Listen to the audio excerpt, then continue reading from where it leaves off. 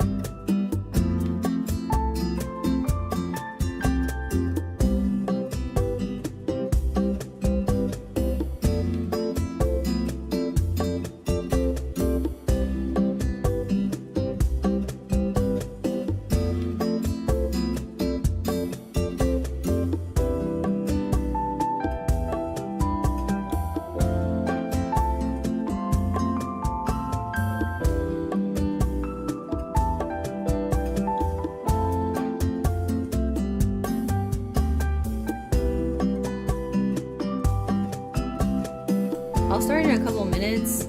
Sorry, I'll start in a couple minutes.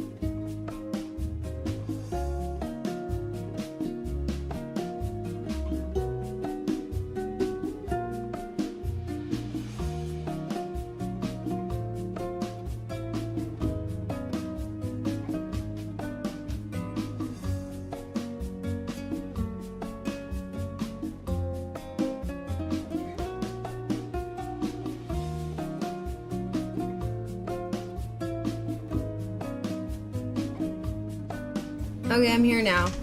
Sorry for the long wait. I was working on some stuff for Hip Hop for Change or work. I don't know. I guess I could say work. It doesn't matter. Yeah, but I was working on that stuff.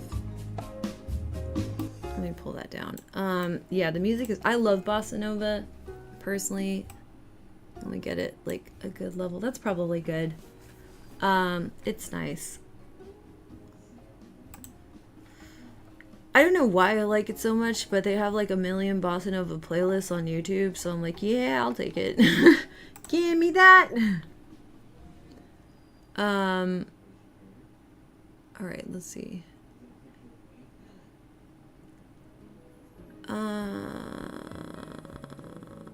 Let's see here. What? Hip hop is dying? Excuse me? What is this shit? Hold on. Fantano is. Hey, hi, hello, everyone. Anthony Fantano here. And heard the news.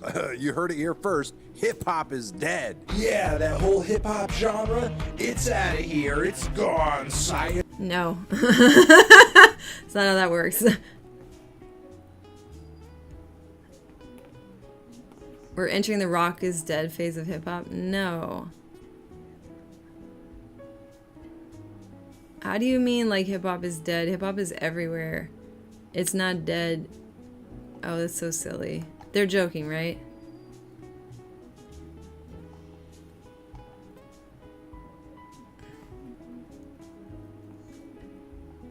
I hope this is a joke.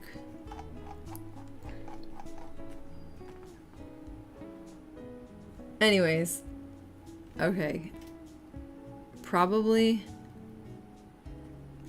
Oh, Vibe wrote an article about it. Maybe it is a joke. It said no hip-hop songs or albums have charted #1 in 2023. That's cool, bro. Alright. And... Alright, well then let's all make one. Okay. I'm like, a challenge you say. I'll try. I'll try to get there. Why not? 0 to 100 real quick. I don't know what I'm talking about. Okay, so welcome in. I don't know what I'm doing. The number I mean, like, what is that even? Oh, what? People have stopped listening to hip-hop music? Excuse me, what? Okay, no. Did not happen. Also, I'm wearing the same thing I did yesterday. Just leave me alone. This is the best I can do. Oh, God. Okay. Yeah, so I'm not going to stream that long. I'm not going to stream very long at all. In fact, I might really just do till 9:30. I think we're going to have to start having our hard stops on stuff. Only because... PM, what am I doing? I need my brain to start getting used to... I don't say a routine, but like a pattern of at least this stuff being the same time. I need to like wake up basically and then do stuff and then blah blah blah. And I did wake up. I just still didn't start on time. So there you go. It's hard to start on time. I've noticed that about me. Maybe it's about everybody. I don't know who it's about. What a weird article. I feel like it was like a very, very, very, very, very slow news day. And you're like, man, you know what I noticed? Okay. Well, it's probably going to happen soon then. Silly. Alright. Me dragging Jay out of bed today. Yeah. See, I don't like the being dragged out of bed vibes. That's not like... something I want to have as a lifestyle. I like being awake. What a silly thing to say. I also do like being asleep, but I don't get to enjoy very many things while asleep, besides for my dreams, which are actually pretty phenomenal. But, oops, whoops, was I supposed to motivate myself to wake up and I failed completely? What? Alright, I'm gonna not look at that. What is this for? What?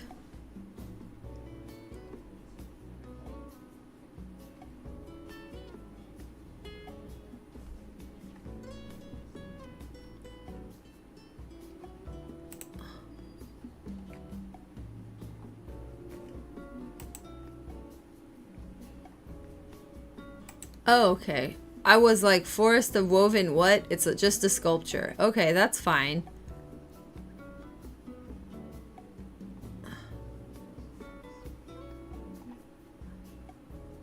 Interesting.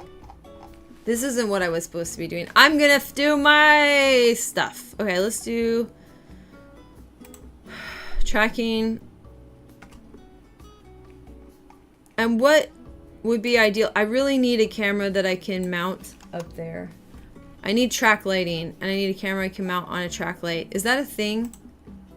Wait, track light camera? Is that a thing? Wait, it is? Wait, what? No. Nope, that's not right. Wait, it is a thing! What?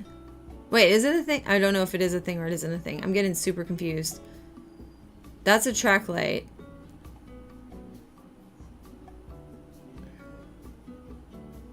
But that's it. Okay, how about... Is there like a track camera? Is that a thing? Definitely not. Oh, tracking camera means it tracks you. Got it. Okay. I need a track light, and then I need to see if I can affix a camera to a track light thing. You know what I'm saying? Does this make any sense? I have a track light fixture that I think I could stick something besides a light bulb on, is sort of the vibe that I'm thinking. I don't know. So a track light is cheap, right?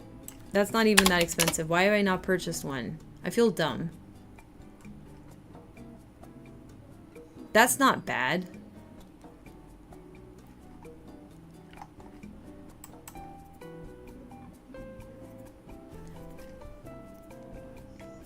Oh, it's his first day of work? What's he doing for work? Man, I have not done shit today. Is it Tuesday? It's Tuesday. Okay.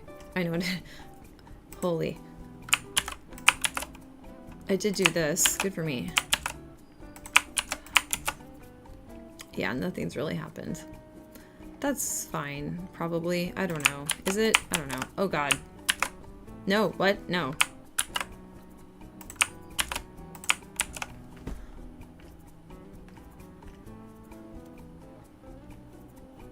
Oh, wow. That's cool. Huh. Neat. Has he done nonprofit work before, I would assume? It's interesting.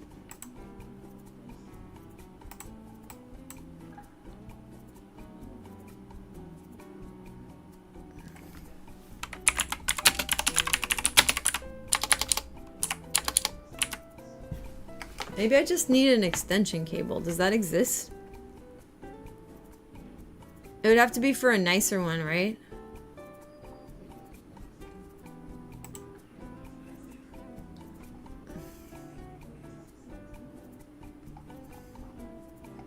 Interesting.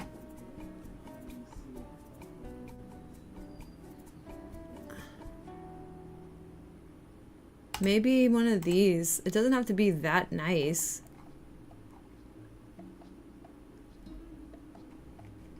Okay, personal and portable. Okay.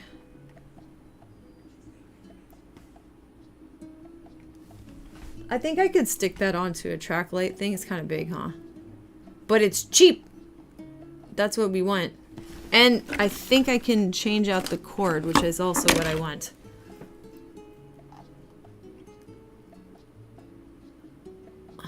Right? I think.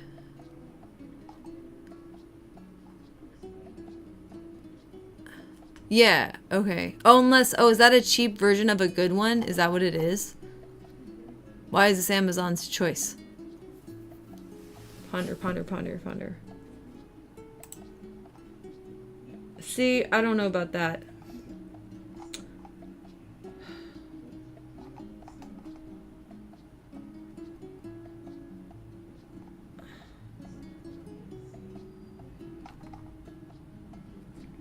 I probably need one of these.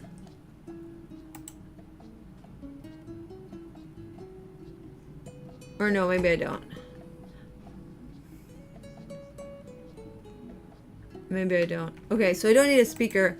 I just need Oh, I think it's okay. It's just that came with the speaker. It's okay. I need something that doesn't have a cord that you can't extend any longer. It's not good.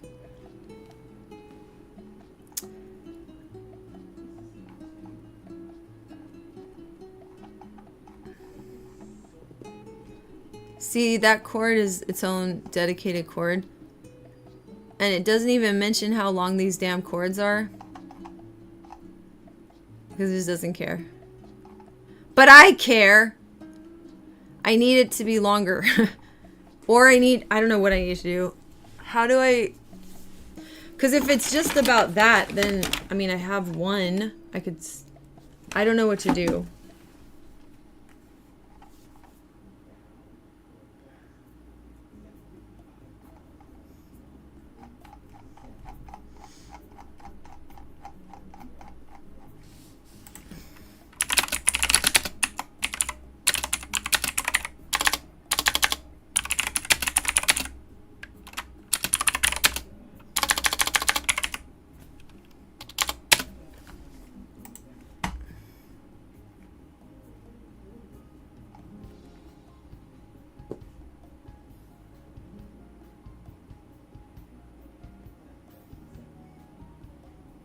It says these are for webcams, but I don't know if I believe them.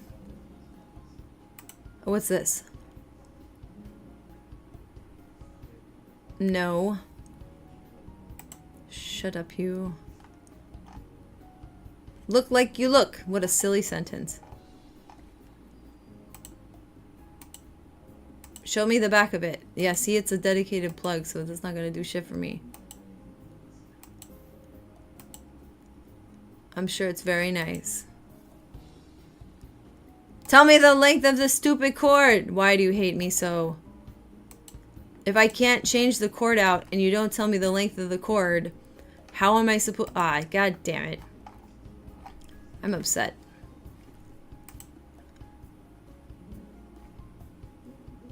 What do I do?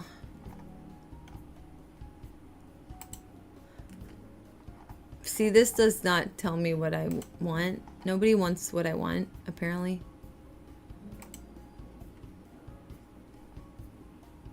It's all like, oh, this will work in a webcam. How do you know? Which one? Which one?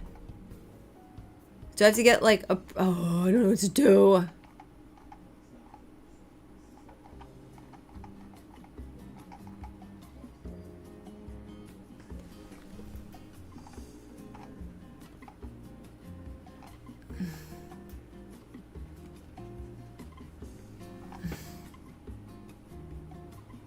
I mean, should I get like a data hub maybe or something? That seems kind of dumb.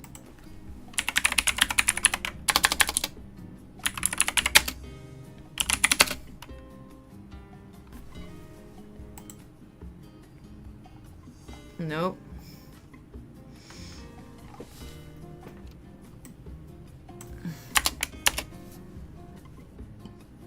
Oh, maybe this. Oh, okay. Here we go. This is all I need, right? There we go. I just need an extension cable, that's all.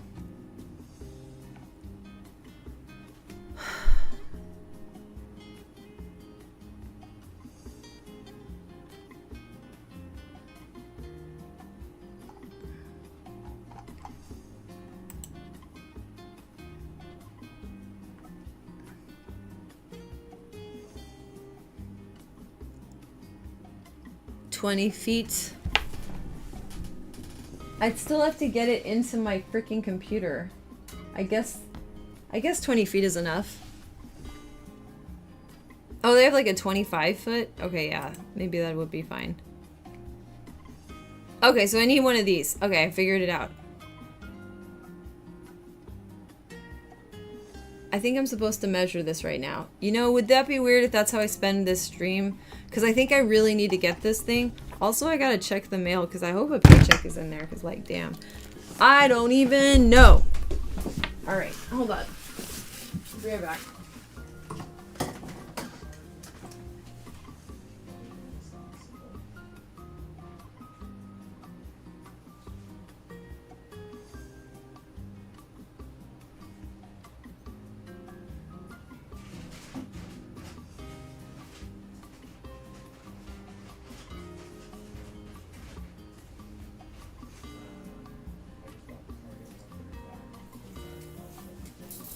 Okay, so wait, how do we go? I guess I want to go from here to here. That would be fine. So that's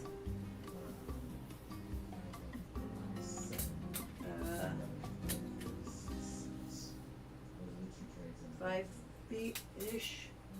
5 feet by, let's see. And this would be, I have to go all the way down to the floor. Wait, can I go all the way down to the floor with this? That as low as that goes? Why doesn't this one go any lower? Okay, that's about as low as it go. 5 feet plus. Okay, that's 6 feet ish. Wait, I'm not 6 feet. How am I supposed to measure this? Okay, that's 6 feet to there ish. Plus some extra amount. Or is that 7 feet?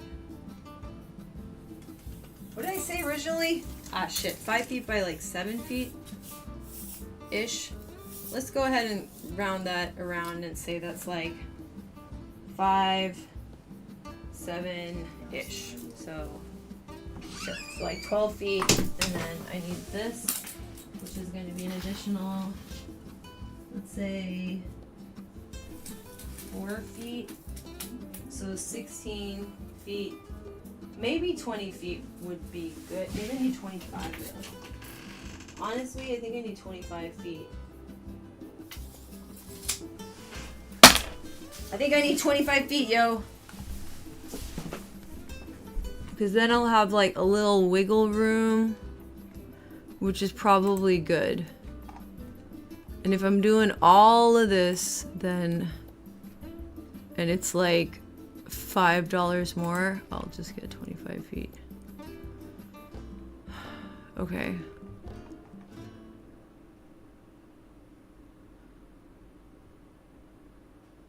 Cool. That's what we'll do then.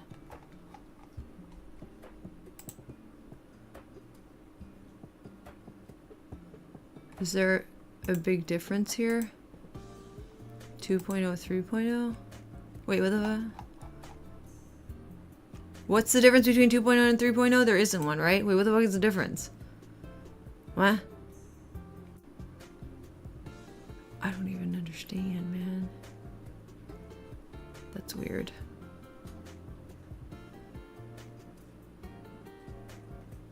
Weird. Okay. Very strange.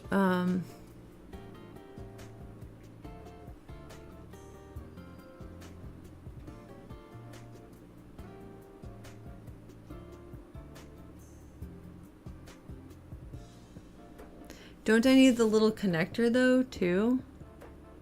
Wait, what?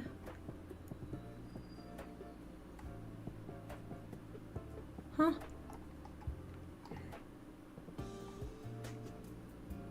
Wait, if that's the extension cord, where's the thingy? Where's that thing? Wait, what? No, that's right. I got it right. No, wait, I'm confused. Okay, no, I'm fine. I'm fine. I get it. Yeah. Why does the other one not have that? Looks like it does. Okay. I don't understand what I'm looking at. Phenomenal. Why, in USB because not a big difference between just speed, more important for data transfer stuff. Yeah, I'm just doing video. I'm just gonna show my whiteboard when I'm over there. And I need a camera on that track light so you can see it. And then I can have like track light. Bing. Because it's already there on the ceiling. I can just like put a camera on it.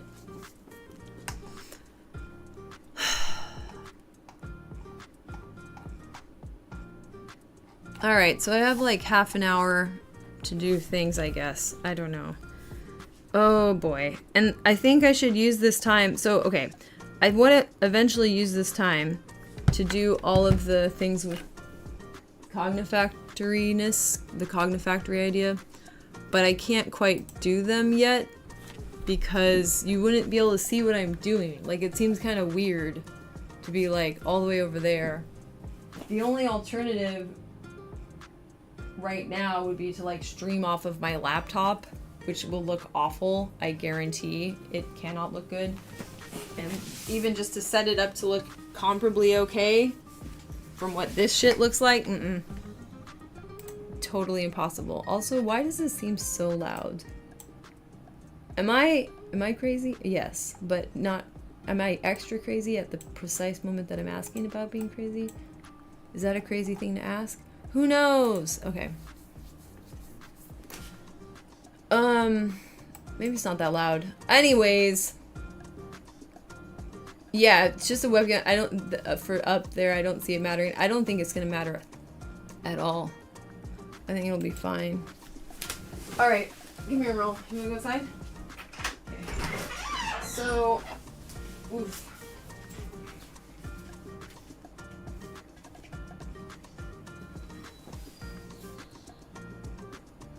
The other thing I want to do, high key, low key, all the keys, is go over to my other room and work on something.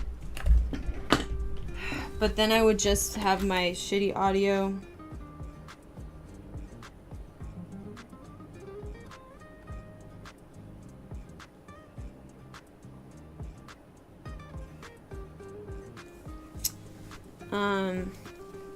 Yeah. So I kind of want to clean off that desk, and I feel like maybe I should do it now. But then there'll be nothing for you to see on the screen at all. Or I impromptu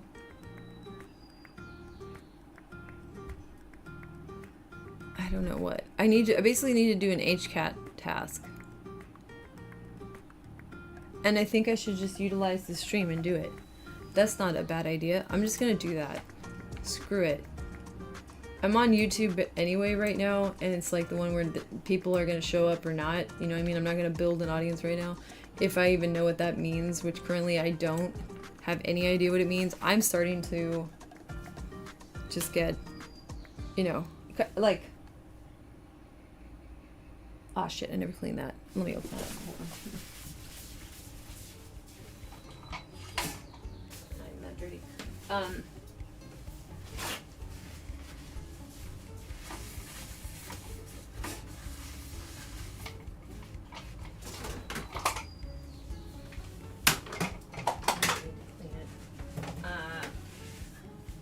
Yeah, I'm getting to the point with things where my system is almost ready, but I'm still not doing it. It's totally broken. Yeah, I'm just gonna throw on that and just be like, I don't know, there's nothing to see. So, also, I forgot that you can't see your chat up here unless if I have this thing open. It has to be on that, or else it doesn't exist. I keep forgetting. So, in that case, first let me go ahead and fix this, because it's not even on there. Also, let me go ahead and I'm gonna be a banana for this. Wait, are my hotkeys not working anymore? Great. It's literally just you. Yeah, we could just hang out, you know? There's no pressure, which is great. Okay, what am I doing?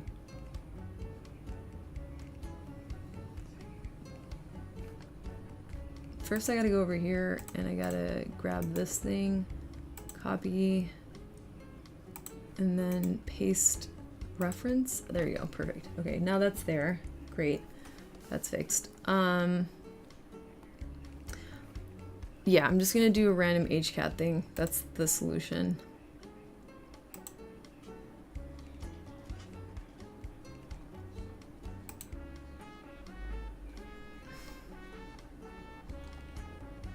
In which case, I'm just gonna cover me up.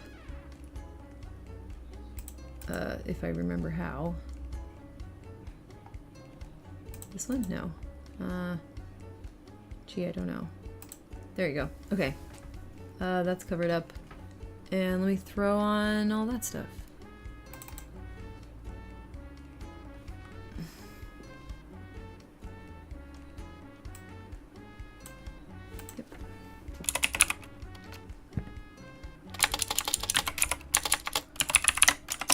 Alright, and then I gotta go over... Goddamn, I am so tired.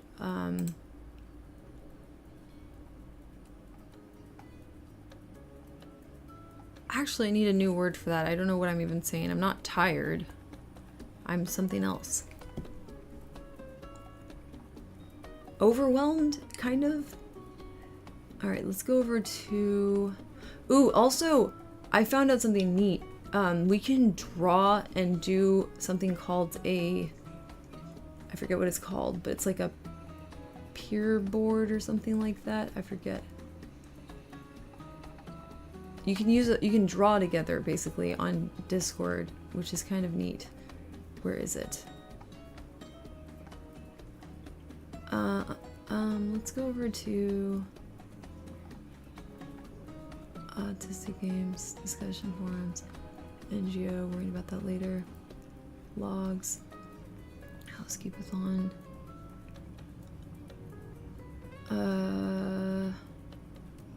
What? Where is it?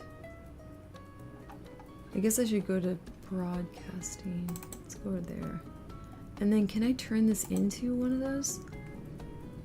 Wait, no? I can't? How did I do it last time? How did I do it last time? I don't really know. Voice limited. Okay. Start an activity. Open the soundboard. Okay, let's start an activity. It's like a jam space or something like that. Oh, here it is, yeah. You have like a community whiteboard that you can make, which is absolutely fascinating.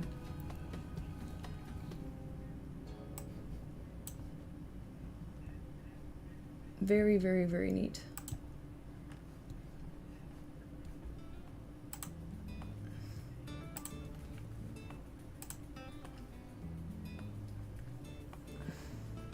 Look at that. Weird, right? That's its full screen mode. And then you can just like boo ba ba ba ba ba and undo it and stuff. And then everyone's drawing on this thing. I definitely want my tablet attached because drawing with your mouse sucks.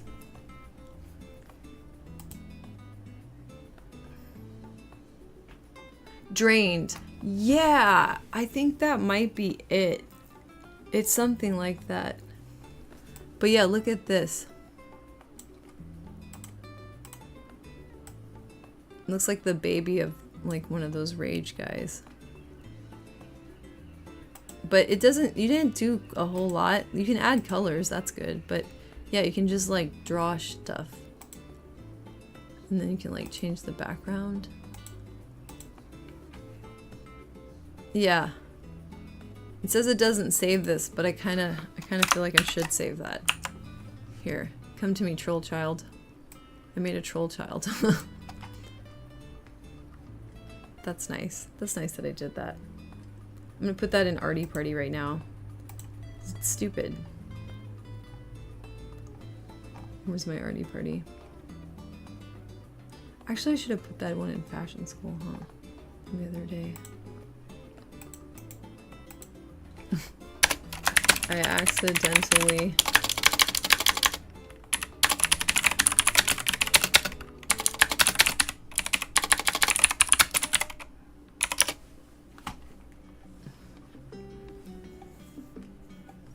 Okay, well there you go. So that's good. Let me now do settings on this one. Should be the same as it was yesterday, actually. Maybe it's not though. Oh, it is, okay. And then if I turn this on, I can go over to the other room. Okay.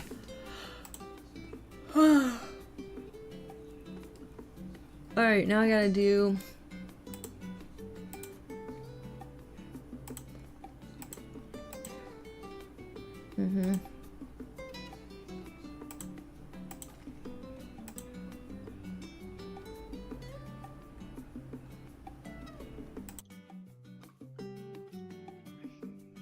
I think I can also do text. Okay, well that's cool. Okay, action. I want action text. Now what? Here? I want it way bigger than that. Can I make it bigger? How do I make it bigger? What? No, I want it all big and shit.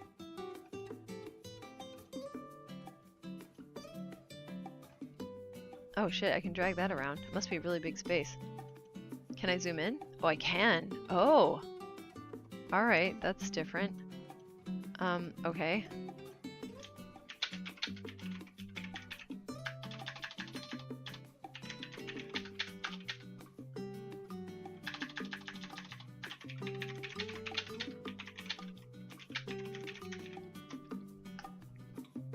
Okay.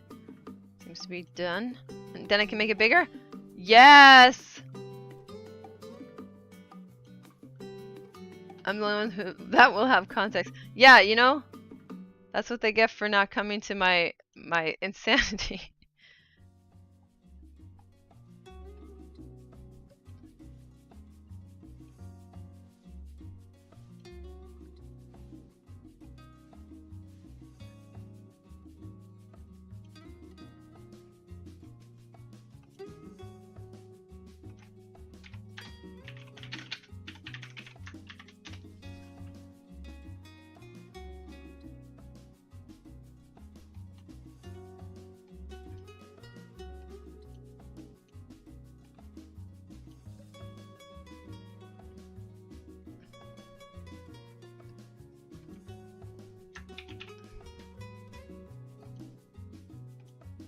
This is hilarious.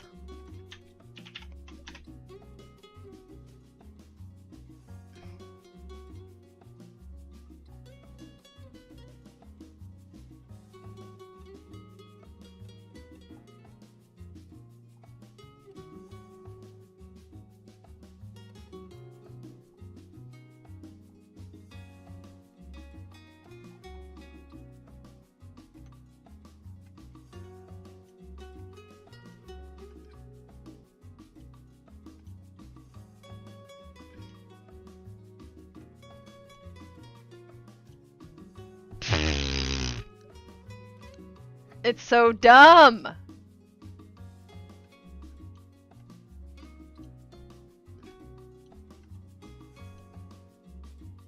Look at how dumb!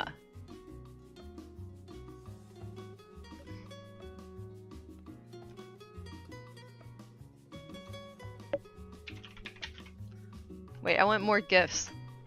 I'm sure someone's done this one.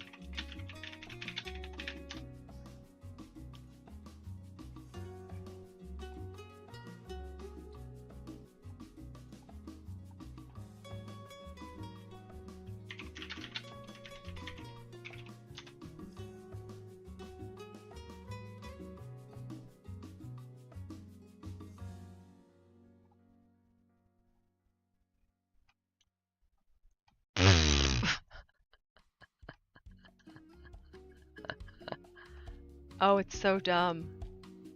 All of this is dumb. Oh, I'm not- wait. I want to grab his whole face. You're not letting me grab his whole face. I'm grabbing individual dots. That's so funny. Why can't this be a unit? Alright.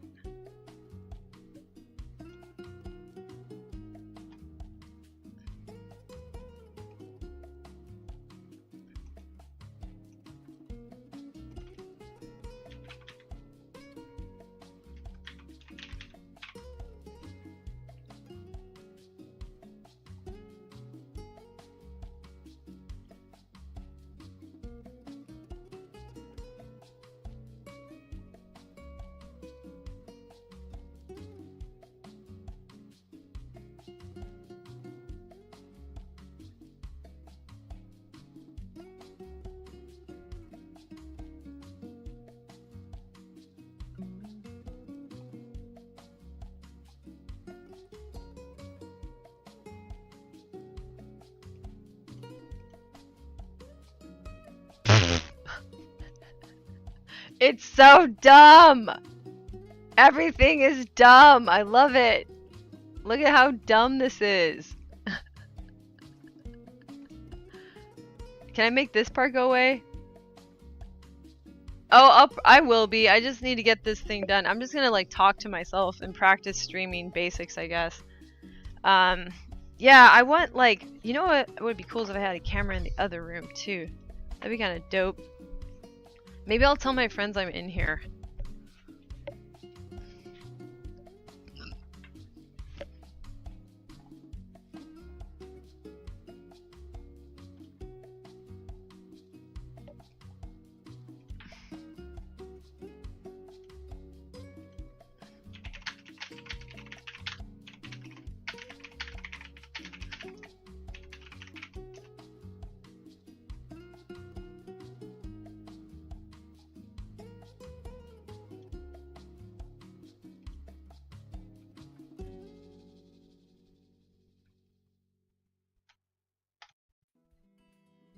Okay, let's see if other people come through. That'd be kind of dope.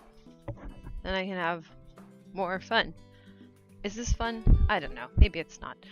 Alright, first and foremost, I feel like this should be in here. I have realized. This makes more sense to put it here. Okay. What? How? But how would I do that? See, that's not gonna work. Oh, but that would. I got it. I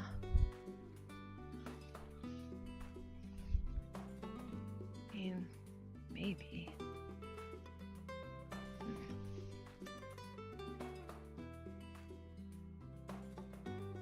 I am looking around my room, trying to figure out where I can hang up a clock that I need in here.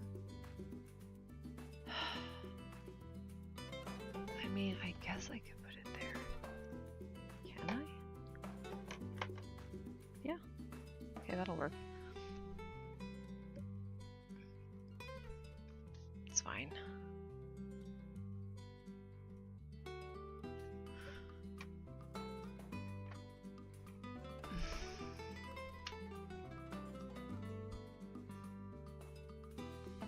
I don't like it.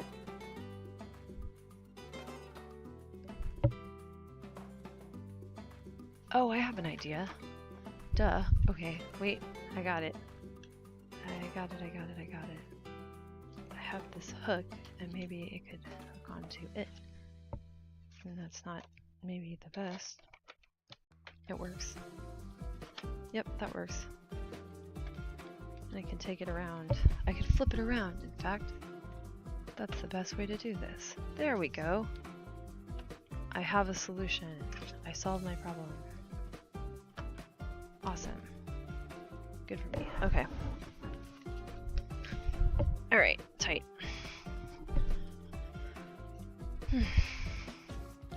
Okay, so I'm trying to set up some stuff in my room for,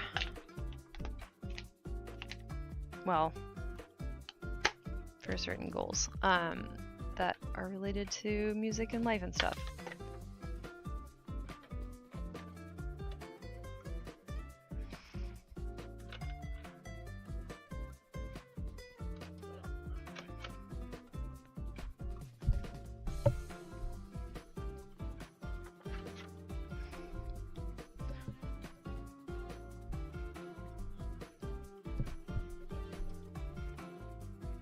Let me see if I can get anyone to show up.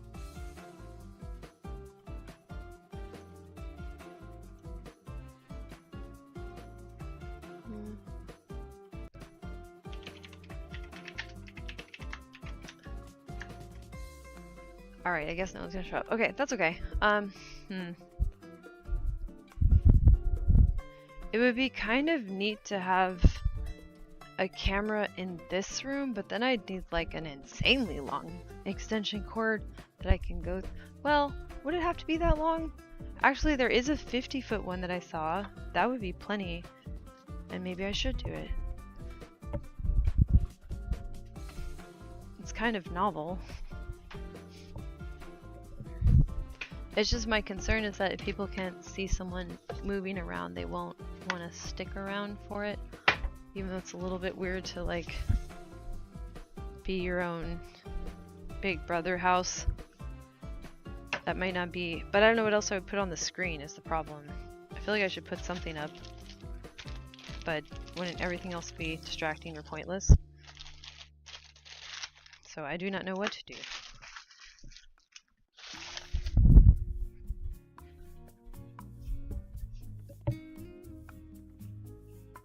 And I don't think anyone's free right now. So,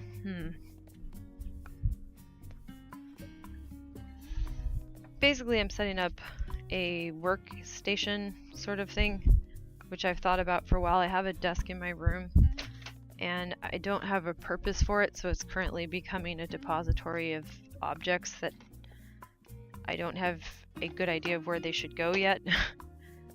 That's where they are, and that's not a real thing. Like, that's like a surface that has no purpose. That rhymed. I think we'll generally want to turn into that sort of thing where it's like you just don't know what to do with something yet, and it just lives there, and then you continue to not know what to do with it, and then it like becomes a breeding ground for those sorts of things.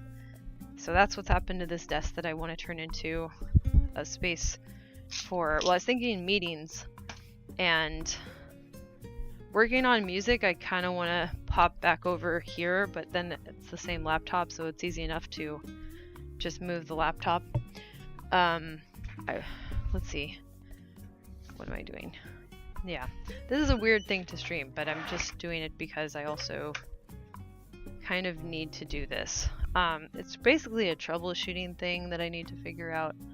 So I'm going to give myself 30 minutes to do that.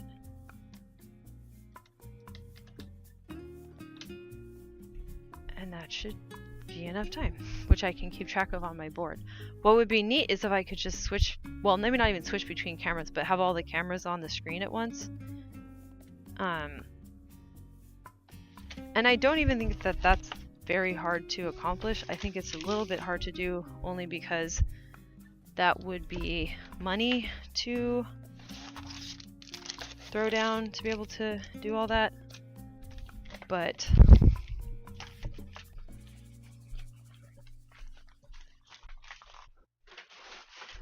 I would like to.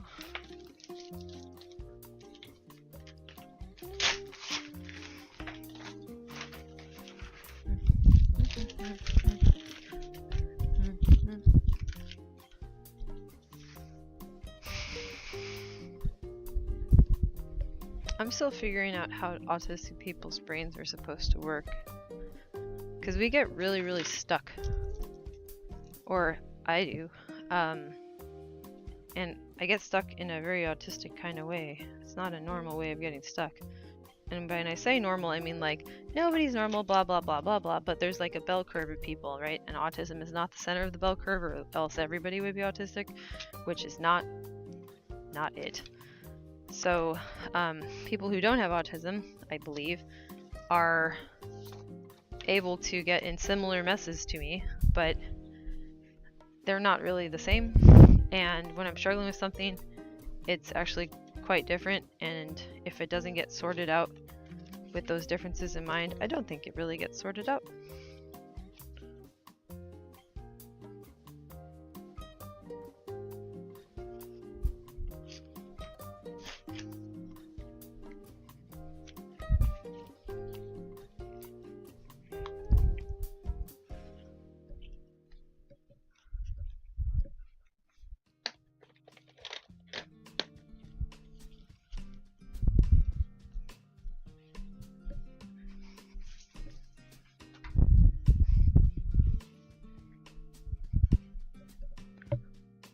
I'll see if anyone ever pops in, but if not, I'm just going to do stream of consciousness, and that will be what I do.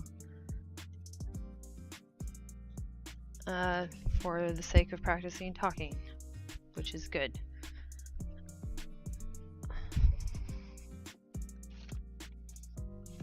There's an aspect of streaming that I should just ramble to myself about, like being vaguely aware that somebody might listen to what you are saying can improve some of your communication, and I don't know, it makes you aware of yourself in a different way. Like, I think that autism has created a sense of isolation and when I'm struggling at home with something, because managing a home or managing your home environment is not easy. Managing a home, that sounds like you're a homemaker. No, like just managing your home environment is actually quite challenging for people on the spectrum.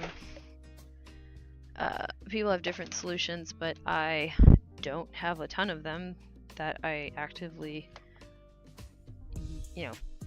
use or made before streaming. All of it came out of streaming, helped me to develop these things. And to explain why that worked is a little bit odd, because this isn't what most people would use streaming for, quite clearly. I do know some people will clean their rooms on stream, and I'm not sure what that's doing for them.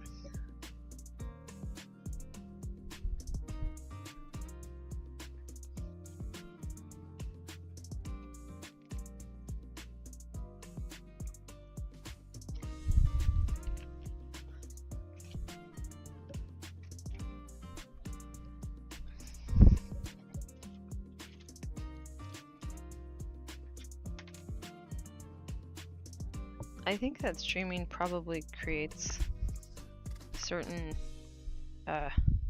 associations for people. Like, it's a very weird thing to do. Or it's, I guess, novel. But that also means it doesn't really have any rules to it, which is interesting. You don't have to literally be an imitation of television, which I think is a natural thing to think you should do with it, because that's who you've seen on a screen, is people that were cast in some television show or had some role in some sort of televised thing. And that's not, it's just not exactly television.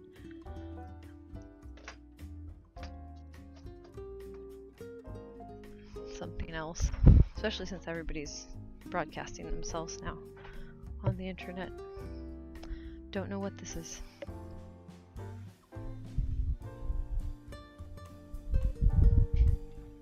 Yeah, I think for me it's just...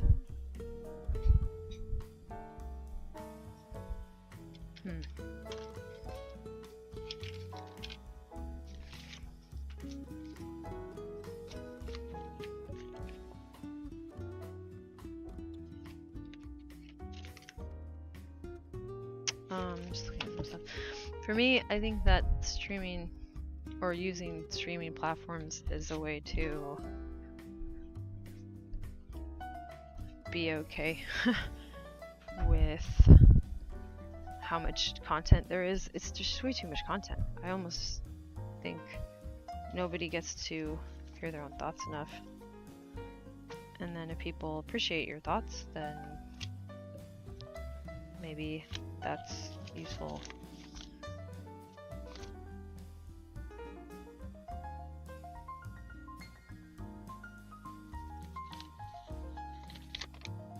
I don't know what that was about.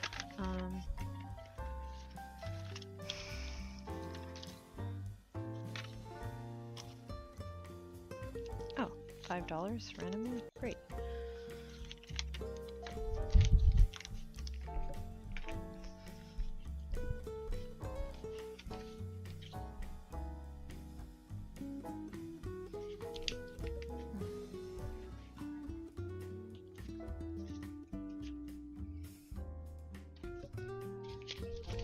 What's this?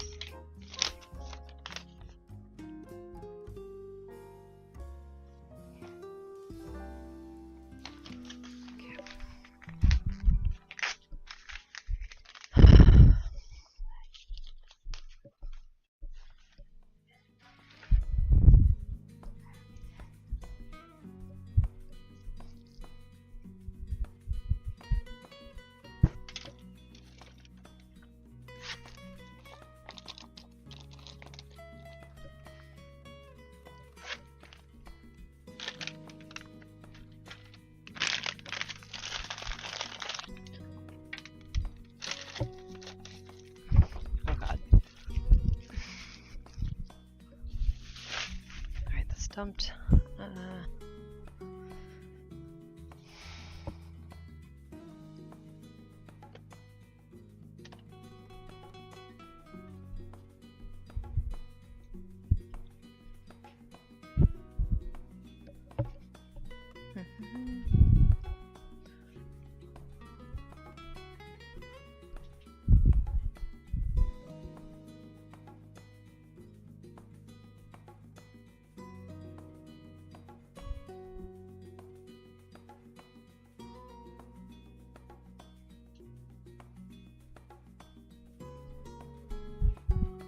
Marlon, what you doing, bud?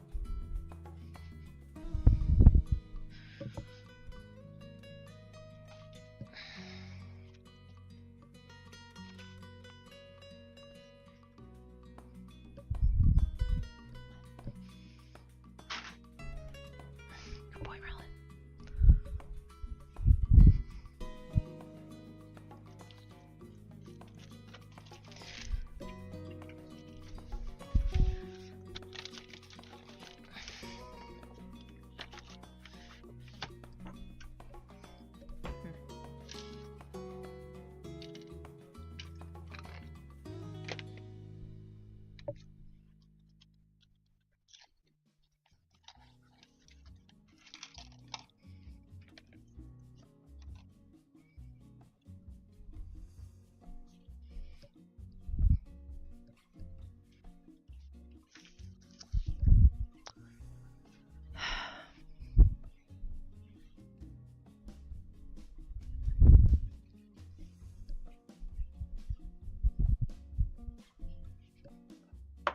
It's interesting that people live stream games, but not other aspects of their life. Because is it that interesting to look at most games? Probably not.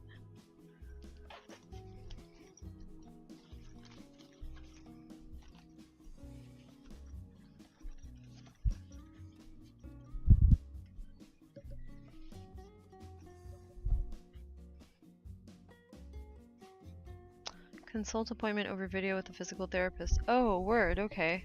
Consultation appointment. Consult. That's cool. What is it for? You may have mentioned something and I just don't remember. Is this from having the accident or something?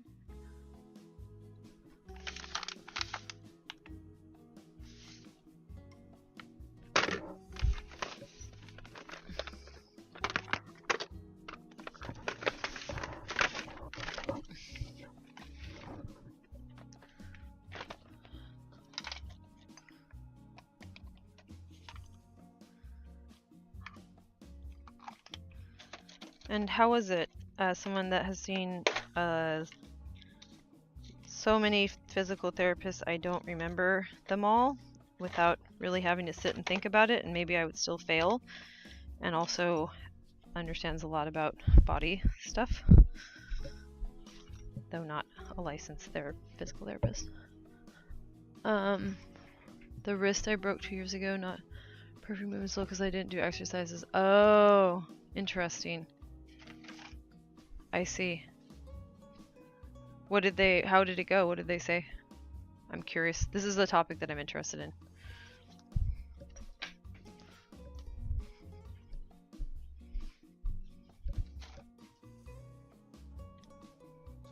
Is it your dominant or non-dominant hand?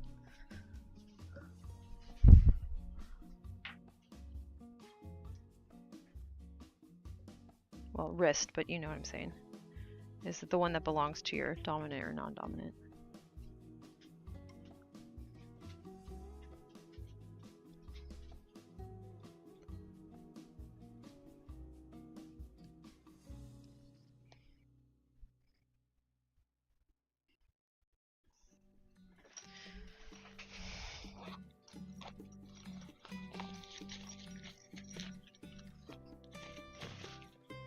Oh, this is such a cute little backpack. My dog chewed through this really cute mini backpack because I had put his treats in there temporarily and learned my lesson there, but I'm sewing it up.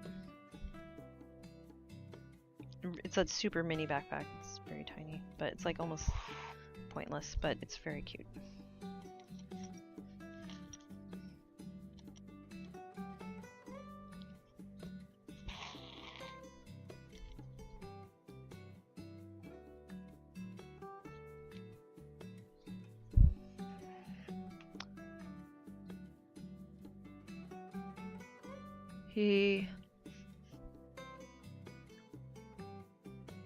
He had me do different turns on my right wrist, so he could see how different it was from my left. Right, so it's your dominant. I assume you're right-handed.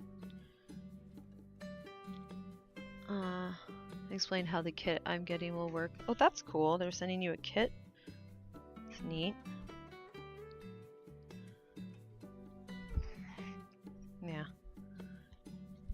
Is it painful, or is it more just the issue of functioning?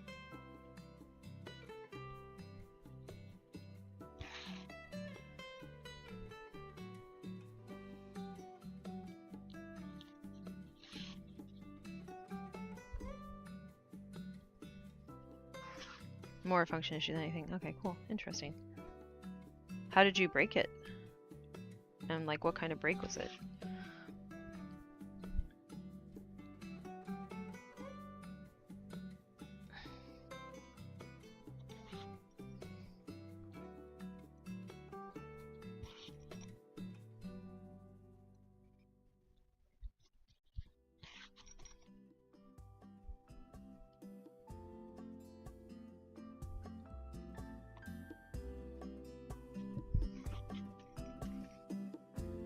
Yeah, jump core is hard with the dumb wrist brace. That makes a lot of sense.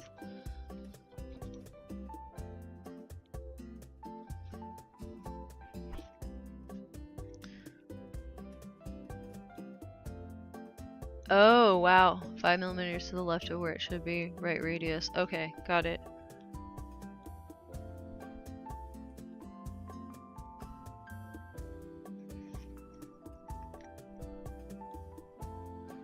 So it wasn't a partial fracture, right? It was you really broke the damn thing and it just glued back funny.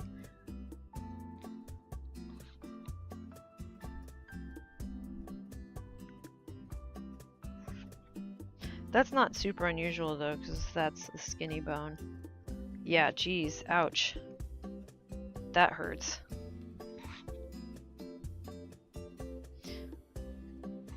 Honestly though, I wouldn't blame yourself that much for like the exercises, because it is really difficult for those to heal centered. Usually people have some, because like you have to think that it's the rotation, right? They had to put a plate in 7 small screws. Yeah. Yeah, the rotation's almost invariably going to be different. Like that's not weird if you break anything in your forearm, because it's two bones that have to coordinate to do all of the different actions that the muscles are responsible for. So it's really difficult for the muscles to not be impacted, and even like, yeah, a couple millimeters makes a huge difference. Even if it was 1 millimeter, you could have it, depending on where it is, right? Muscles that are unable to like basically control the coordination between those two bones, because it's just a really tricky coordination. So if you start to have any interference with it, and if you do any break, but you had a clean break, that's tough. Yeah, oh yeah, you would go into shock, 100%. Break an arm, you go into shock. Yeah, most people, I mean, it's very unusual not to just go straight into shock if you break a limb.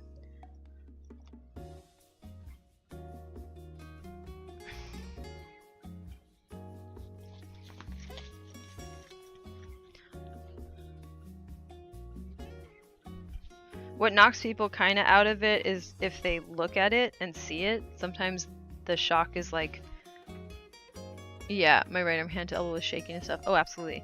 Yeah. What can get people, but they'll still be in shock, but they'll so they won't really feel the pain, but they start screaming and stuff if it looks really bad. Then they're just like having a moment of like trauma. Panic attack. You might faint at that point. That's not uncommon. But that's like a specific kind of fainting. It's not fainting from pain, it's fainting from the fact that you just knocked your whole, like, your blood to your brain out of whack and had gloves on. Oh, getting those off. Oh, they didn't cut them off? They should have cut them off is what they should have done. That's the smartest thing to do. Always cut off clothing if there's a break.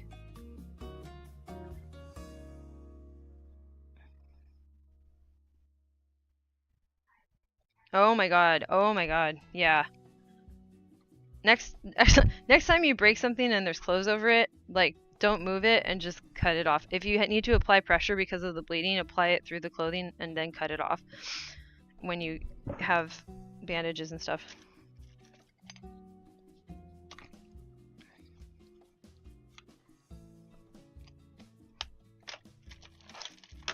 But yeah, that sucks. That must have been a bitch. That must have hurt.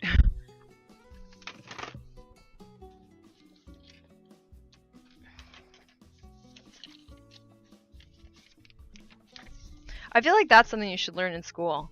Like, that's a really good thing to know. If you ever break a bone and there's like fabric and materials over it that a scissor will deal with, then let the scissors deal with it and just forget about that close. It's going to be blood stoked anyway.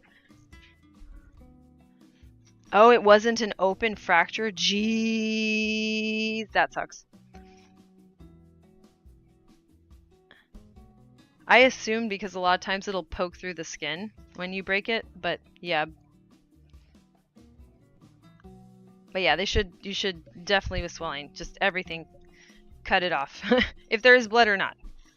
I assumed blood for some reason because I've heard other injuries and that one can poke through the skin really easily. Yeah.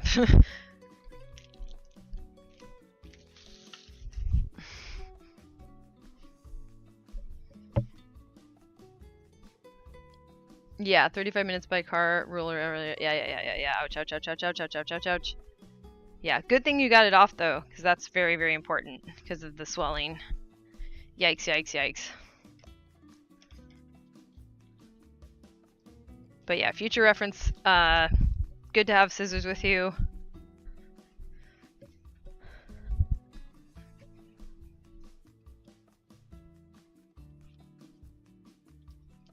Yeah, assuming ourselves our core nurse wasn't there that weekend. Yuck.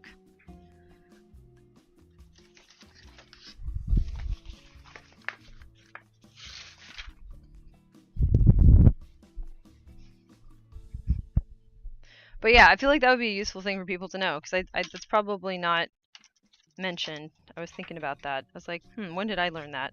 I don't even remember, but it would have been during some of my like courses that I'd been taking with different teachers on injury prevention. And then like if somebody does get injured, yeah, cut it open. Cut off their clothes there. Don't be dumb like me, kids. Oh no, well nobody knows, right? Like I only found out because I was taking courses and I was like, oh yeah, that's obvious. Like if somebody breaks their leg in ballet, like anywhere on their leg, it's important to like just cut the tight. Like if they can peel it off, that's fine.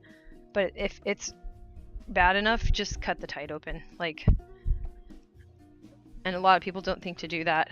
And what you'll get is like we have like the bottom of the tights has a little hole in it, so you can convert them up and roll them up, and put the tights over point shoe materials and stuff. So what people will do is they'll roll it up when they realize they're injured, because it's usually around your ankle. And what you should do is not that, because it creates a little band of tension, and you're going to start to put more compression on an area that's injured. But so they told us to do it for that, but kind of like anything.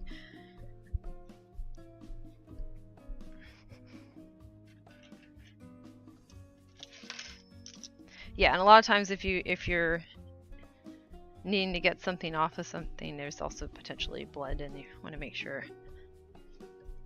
that you are starting to put clean compression on it when you can. So your shit and your sweat doesn't get in. Stuff on your skin, bacteria, blah blah.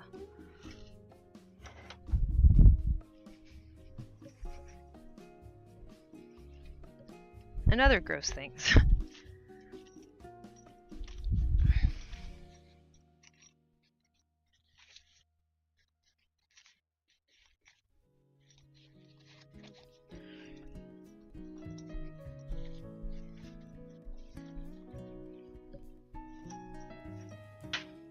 Yeah, it was such a bad day. My first ER visit I have memory of. Oh man. That's rough. That's rough. Well, I'm glad that you're getting physical therapy for the remaining mobility issues. You know what they might want to do? Have you had any imaging of it lately? And if so, I mean, so usually people just do x-rays because it's cheap relative to other things, but it might be interesting to get an MRI on it if it's ever possible.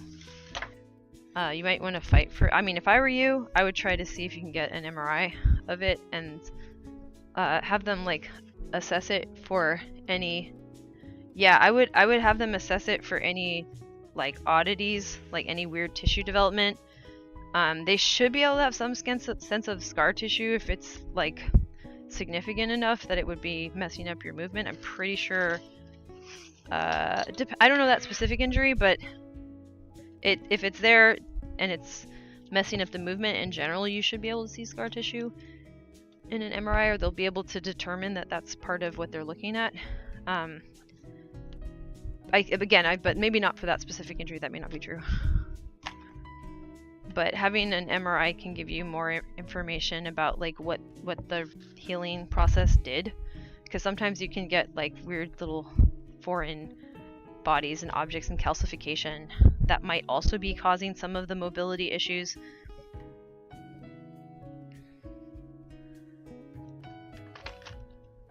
And if you get like an all clear and it looks as to be expected, then you know, and you don't have to wonder about that. And it's just kind of handy. I in general like try to advocate people get MRIs on areas that have something funky going on, because it can just save you a lot of trouble. Like if you assume that there isn't an odd foreign sort of, well, it's not exactly a foreign body, I should say, if there isn't like a growth or other tissue oddity going on, or maybe you could even have a congenital one that might be nice to know about, like a different, you know, deformation of the bones or muscles or whatever, and soft tissue, whatever is going on in there. It might be nice to know, because then if you're not responding well to treatments or something's going weird with the treatments, you won't blame yourself. I see that a lot, where it's like, well, if you get the MRI sooner, then you'll have like less failed attempts to resolve some of the issues, because you can target it way better instead of people guessing based on the external appearance or even the movement appearance. Like sometimes they can really get that wrong. Like your movements will look like certain things have occurred inside, but you don't really know. And they're gonna guess based on the information they have available of like what's most likely to be the explanation for what they're seeing. And usually, you know, that does a lot, obviously. But if you can get MRIs, it can really be hugely beneficial.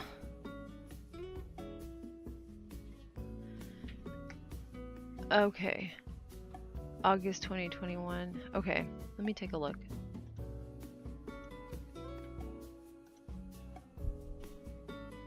Uh-huh. Okay. Yeah, wow. Different angles, obviously, but uh-huh. See, what I'd be concerned about, do you see how you have that sharp fragment coming? And that's what they reset, right?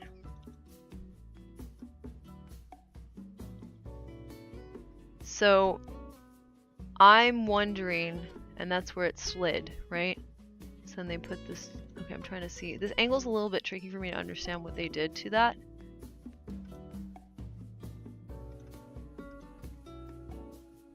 But there's definitely something ruptured by that pointy part there. Or maybe rupture's a little extreme. There's something, maybe though. I would get an fMRI of that specific area. So where that shard was poking out, that's probably where a lot of the swelling was coming from too. That would be interesting to get an fMRI on that.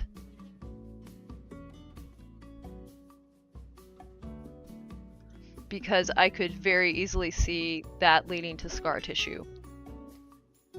As that area, which I think we're gonna get some, I mean, there's definitely muscle fibers. I don't know how high your tendon inserts, but you certainly could have some tendon damage as well, which is going to have even more scar tissue issues, because like when you have scar tissue between the muscle and the tendon, or in anywhere where the tendon is interacting, like basically the tendon. So how to explain this? There's a point of like stress that between the muscle and the tendon needs to be present, and it can't get tighter, or else it creates the odds of like more scar tissue forming, because it's supposed to have a little it's supposed to have a little bit of give. You know, like a finger trap, you like pull it and that little bit of give slims it down as well. So when you lose that give, there's not as much space in that whole area of your body, right? So you want that space for the muscles to glide, and if you have scar tissue already there, it's very sticky. So what can end up happening is you're more likely to get a thicker coating of scar tissue that spreads into some of the muscle tissues as well, because it's just sticking it in place. And then you're getting micro tears against the muscles, because the muscle's then not moving properly and it's ripping. So then you can get more scar tissue laid down. So you can get like a clump of scar tissue because there's just not enough room and things are sticking together. And what should be happening is, with that little bit of give, you have things slimming down, and that means there's more space for everything to glide against each other. So number one, things are supposed to glide against each other in your body. All of the different well, fascia is like surrounding all of the muscles, and the tendons and the ligaments have forms of fascia. There's many forms of fascia. And then there's the fascia between your muscles and your skin. There's all these little baggies of stuff, kind of, and they're all supposed to slide together. And one of the things that can make that challenging is, like, if there's not enough liquid passing between them, it has to stay nice and like moisturized, kind of, or else it gets dried out, and the more dried out it gets, the stickier it gets. So anyway, so the point being is, like, it really matters that you have a lot of space between all of those little baggies of stuff. I'm doing my best to describe this without like using any technical terms. That kind of makes sense. So what I see there, and you can just think of it as like a traffic jam. As soon as you have too much scar tissue in any area, it's like a traffic jam, plus there's goo that gets hard and dry over time, filling it in. So there's no space on the road after a while, and it just starts to set in place like that. And then everything that's attached to that area that's stuck tries to keep moving, and then you can get micro tears, and it can kind of keep spreading out a little bit. So you can have like clusters of scar tissue that then kind of like radiate outwards a little bit into little tendrils of scar tissue from all of the muscles that are getting torn when they're trying to move fully, and they're getting grabbed. It's like a knot, even, you can think of it. But the reason it happens in the first place is there's not enough movement between all of these different vessels, and you know, this could include things like your nerves, etc. So you can have like nerve entrapment in scar tissue. There's lots of stuff that can go really weird when you have too much scar tissue gunking it up. So once you know that, scar tissue can be broken down. And depending on where it is, like, there's different techniques that they can do. A lot of them are completely non-invasive. So you can get like Graston technique is kind of a gold standard. I believe that's spelled Graston. That might be helpful, especially if it's an older injury. You don't have to worry about the tissue itself having any problems or the bones having any problems. You're just working to break down the scar tissue then. So it actually works better. Hi, Hamble! Oh my god! What's up? I ended up streaming impromptu HKAT, and I'm talking to someone about a wrist thing. Yeah, and to finish my thoughts, highly recommend being like, you know, I'd be really curious to just get an MRI of this area to just have a better sense of how it's healing. I'm young. I want to have the best outcome for this over my lifetime. It is my dominant hand. I'm already having problems. You know, regardless of if I did the exercises or not, I think I would like to have more information for anybody I see in the future. And even if it's just a snapshot as I age, if this is impacted differently as I age, if I take on different challenges, I really want to have this information walking in. I would just recommend it. They may say no, they may like talk you out of it, whatever. But in my opinion, if you have something like that and it's a joint that is important for your daily functioning, which this is, I would advocate to get an MRI so that you can look for any anomalies that came up while you were healing, or maybe even were not detected about just you as a person with your particular forms of muscle tissues and all that stuff, where the insertions of your tendons are. Yeah, it's a good idea. That's what I'm saying. But it's okay if you don't want to do it. Don't sweat it. But that's my attempt to persuade you that it's worth fighting for. Anyways, Hamble, how are you? And by that, in the sense in which I mean that is, like, how is your health? How is your just general pursuit of the things that you care about? And thank you so much for stopping by.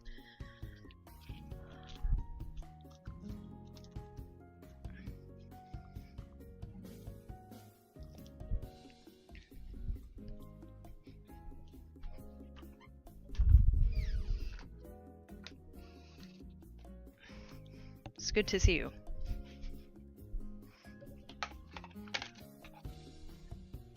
I need to find a better place for this. I had a place, but I don't like it. Oh wait, maybe I had an idea. I love when I have those. Maybe this would be better.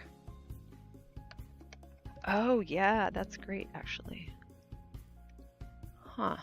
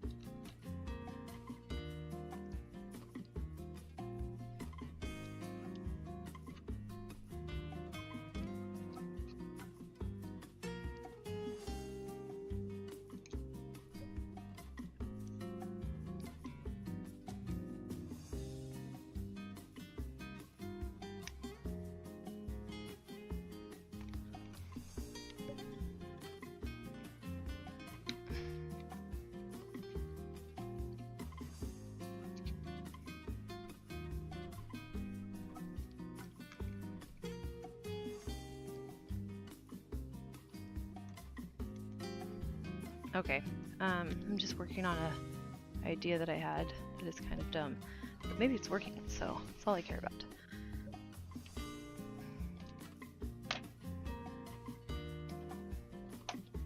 Oh, it's totally working. Yes. Great.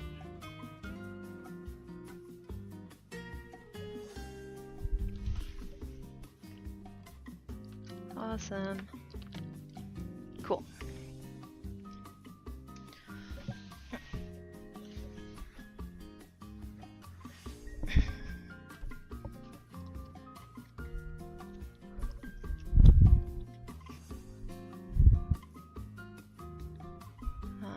Now I can put this back where it was.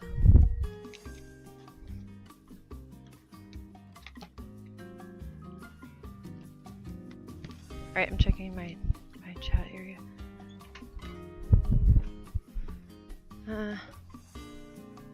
Okay, doing better. Got very sick and that caused the mental... Of course, it got dark for a bit. Of course. No, it's okay. Yeah, no apologies necessary, but I mean, I appreciate your consideration too. Ultimately, I just care that you're doing okay and I can relate and understand.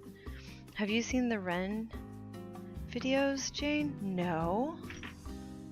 What are those? I don't even know what that is.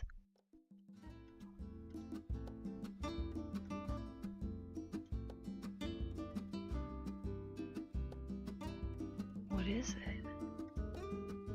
Also, let me look at one more of these images that you sent. Okay, that's a good angle. Yeah, that's the angle that I needed, by the way. See, I think they should look right...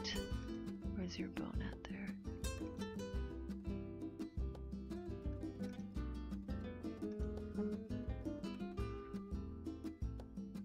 there? The inside of your wrist, shade, they should look, well, I don't know about the outside. Maybe also that. But where I would have them focus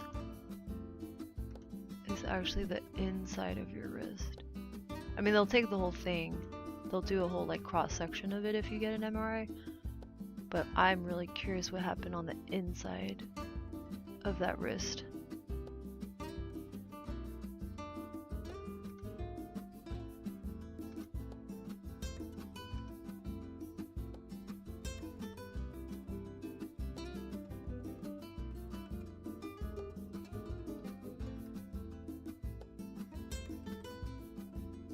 Oh, you didn't intrude at all. Renan suicide? No. Let me look that up.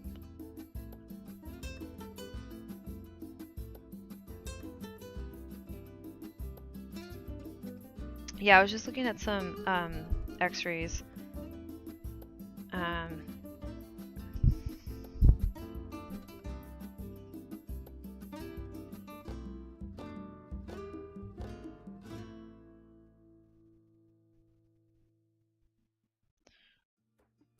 Oh, wow. So it's a music video? Huh. I haven't seen it yet. People are really... Oh, wow.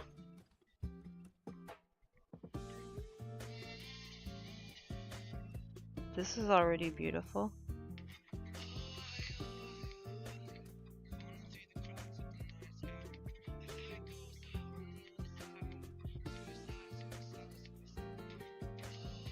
Oh, it's very cool. How do they do? Was this an AI thing?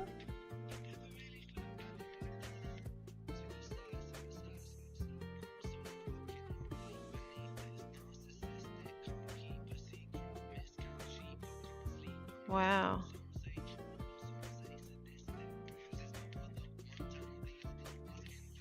I'm watching it right now. Whoa, this is wild. No, they must have done AI. I can see the artifact.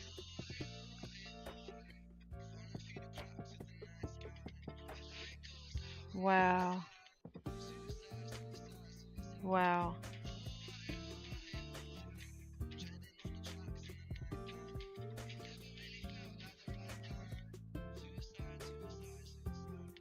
This is a really good song. I hadn't even heard this song.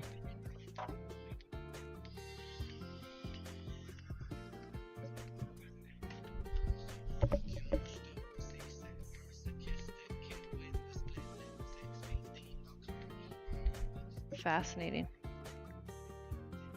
Okay, I'm gonna watch the whole thing. Yeah, we're just chilling right now. I'm doing some housekeepathon stuff on my desk in my room, so I figured I'd just throw on the headphones and do that.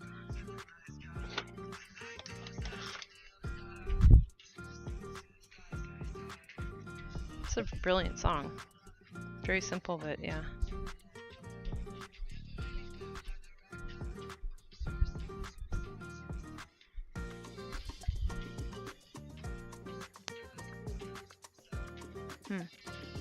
Thanks for sharing this. I think I needed this.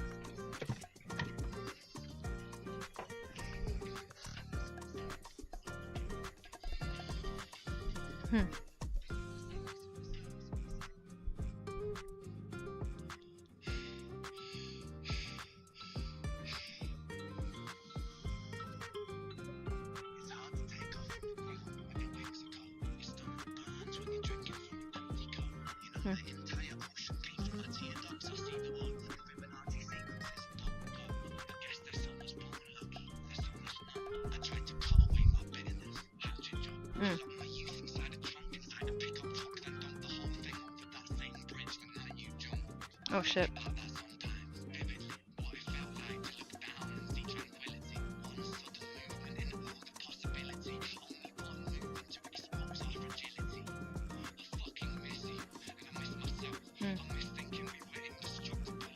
Wow.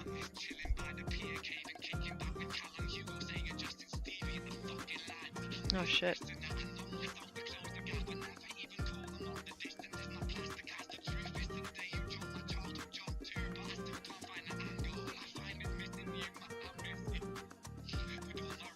Wow.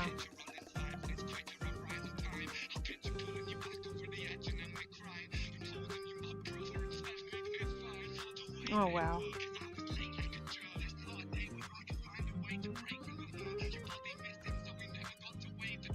Oh god. Wow. Jesus.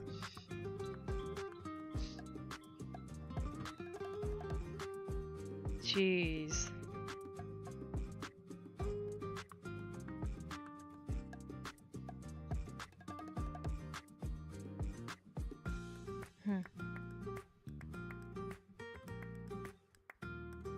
It's really good. Wow.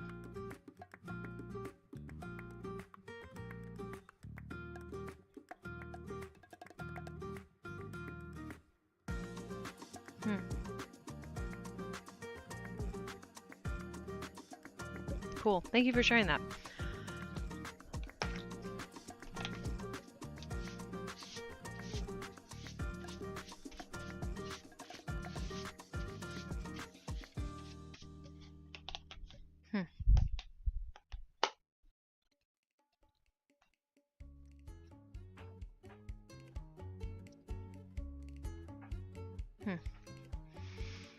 Yeah, really good song.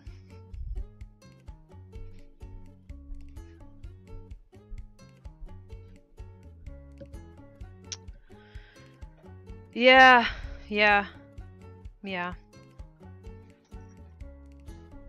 I have there's a really good organization that I've gotten to perform for called When the Music Stops, and their whole mission statement and goal is to, you know, do suicide prevention, support, and advocacy for artists and musicians in particular, specifically, but yeah.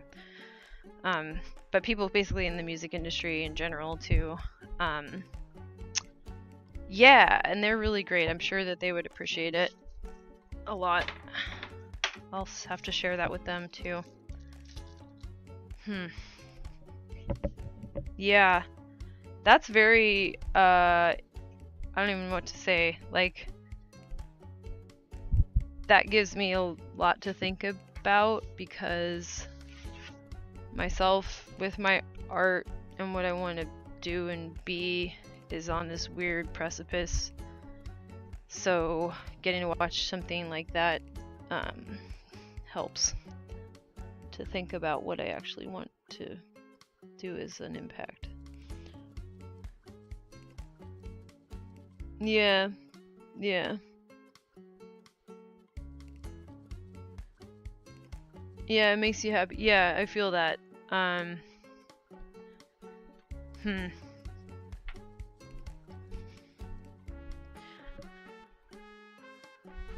Suicide being treated as statistical information is not humanizing at all. So even though we have some discussion around it, that's not the actual discussion. Do you see what I'm saying? Like, a lot of times when people talk about suicide, they interview somebody and that person cites the statistics in order to tell people to care.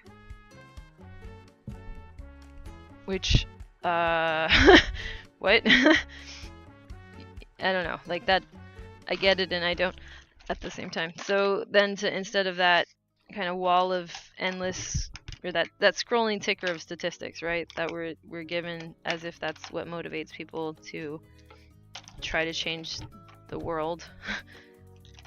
It doesn't. And also, we don't even have the full statistics. That's what always drives me nuts. Is like, it's worse than we think.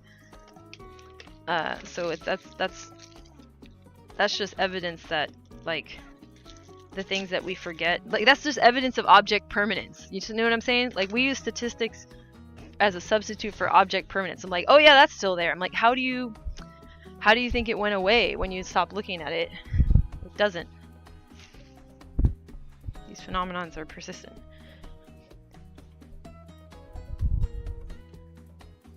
I'm guessing I'm gonna get some coffee brewing and might hop in.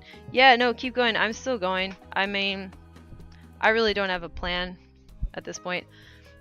Since people have popped in, I might as well keep going. What I'm trying to do is set up... Okay. I don't even know how to explain what I'm trying to do yet, so bear with me. I want to have an area that's just for video meetings, and I want to handle most things that might have anything to do with admin in that space. So all video meetings, in my opinion, are like on some level where the admin information is being dispersed or discussed, right? So I now should anticipate, okay, if someone wants to meet with me, why don't we just do it over video? I also learned that I want to make collaborations on songs and work on like all of that virtually.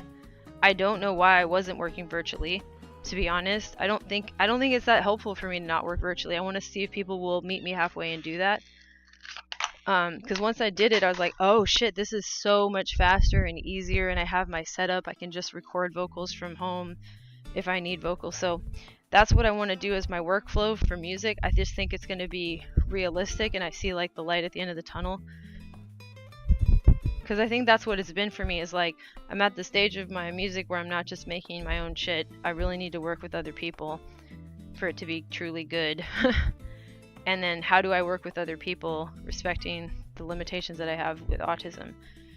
And it's not even respecting the limitations. I'm not playing in my strength set, right? So anticipating that when I'm working with people, there'll be admin stuff. And then if I need to transfer over to work to music, I can just move my laptop, right, over to this other area. Where I have my regular setup, right? But admin stuff, I need a desk that's admin land. When new admin stuff comes in, it's got to come in through this desk or not at all. That's what I need to have happen. Now, I don't know exactly what this looks like yet. And by the way, when I'm using these terms, like I'm saying admin because I have a new thing that I'm working on to codify what it is to be autistic and to have these disabilities, and how to actually organize the world in a way that makes sense, instead of like according to people who don't have my disability. The way that they organize is inaccessible to me. So I'm starting from my brain and then working from there.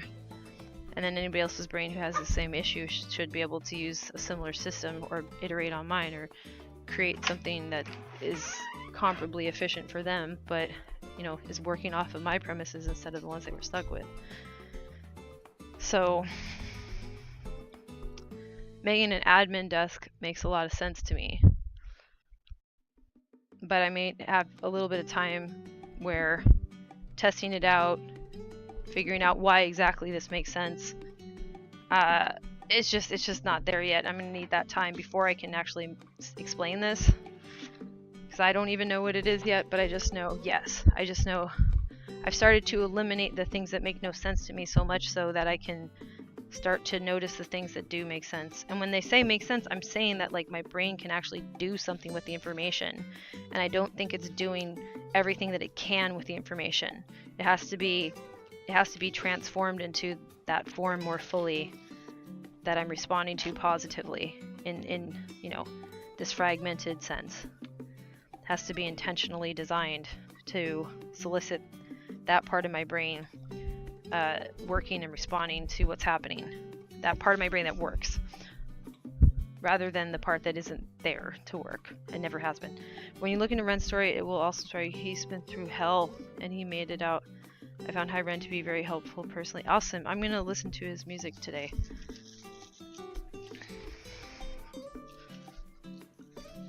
And then also I can separate.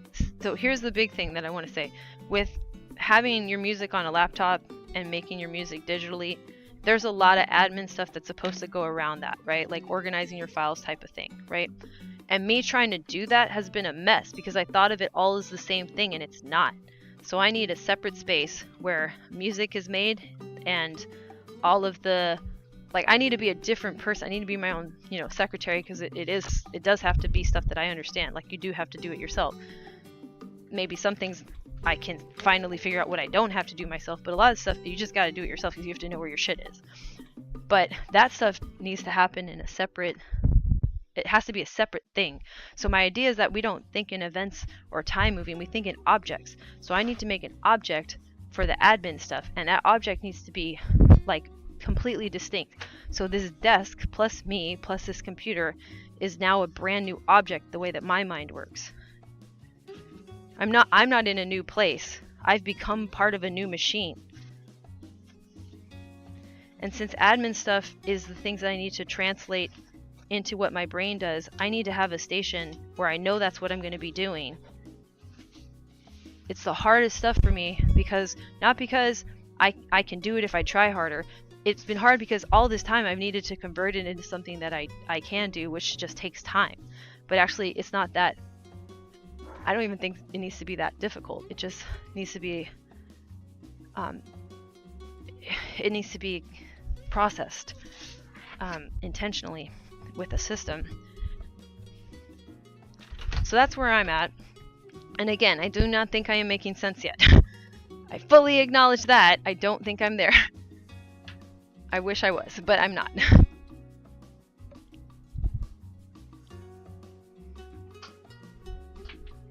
Okay.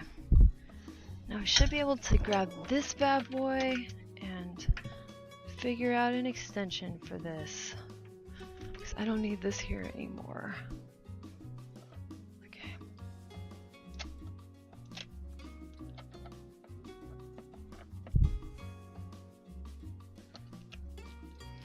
I believe the system that I'm coming up with is maybe correct isn't the right word to say, but there's something about it that I got it right. And now I have to start getting it out of the hypothetical, you know, figuring out the nuts and bolts of it, and to actually start to do it.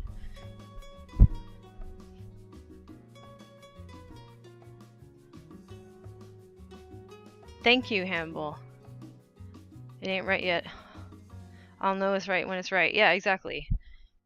It's getting so close. I've worked on this I would say my whole life. Like, consciously working on it? No, not yet. That didn't happen till more recently, I guess. But even then, not really. This is my life's work, ultimately. Is to make a thing that allows an autistic brain like my own to do things. I have a hard time doing things, and I think that's because the way that I do is different, fundamentally different, and I need to have things that are designed around that way of doing type B, as I like to call it right now. And I'm not the only one. I can't be. This definitively is autism. In programming, I called that the moment when something clicks. Exactly. That's where we're getting. And I feel like little things have clicked, right? The things that are necessary for a bigger thing to click have clicked. Let me get my dog. Merlin's barking.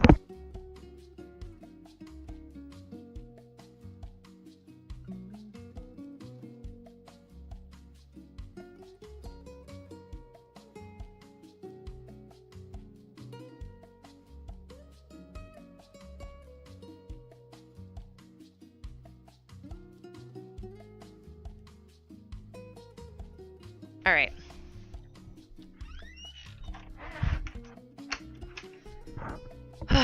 All right, so I think I'm going to get a full hour in. So basically what I'm currently doing is troubleshooting. Now, troubleshooting means that rather than simply moving objects, and what I'm trying to do ultimately is to convert everything I need to do into an object that I can move. Because that's what my brain is doing. Even if it's doing abstract objects, that's what it's doing. So troubleshooting is not only do I need to move objects, I also need to do some amount of quote-unquote fixing them. And fixing is to make functional, right? We're going to take some of these language, choices that I'm making and maybe improve upon them. But for the time being, I have to troubleshoot, meaning that this object has some characteristic quality problem, issue, that needs to be resolved in order for me moving it together with other objects to create a desired result. You could say that it's broken or whatever, right? But I need to do something where troubleshooting is involved in order for the moving of the object to work / be possible / matter.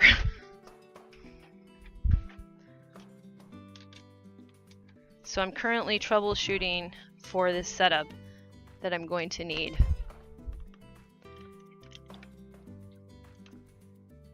And I've already found one problem. This is the wrong kind of outlet. Okay, not great, but okay. I have an extension cord, but not the kind I need. It's fine, that's fine, that's fine.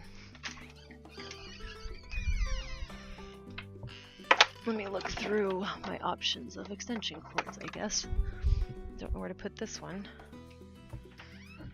I don't have to buy another one. That would not be great. I think I can possibly put it up there, though. Did I already do this? I think I can. I think I have done this. I think my cord can just go up to my... Yeah, there's enough space there. Okay, never mind. I don't have to solve that problem after all. Hooray. Because all I have to do is pull this guy up here. Bloop bloop. Sure. I think.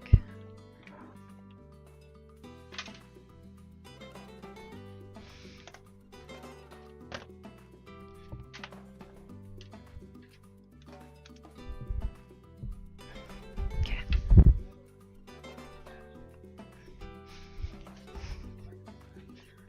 And then once I'm moving objects, abstract or otherwise, I'm good again. What people were trying to make me do was a sequence. Without anyone realizing the way that I've done sequences my whole life is to convert them into objects. Not this like do step 1, step 2, step 3, step 4, step 5. No.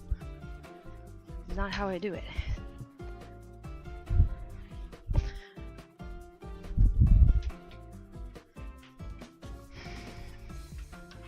And it's very difficult to describe how I've been doing it because all of the metaphors and language are built around being able to do the step thing. So when you hear people talk about goals or like literally doing, when you hear people talk about doing, the metaphors they use describe going on a journey. Watch it happen. They'll describe going on a journey. They'll describe, even lists are going on a journey. All of this is describing an aspect of movement through space that means that you have global configural awareness. So your visual spatial processing is working well, which is not the case in autism. That's not true for us. So why would those metaphors build upon something inside of our brains that we can actually use? Doesn't make sense. We're doing something else. And it's not something that we do exclusively, that nobody else does. We do it to the exclusion of the other thing because it's disabled in us, but other people also do the thing that we do. It's just they have options, and one of their favorite options is the one that apparently makes a lot of sense, is to have everything in your brain organized as if you're moving through space, doing a series of things. So I get this doesn't make a ton of sense yet. I will keep, doing caveats around that. I understand. I'm sharing at an earlier point than I typically would feel comfortable, but that's only because I think that this is just gonna work out. Like it'll be fine. I can't constantly evaluate like, oh, am I smart enough? Why? For what reason? What does that give me? Especially when I think I'm onto something.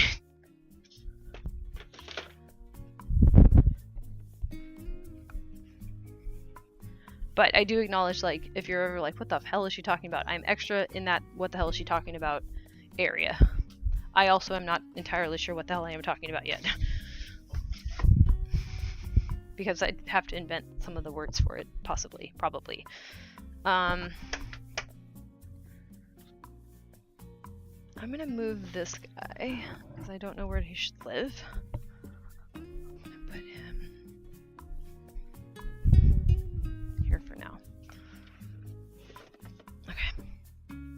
actually, like this is better. Okay. Okay. Alright, I think that's good. Seems done-ish. Alright, so that's like that. I know what I need here. This all makes sense now. This is where my puzzle planner stuff would go.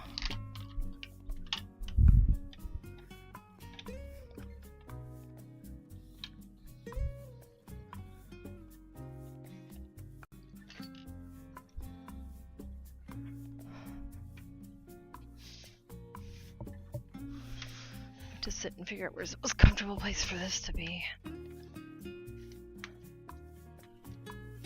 Probably right there. Yeah.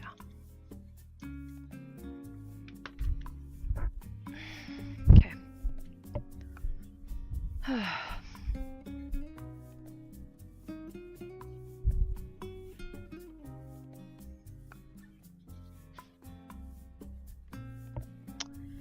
That means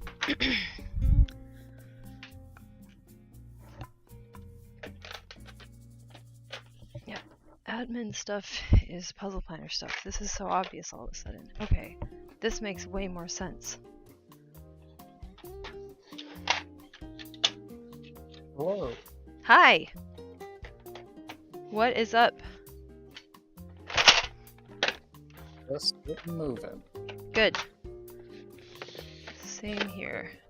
Yeah, I'm just sitting at my desk for now. Seems good. Might do some digital space managements. Yay. I haven't done that in a while, so my It's a- files are all over the place. It's a good idea. Especially since I'm intending to flood my computer with reference images. Mm-hmm. Because that's the thing I need to do. But I wanted to say a couple minutes ago while you were talking, I got to thinking about how, and like, I think part of this came up because like it's not like I got my new whiteboard and just like went to town on it, you know? Like I drew that little cartoon and then I haven't touched it. Because like I don't have like the model of it as a meta object. Yes. Like, I don't have all the semantic information that I need to know about using a whiteboard to sufficiently put information on it in a way that actually does anything. Mm-hmm. And that got me thinking about all of the ways that I've been recommended something my entire life. I have so many journals, so many different kinds of journals, and like gratitude booklets, and like just all of these objects that people have been like, oh, you need to try this, you need to get this. And then I get it, and I wouldn't know what to do. Mm-hmm. And I'm just like, okay, I have it, now what? And Yeah, I'm fine. I don't... I dropped something immediately. Go ahead. No, it was the funny part was your dad from the distance. You okay? Yeah. It's not new.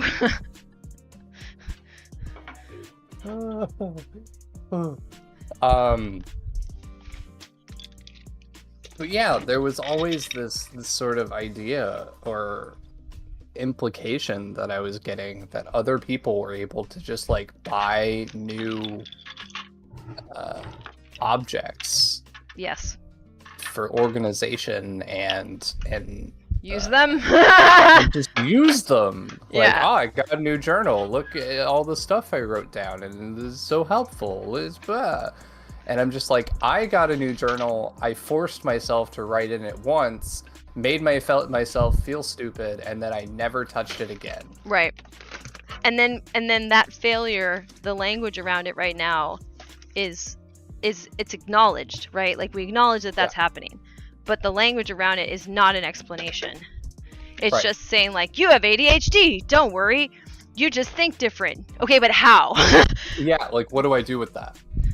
Yeah. Like yes, I think different, correct. My brain isn't doing what it needs to do in order to accomplish the things that you're accomplishing, but as it turns out, I want to accomplish many of those things. So could we troubleshoot that, please? Yes, Thank exactly. you. Exactly. Aw, man, I got like a mark on my bob. I dropped my bobs. No. Yeah. I haven't even found all the bobs yet, have I? Maybe I have. I was trying to move them and I didn't realize like that the top wasn't actually clicked into place, so that's not how that works. So, oh well.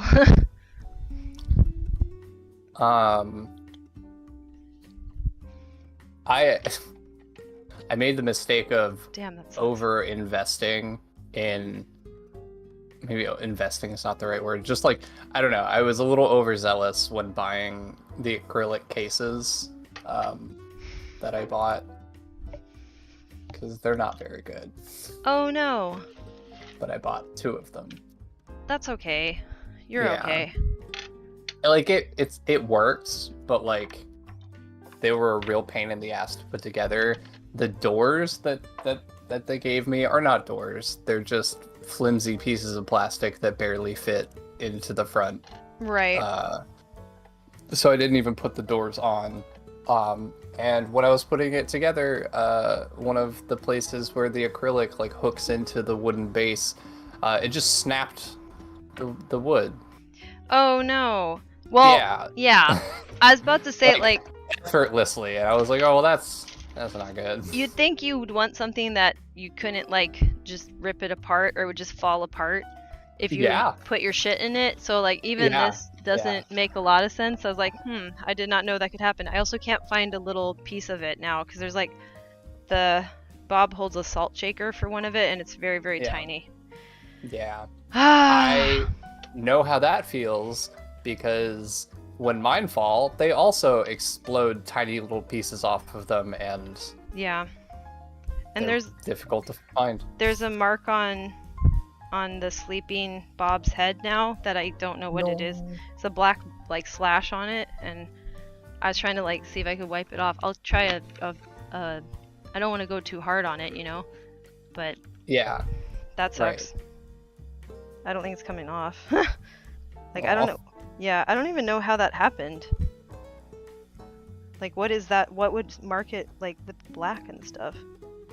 I don't know. Right, what did it hit? Why? Why is there a black mark on it? I don't understand. Damn, I want to paint over it, but then I'd have to get like a perfect match. Super distracting.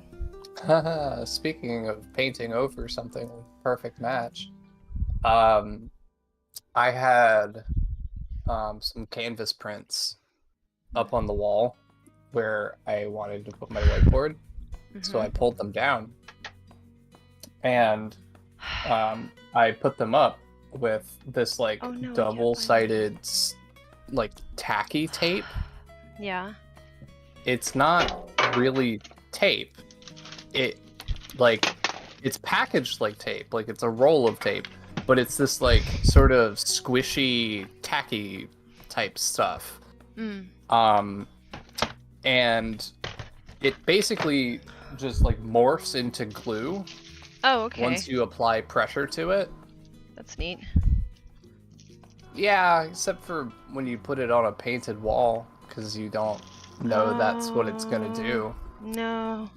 Yeah, so I ripped a pretty sizable amount of paint off of the wall. Ah, shit. Yeah, which sucks because there's another set of canvas prints in the living room. Ah, shit. That well, I also used that for. They can fix that paint. Honestly, that type of shit happens, don't you? Yeah. Yeah. We might do it ourselves. Yeah. Because it's going to be a lot cheaper for us to go buy a bucket of paint.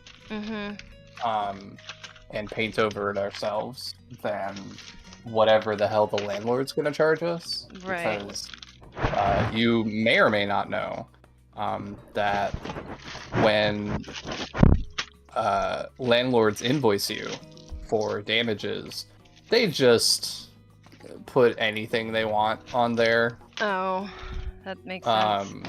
Yeah, like I've moved out of places that had super minimal damage, Shit. like no major damage at all, and only a couple of pieces of trash that I left behind, and they were like, yeah, it was like $450 worth of work. Mm-mm. Like, yeah, all right, asshole. Yeah. Also, I've lost one of Bob's. I can't find Bob. Oh no. I regret this entirely. No, it's okay. I don't even like where I put it, and I just ruined it to Aw. put it back where it was with less of it there and some of it damaged, and like I'm kind of mad at myself. Yeah, yeah. I've done stuff like that. I'm trying to find Bob.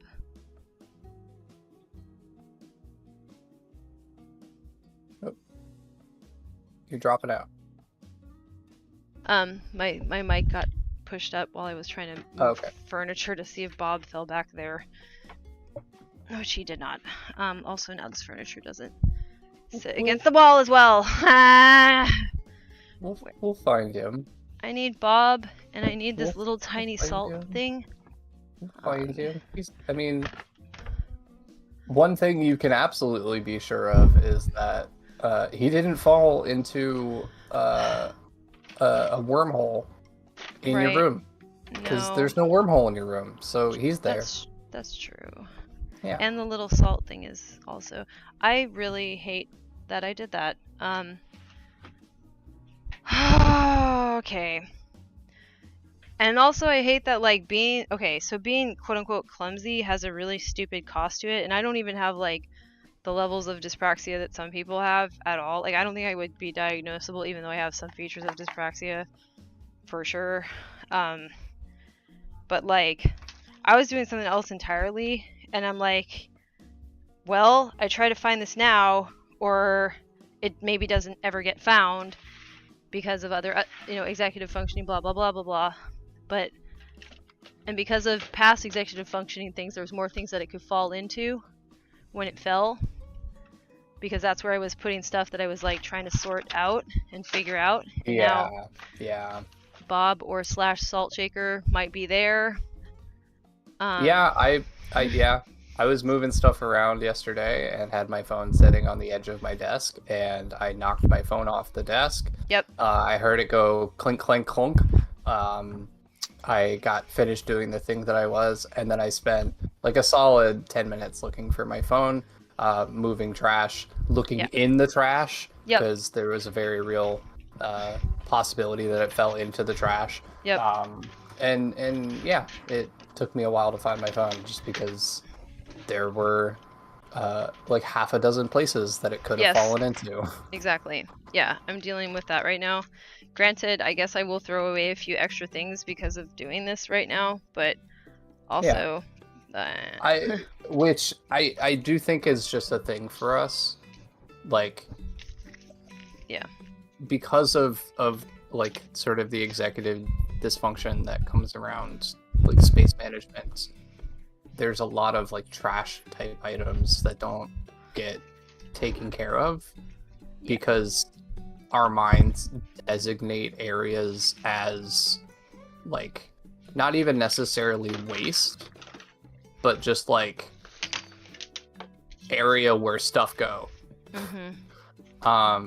And until a problem specifically arises that involves the clutter in that area, our brains have no way to necessitate doing anything with it. Right. Because I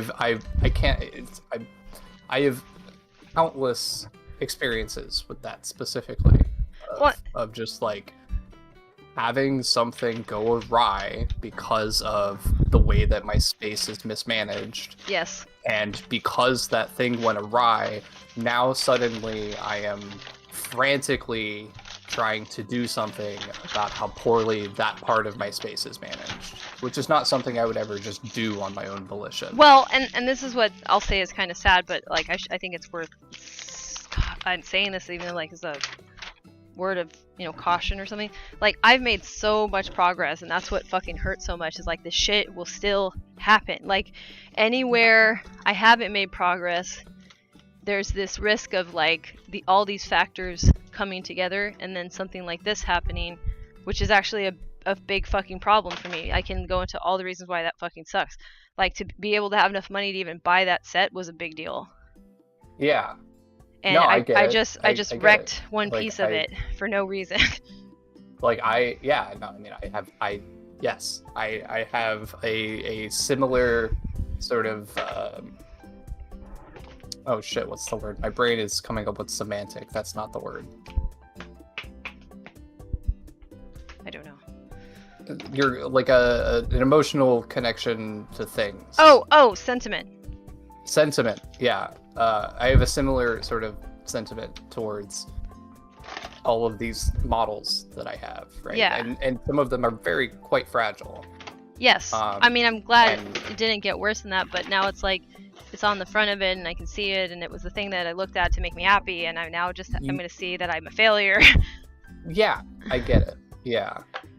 I mean, yeah, like, I have more than one model that has been in a pile of pieces for months, because I'm pretty sure I dropped a couple of pieces and I don't know where they are, and I can't put it back together until I find them. Yep. Yeah.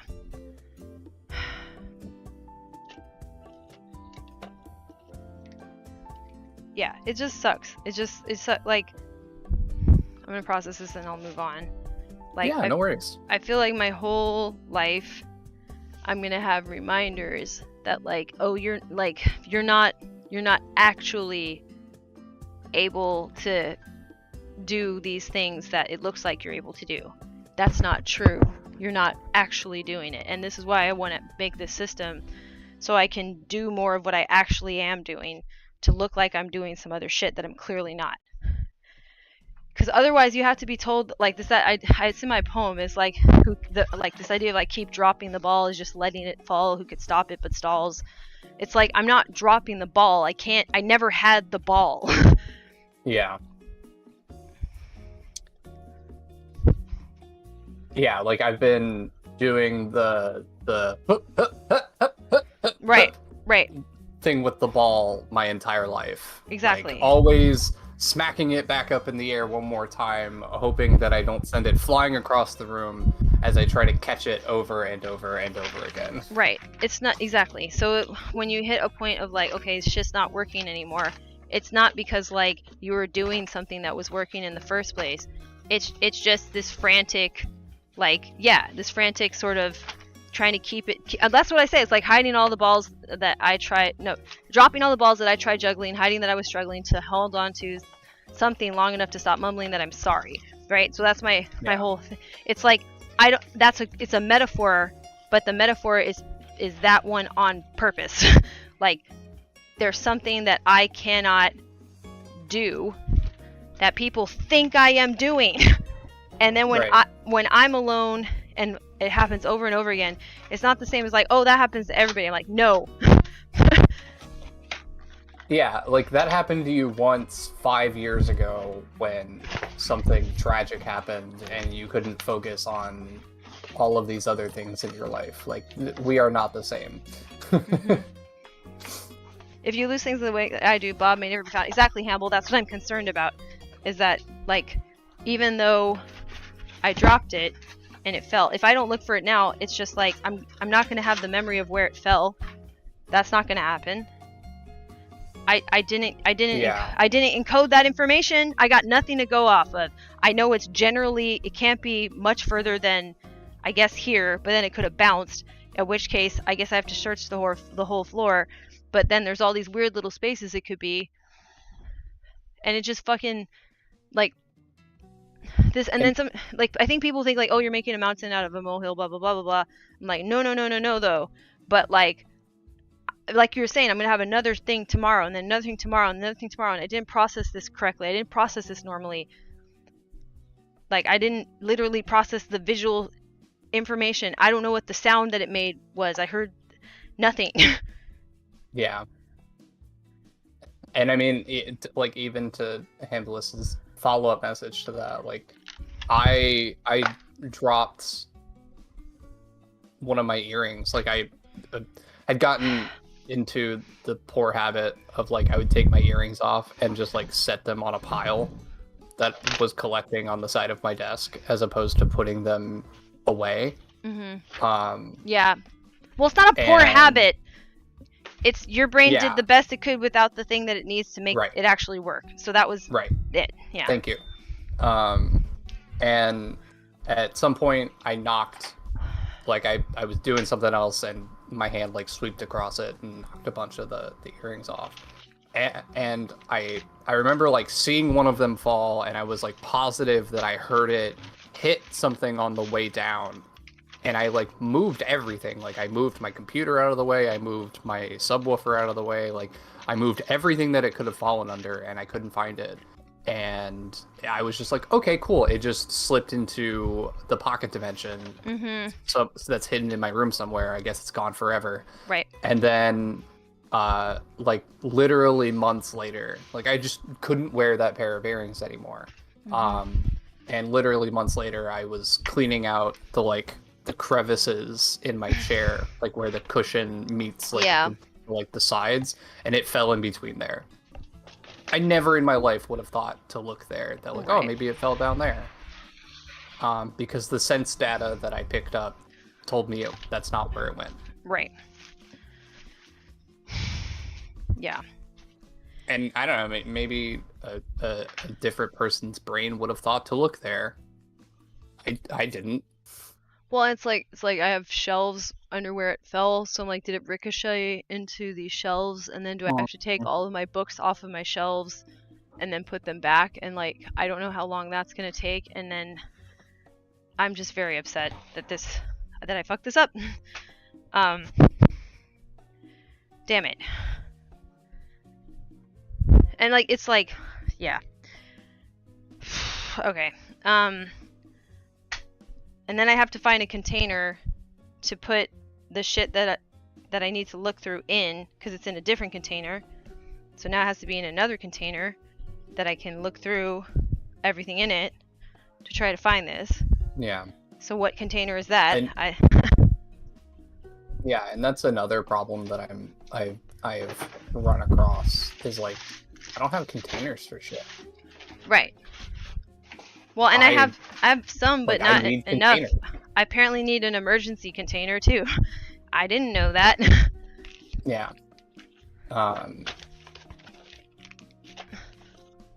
Like, this is something that Support and I were going over the other day. We had like an all-day hangout sort of thing. And it was just like, I don't know, trying to help me identify support needs, you know, the sort of thing we talked about the other day, if you recall. Yes.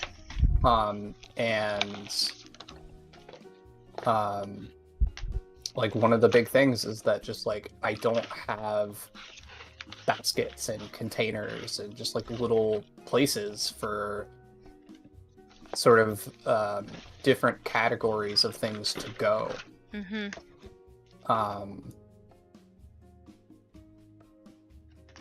So there's a lot of items that could be categorized together and put away, but they're not, because I just don't have that stuff.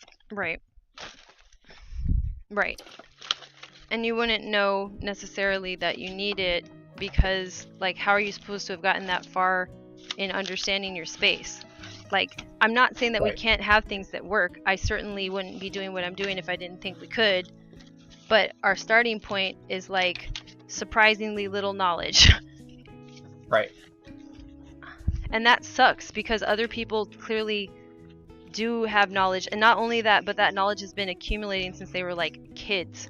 So by the time they're our age, they're kind of, like, just just that, like, well, it's spatial awareness, right? They're like aware of their space in a way that I will never experience. And in order for me to have something comparable, it's going to take like actually building that on purpose out of what I can do. And we didn't get to naturally figure that out. And not to, I mean, I'm sorry, we just didn't. Like, I try not to draw too fine a line between, you know, us and other people such that nobody can ever have any bleed over. But like, that's the whole damn thing. Like, if that wasn't true, then what is autism?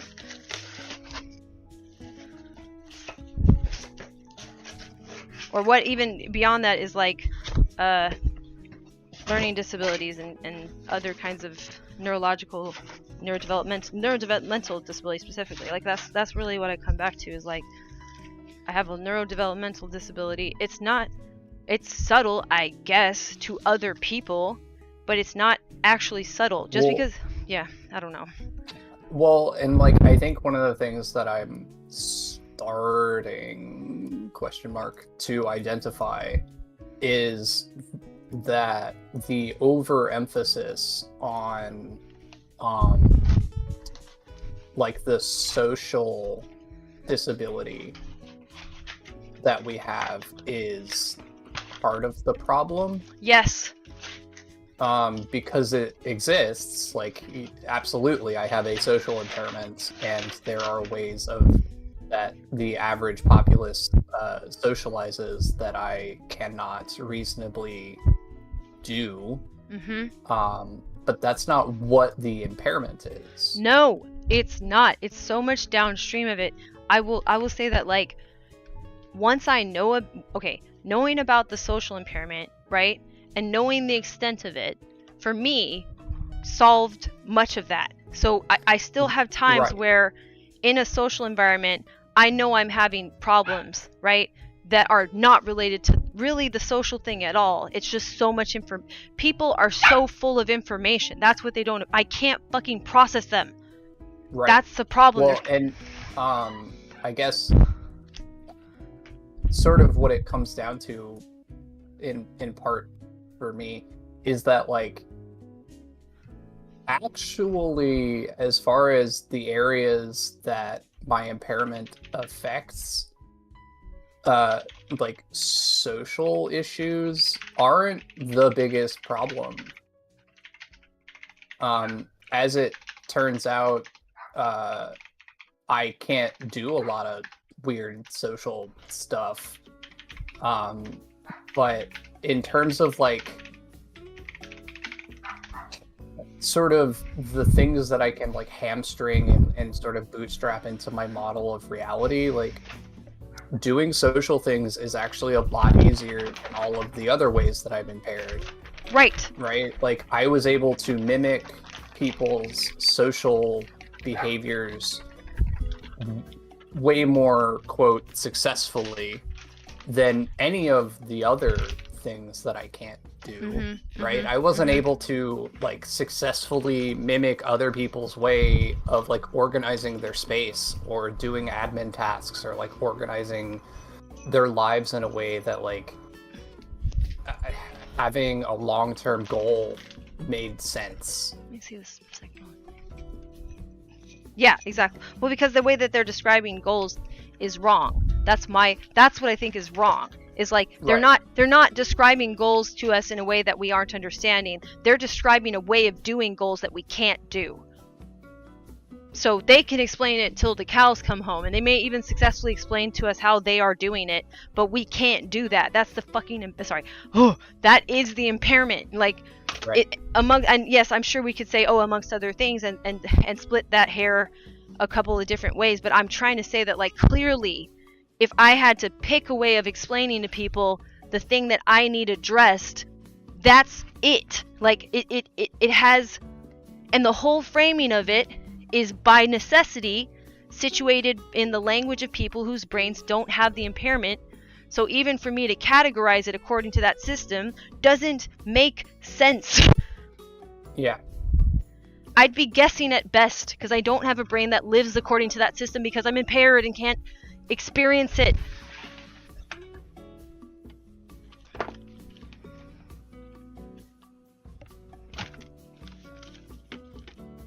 Well, and like something that occurs to me like right now, just like sort of trying to think about it, like it sort of feels like the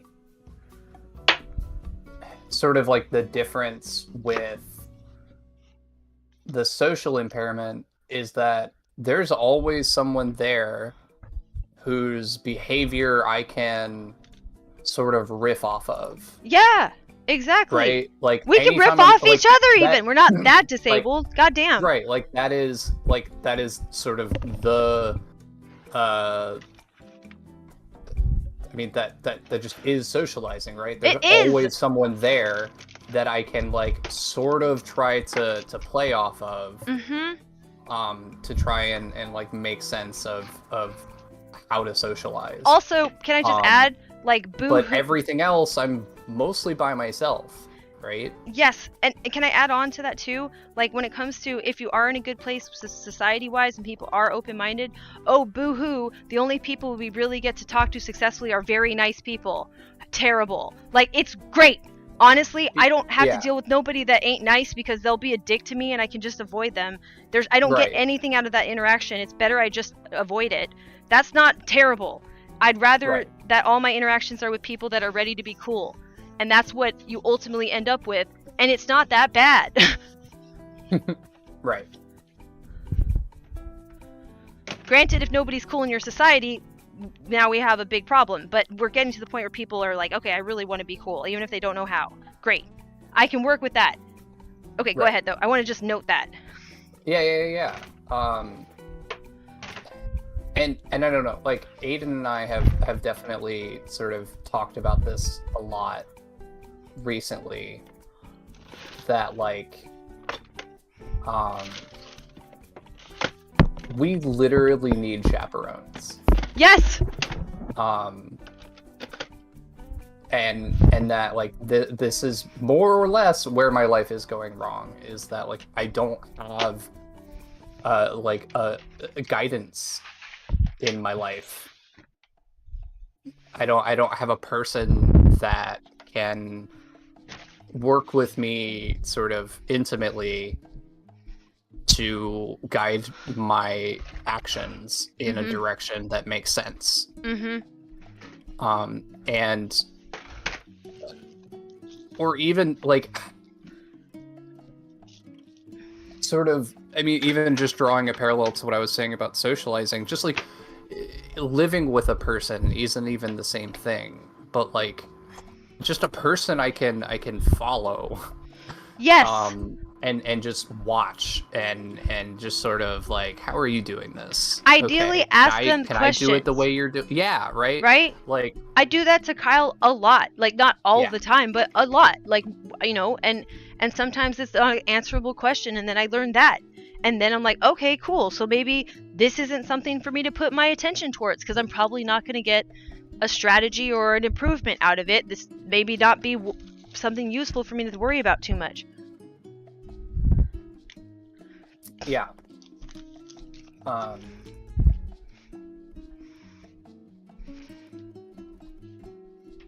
And like, yeah, I mean, I don't know what to do about that, because like getting a chaperone is probably not reasonably the solution. Like that's not a thing I can count on. Which is not awesome. But I guess knowing that that's a thing that's missing can itself be useful information. Yes. Yeah, Hambless, I think eventually is probably sort of the key term there. What we need just doesn't exist yet. In that it's sort of utilizing it as a tool right now falls into the same category as anything else, which is if I don't have guidance, if I don't have some way of extracting semantic information from someone else to help me understand how to use the tool, then I'm not going to be able to figure it out. And that would be helped tremendously by AI having sort of a recursive learning system.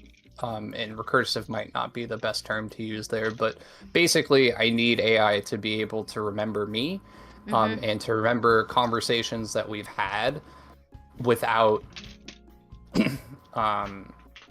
it having to reference the existing chat log, right? Right. Like it needs to be able to... It needs to be trained on you. Yeah, That's it what basically actually needs to be able to be trained on me, and that's not something that it can do yet. Once AI can be trained on new information being fed to it in real time, then it will be, an invaluable tool for AI us. is going to be diagnostic at some point. I hope people realize that.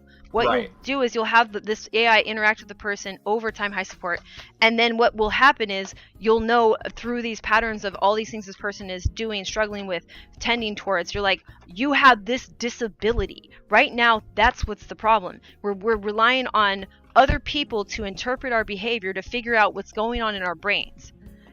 Other people are not that good at interpreting other people's behavior.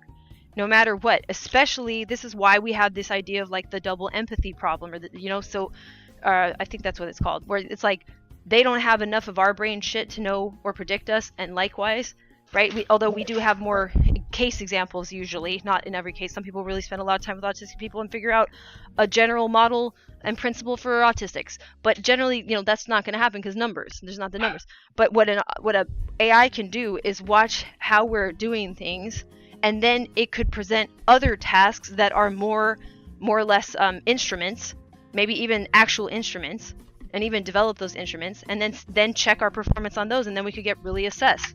Like, shit, dude. Like, I have sought out therapists for way too long, and they could not help me with these problems. And it's not that I helped myself with these problems. I figured out that these problems are coming from a neurodevelopmental condition, and that if I tried to tell them about it, they would have made it worse, because they just don't understand where the behavior is coming from. So AI could analyze the actual source of the behavior, not just look at the behavior and then say, okay, well, probably it's this because I think so, with human bias. I'm lucky I didn't get evaluated more, because you know how they feel about ladies. God damn. Anyways, hi.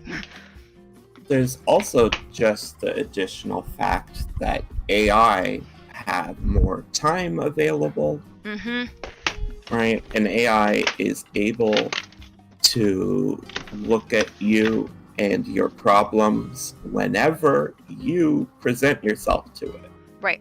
Right? And it'll be able to make a pattern out of a much larger set of data about you than any human is going to be able to. Exactly. Exactly. Yes.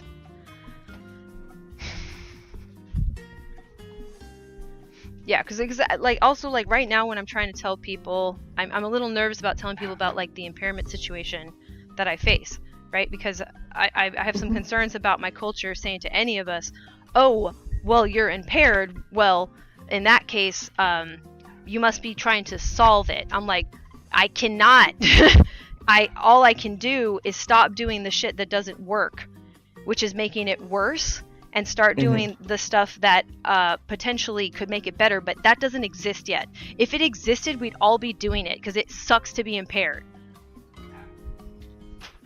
Right, and you don't want to risk accidentally from other people's input going back to doing the stuff that doesn't work for you. Exactly. That's exactly it. Yes. That makes perfect sense. And then you're, potentially insulting their credentials or whatever, or their intentions and blah, blah, blah. So you don't want to have that discussion with people anyway, right? Yeah. Because it sounds like you're pulling rank on them or some shit. I'm right. very aware. This is all explicative of why I'm not looking for a therapist. Right? I'm like, oh yeah, so if I can find a therapist, I'm going to have to convince them that, one, I'm autistic, period, because I don't have a diagnosis yet. Then two, that they need to learn my friend Jane's model of autism. And then 3, oh yeah, plurality, multiple identities. This is a valid part of psychiatry. I have it, and let's move forward with that now, right? Like, Yeah. Right. Well, and Yep, also with that specifically, the way that plurality works. is like modeled Yeah. as a condition, right? Yeah. Because right now it's modeled as like a debilitating condition. Yeah. And like most of what I've read online treats DID as sort of a monolithic concept, in that like all of the stuff that I looked into, because I wanted to try and understand it better, because I got a friend that is like that. Like it's like people who when their headmates, like when they switch who's fronting, it's like a sort of a local amnesia thing. Like their headmates can't necessarily access each other's information, and there's sort of an amnesia thing that happens, and that isn't the case with you. And it's also not this like unreasonably debilitating condition in the way that it's sort of characterized with a lot of other people. And I think it makes sense to consider that would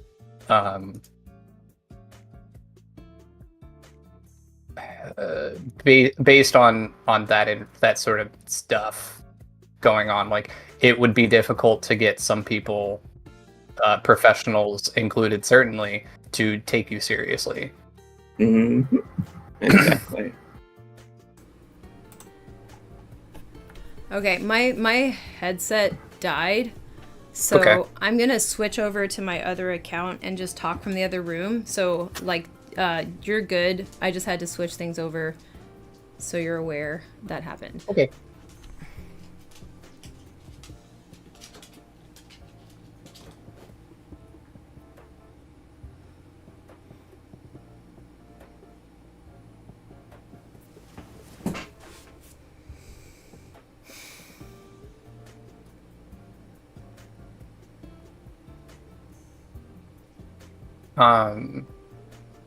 One of the other things that came up, Support and I were talking the other day, sort of on the topic of like getting therapy and stuff, is that it's also that even if you can find somebody that'll take you seriously, oftentimes it comes down to, are they even near you?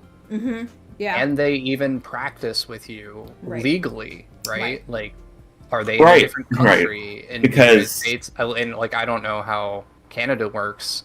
If it might also come down in Canada to, are they in your province? Because here, like, they can't practice across. Maybe there are national licenses that I'm unfamiliar with where they can, but but I know Rowan brought up this idea, practice across state lines.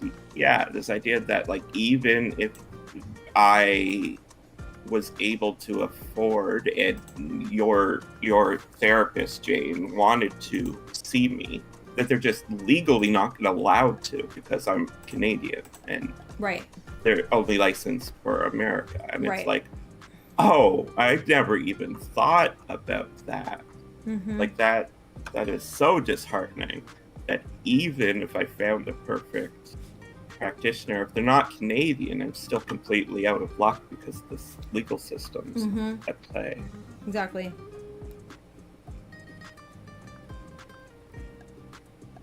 Okay, I gotta reset my password on my other account, so one sec. Then I'll be back in the other room. I'm just sitting here at the other place right now, but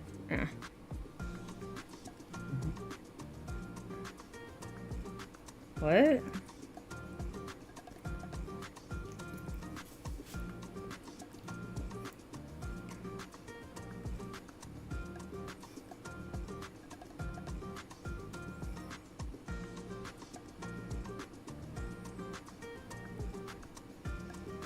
Okay. Oh, I'm bleeding. Great. Okay. Let's see. Oh, wrong email. Yeah, I mean, one benefit of teletherapy is that it doesn't limit you to your local area necessarily, right? Like, I mean, California is a really big state, and so being in a large state that is heavily populated, my options are a lot more open. Because I can, if there's a killer therapist in San Diego, like, I can still receive treatment from them, even Right. though we're 8 hours away from each other or something. I think that's about the distance. But it does create, like, I haven't done like any super deep dive looks into it, but I don't really understand the, I guess, like, the ethical problems or even the bureaucratic issues that come up with psychiatry and therapy as to why they wouldn't be able to practice across state lines. Like, No, it doesn't. I think it just has to do with lawsuits and stuff, probably. Sadly. Wouldn't you Right. think? Like, they must have, like, they get certified by the state for some reason.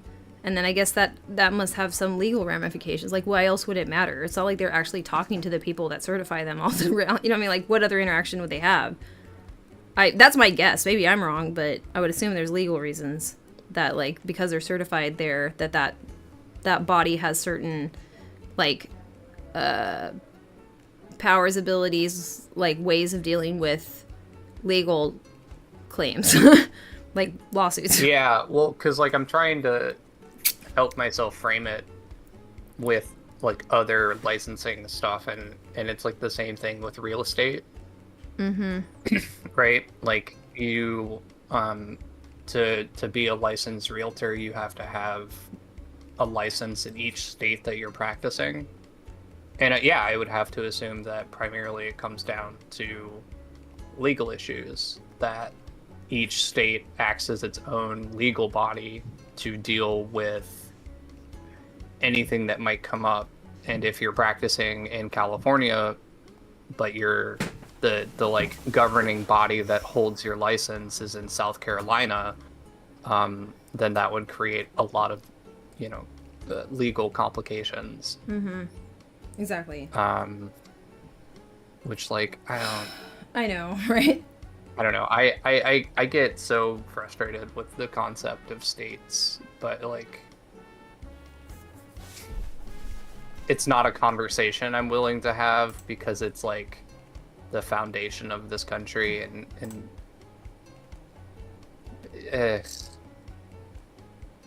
people get very upset at the idea of relinquishing a lot of state power to, like, a federal governing body, and I'm sure that there's a lot of complications that comes with that. Yeah, Good that's what Campbell says.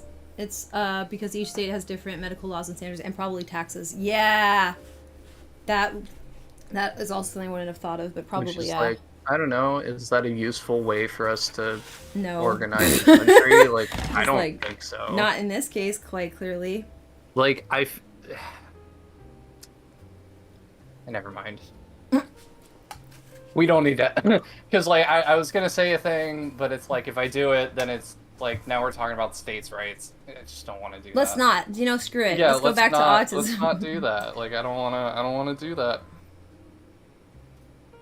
Although, like, to be fair, that conversation has a variety of implications to, like, autistic rights. So, like,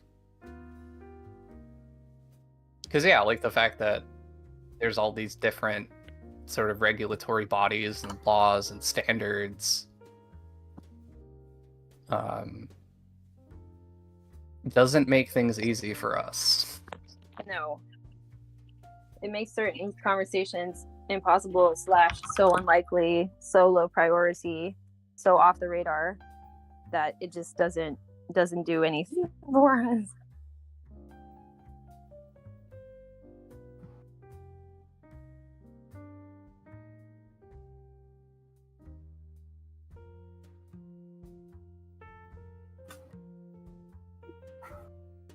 Why did you get echo when I go over here? Weird. Okay. I'm sure you're still getting yourself set up, but getting some I know why. nasty Hold on, I'll be right feedback. back. I know what it is.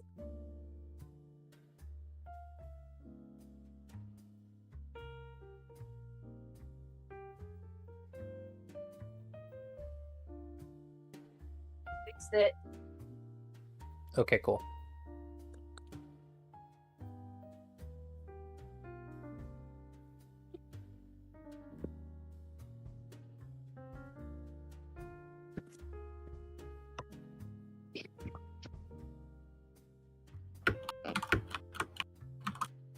I mean, that makes sense, Squawk.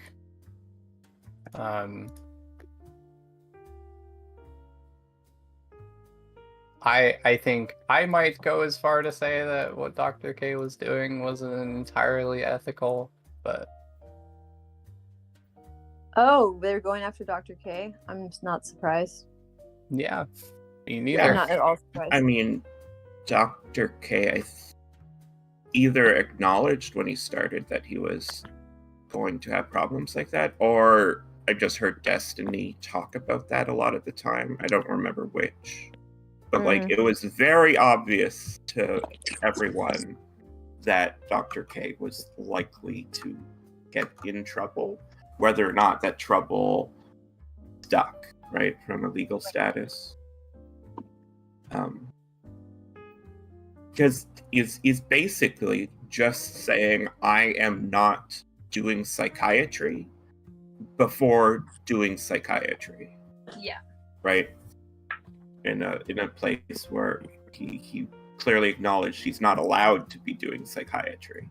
And simply saying, I am not doing psychiatry isn't really a great legal protection from the fact that you are doing psychiatry. Right. That is, I mean, yeah, that's some third grade stuff right there, right? Like, that is a child looking their mother in the face saying, I'm not doing it, and then doing it. Like, real solid legal defense there, bud. What's interesting about that is, like, well, then if you think the legal precedent needs to be challenged, right, wouldn't you do that? Like, if you think you're doing good work, why are you trying to be the only one doing it? Right. Weird.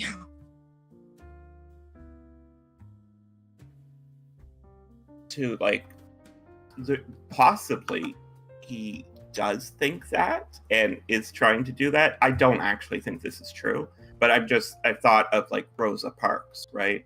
Which is that she intentionally broke the law so that they could fight about the law, right? And it is potentially possible that Dr. K is saying, okay, this law is wrong, I'm going to break it. And then if I get broken, or if I get taken up on that fact, then I can fight it. Yeah, which would be good. If that's true, great. Yeah. It's not how I model him as a person, so I don't think that's likely to be true. But yes, me neither. Yeah. I need to take credit for it. In fact, I think most of my sort of like personal issues or objections to how he acts all go back to the fact that he was raised male and the kind of like assumptions about the world that he's clearly taken on board because of that fact. Yep. Yeah. Yep. I'll be right back. Right, just the sort of assumption that he's right and will get away with doing whatever he wants. Yep. That kind of explains the whole thing.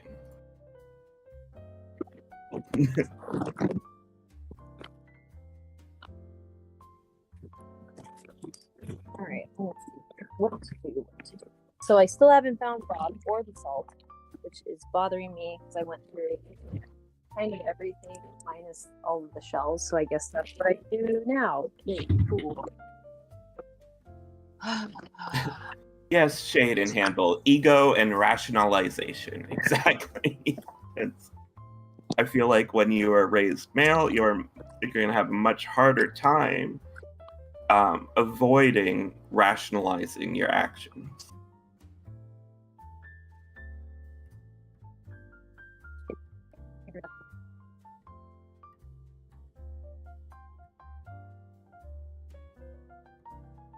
Hold on a second. Why is this killing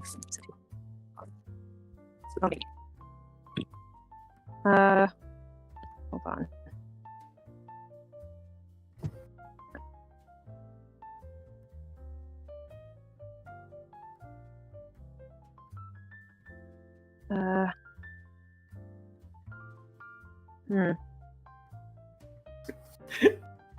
Shade jokingly says, "Is this the only benefit of being AFAB?" Yeah. Unironically, yes, right? It's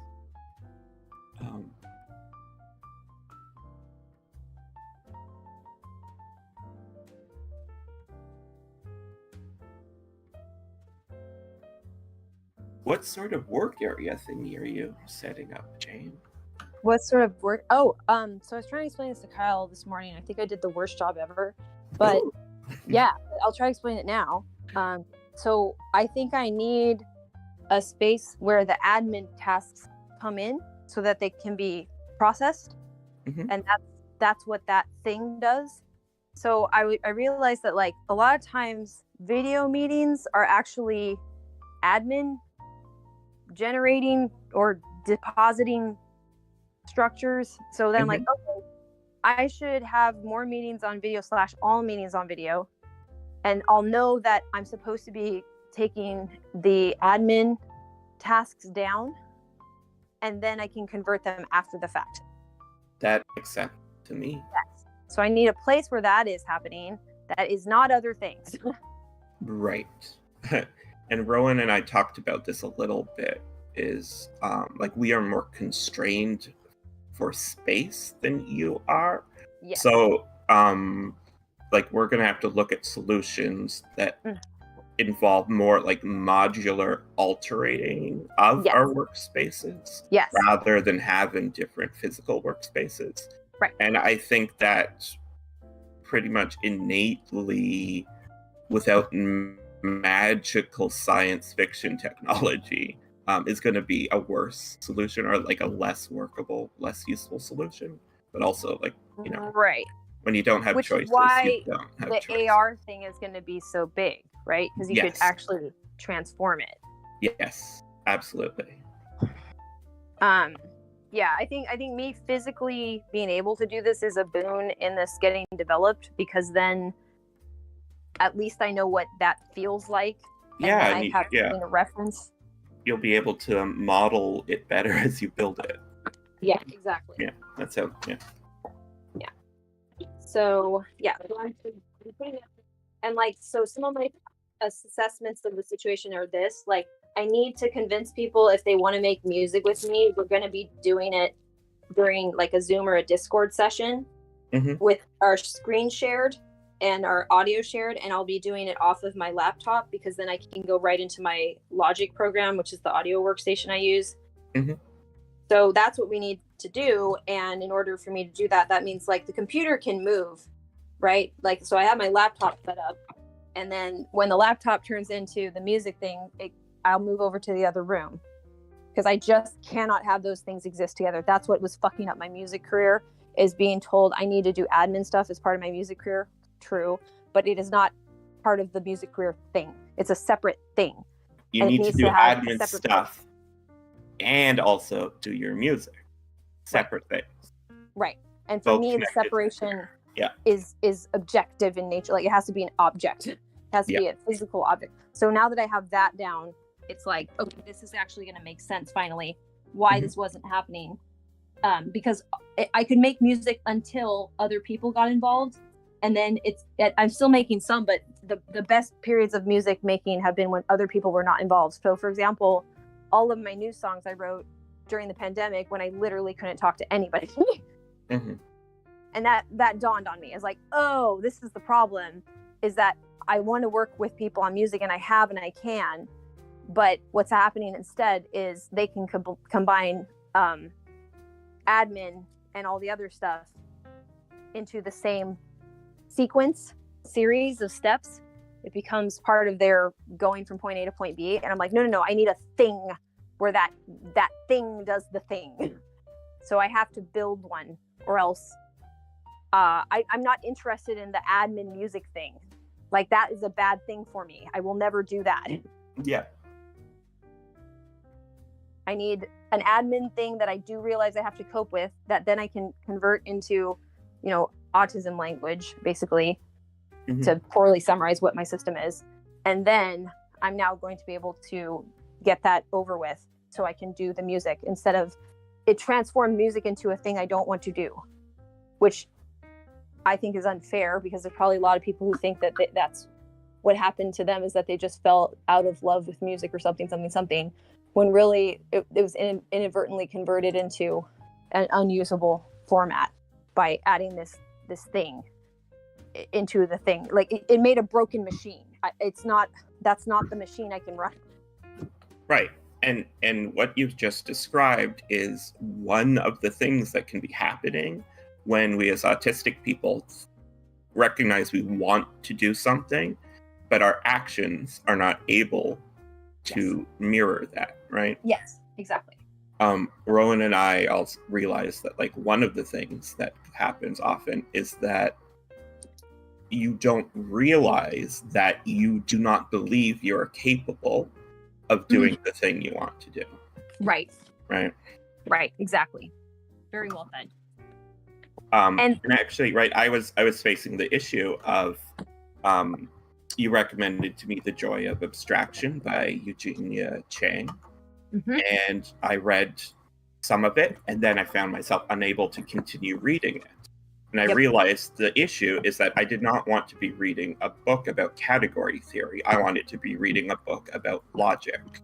And so I went to the library and I got Eugenia Chang's book about logic. Yes. Yeah. Exactly. And I'm going to read the heck out of that. I'm so excited. Yeah. And then That's after awesome. that, I can maybe go back to the category theory book if I want to learn about category theory. But that's not what I wanted to look about when I got that book recommended to me. I want logic, right? What happens here is you read the logic, I read the category theory, and neither of us has to read the other book. It's possible that's how that works. That's true too. Yes, absolutely. Okay, let's see. What am I doing? Yes, okay. All right. Well, I'm going through the bookshelves a little bit, and then the desk part is mostly kind of set up. I mean, obviously, I had to switch focus to this for a bit, so I don't know really how it is yet. But I'm looking for Bob. I lost Bob. My minion is gone. This is not okay. Right, let's find my minion.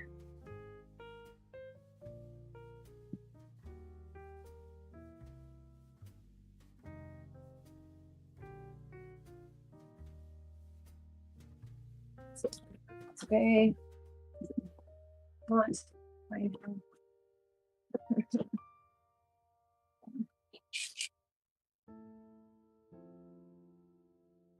What's this for?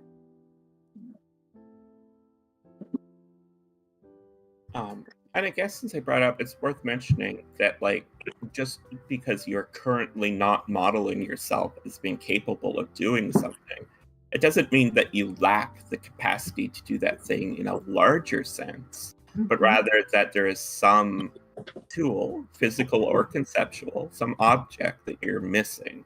Yes. Yeah. Exactly. And as Jane was pointing out, in her case, the tool she was missing was conceptually knowing to unlink the music creation from the music admin task. Right? And when you think about that, this is an extremely simple fix. Simply say, Exactly. this part goes over there, this part goes here. When I need to do that part, I can go do it. But then when I want to do this part, that part's not attached anymore. So yay. Yes. Right? So I had to disassemble something that people don't realize I interact with as a machine, that they interact with in this way that's inaccessible to me. So they're like, well, we're talking about the same thing, aren't we? And I'm like, no, it sounds like we are. We are not.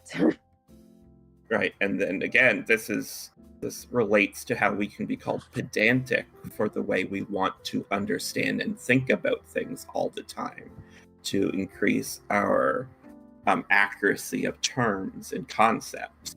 Right? Because we have to understand the objects very closely. Yes. Because we might need to change them. Yes. For us to interact with them. Exactly. And we're gravitating towards that relationship with objects because that's why we're doing it. Right now they're like, oh, they're obsessed with things. I'm like, no, if this is the only part of your brain that works, it's gonna fucking work. Our brain is trying to do the things that make you survive as well, but you have another way of doing it that you switch in between regular person. So right. it's been, you know, it's not been acknowledged when it's worked. We don't know how it worked. And I think with this insight, because we've done this well without that insight, imagine what's possible with it. That gives me so much hope. Absolutely.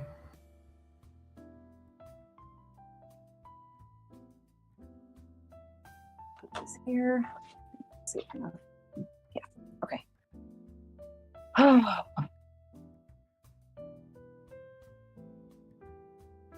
Here.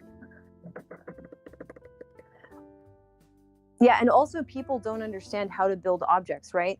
Like they'll say, we'll put things together because they make sense on this number sequence that we've put out. It makes sense for this to come before that and this to go after that. I'm like, like, what are you talking about? Like a machine, that's not how you build a machine. You know what I mean? I'm like, this machine does this machine does that. You can have a multi-purpose machine, but sometimes you can't. And the thing is, an admin task is radically different than a creative task. The admin task, I have to convert like into 2 separate processes before I can even do it. The creative task, I poop out my butt without thinking. You know what I mean? Like, these are not the same machine.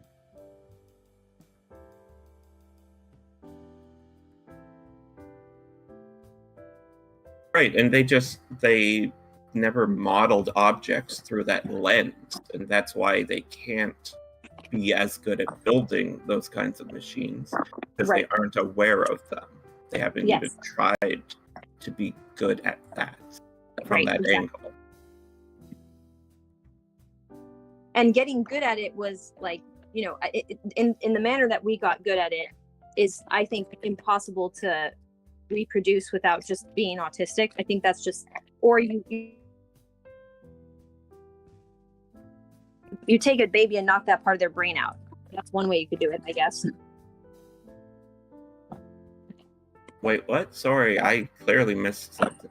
Oh, I was saying, somebody tried to call me. But if you wanted to recreate the way that our brain is doing it, I don't think you can, because it has to start at development. So you'd have to like it comes necessarily from the lack of the other option when it comes to processing ability. Exactly.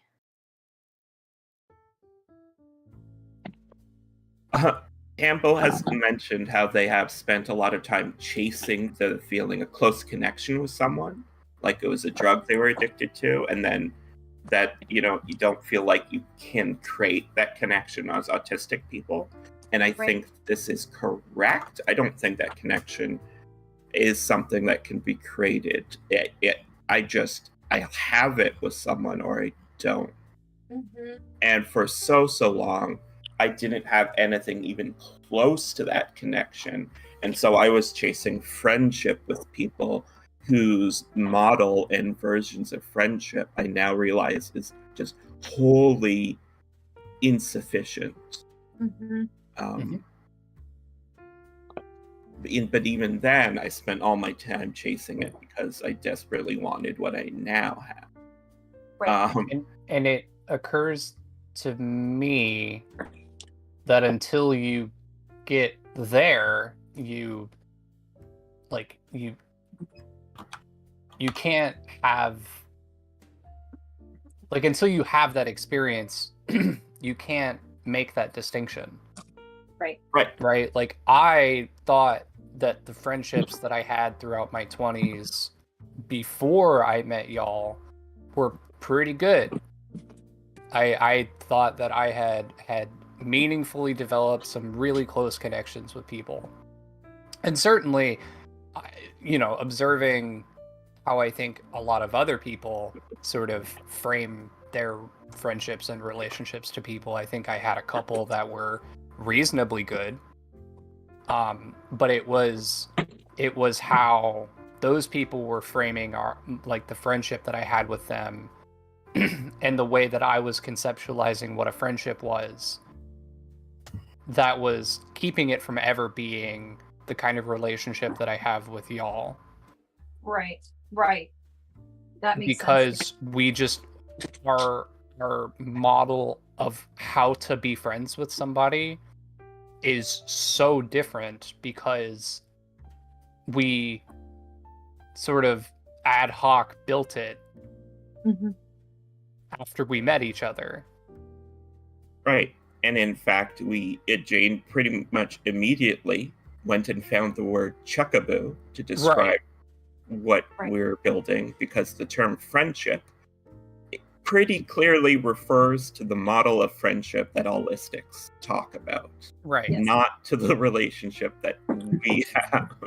Right. Yeah, like, I don't think I would be remiss to say that the three of us have never had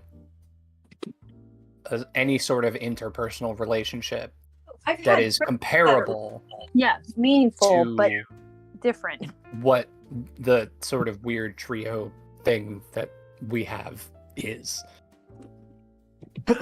and that sort of has branched out in a sort of way. Like, there are other people adjacent to that we've formed similar meaningful connections to, but often it comes down to their sort of availability and sort of position that sort of disallows them from being as integrated, if that makes sense. Right, and this comes to those terms I created. When we found each other, we were all aspirants. We were all aspiring to create working models of reality, and reality was something that we considered outside of our ability to grasp fundamentally, and thus requiring all of our mental attention to model better. And when we found each other, also being aspirants, we were like, we need to create a coterie together. We need to become lifelong co-researchers of our model of reality. Yes. Because finally we found someone else who is treating this search for understanding of reality with the same seriousness that we have. Very well said. Yes. And without that, like, it's not that you ever get discouraged. You just start to have problems with humanity. You start to just get angry at other people in various ways, or you know, like, you could certainly have self-doubt, but it, like, at the end of a long day, even in my worst moments, I said, what I'm doing, what I think about actually does matter. And I've been working so hard on it for so long, there's no way that I'm fucking it up completely. That's an insult to me and everybody else who's ever thought I was intelligent. So, yeah. Right. And what's wonderful about our shared relationship is that, like, now you have the tool that if you ever try to downplay yourself or the work you have done, you have to downplay yourself in that way. You now have to say, oh, actually, support is also a moron because they believe in this thing that I told them. Right. Their brain isn't working well. They're wasting their time on nonsense. And that doesn't your brain can't do that because you Nope. model me accurately. You don't have a lifetime of reasons to model yourself poorly about me. Right. Exactly. Yeah. And it And- reinforces that I'm not like a crazy person who can't understand logic. You know what I mean? Like Yes. that alone, being able to do that process and figure that out. And yeah, go ahead. And in fact, every single person whose behavior ever reinforced to you that you don't understand logic doesn't understand logic. Literally. They literally are not someone who has looked into and learned the system of logic. Right. Because so few people have done that even I, someone who so loves the concept of logic, have yet to learn about logic. Mm-hmm. Right. All right. Well, sorry, I have yet Okay. to officially learn about formal logic. Obviously, I have learned about logic, right? But just I don't have any of the formal tools about it. Yes. Because I haven't picked it up from a specific logic source. Yeah. I found the bear. I haven't found the salt. But the salt is much smaller and less important than the bear. So that's cool. I'm less upset if I never find the salt again, but I found the bear. I feel like I just walked into a drug deal. Oh yeah. Oh, I found the bear. I can't find the salt, but that's okay. I found the bear, and that's what's important. What? I dropped all of my Bob and Tim's. Not all of them. I dropped half of my Bob and Tim's, and it was sad. So then it sort of derailed what I was doing. Oh, your bobbin tin? So a tin that holds a bobbin, which is a thing that goes into a sewing machine? No, my Bob and Tim said with a bad American accent. Bob and Tim's. Oh, your minions. My minions, yeah. Oh, okay. Do you know what a bobbin is? I feel I've heard it, but you were just saying it, and I don't quite recall. It is a little round thing with a bunch of thread wrapped around it. Oh, plastic, yes. And it goes inside the bottom part of a sewing machine. Yes. I'll have to learn that. Otherwise, I Yes. will never be able to use that sewing machine. True. I was like, oh, she's saying bobbin? I just learned that term when I bought a sewing machine. All right. No, I was just fixing the problem that I gave myself today, sort of. I tried to move my minions to a different spot, and I hated the spot, and I also dropped all of them. Well, half of them, because I didn't try to move all of them. They're in 2 separate containers. Okay. I learned something about how this container doesn't actually snap shut, so you shouldn't hold it from the top. And that was sad. Oh well. Thank you. 2 days ago, I emptied out a large purse/bag that I have because I wanted to carry things to my dad's house. And in it, I found a bunch of stuff I want to send to you and Rowan, Jane. Yay! I had forgot that stuff exists. Oh, that's and exciting. among it, there is a minion keychain. Oh, yay! Yeah. Somebody. Oh, I found the salt. Holy shit. Okay, I found everything. Thank God. Even though I cared less about it. Somebody was saying to me, because I had like I had my Bob earrings on. Like, oh, that's the minions. Like, do you like the minions? Like, no, I only like Bob. I don't think they knew what I was talking about. And I just kind of laughed. I mean, the other ones are fine as like foils to Bob. But no, I just like Bob.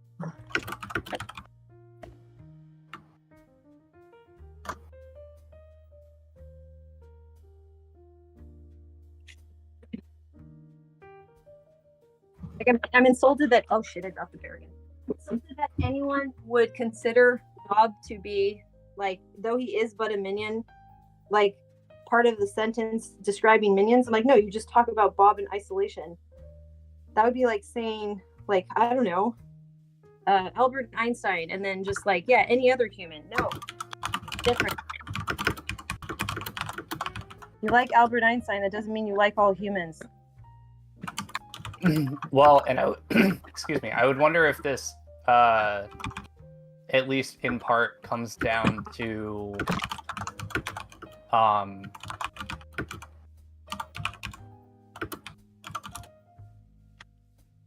the intended sameness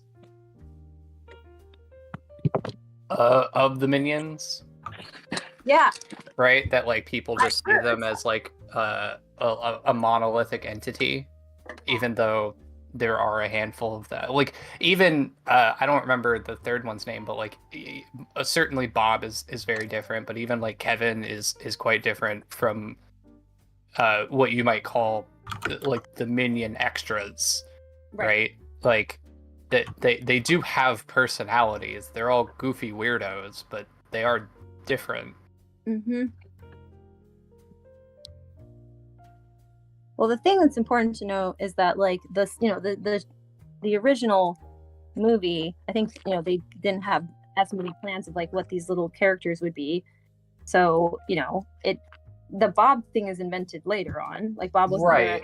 Right. So in fact, they probably were just like, I don't know, we need cute things for the kids. Bob, as we know him, first appears in Despicable Me 2. A different minion whose name is also Bob was in Despicable Me.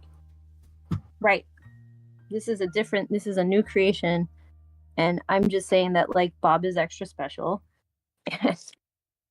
And I wouldn't care about the minions, and I still don't. I only care about Bob. And that's okay. So, unrelated thing. I wish more people would just like upload their studies, like their art studies online. Because I have had way more success doing like a pose study or like an animal study or like any of that stuff by using someone else's study sketches as a reference than using like an image of that thing as a reference. Someone was saying Albert Einstein was a ladies' man if I'd heard it here. I don't know if you heard it here, but he was a smoking hot dude when he was younger. I'm just saying. He kind of looked like Sheila Buff when he was younger, but a little better. Wait, really? Yeah. Look at young Albert Einstein. He was, I mean, it faded quickly. I'll give you that, but very young Albert Einstein, not bad. Again, you have to like the quirky dude type of vibe, which I'm not surprised he had. He does kind of look like Shia LaBeouf. Right? That's why when I had to make, I submitted like 3 games for this gaming company, and like it never ended up going anywhere. Even the one they picked didn't go anywhere. But one of the ones that I submitted was like called Physical Chemistry, and it was a romance between Albert Einstein and someone who's another historical figure who's really cool, who had a tragic life. So I tried to give her a love story during the 1900 World's Fair. It was great. Anyways.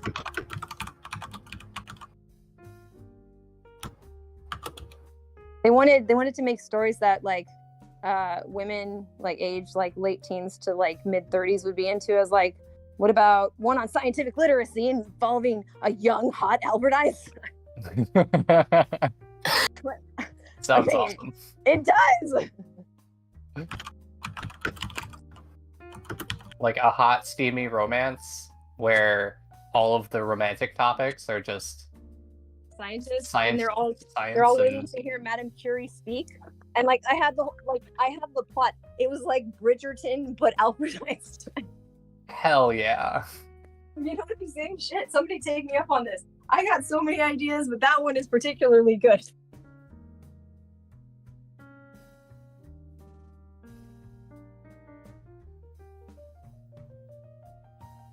I think I could pitch that to HBO. I could just walk in there today and be like, yo, I have something that's Bridgerton, but Albert Einstein at the 1900s World Fair with Art Deco. Come on, come at me. Just throw money at me. I'll wait. I'll just stand here with my arms out.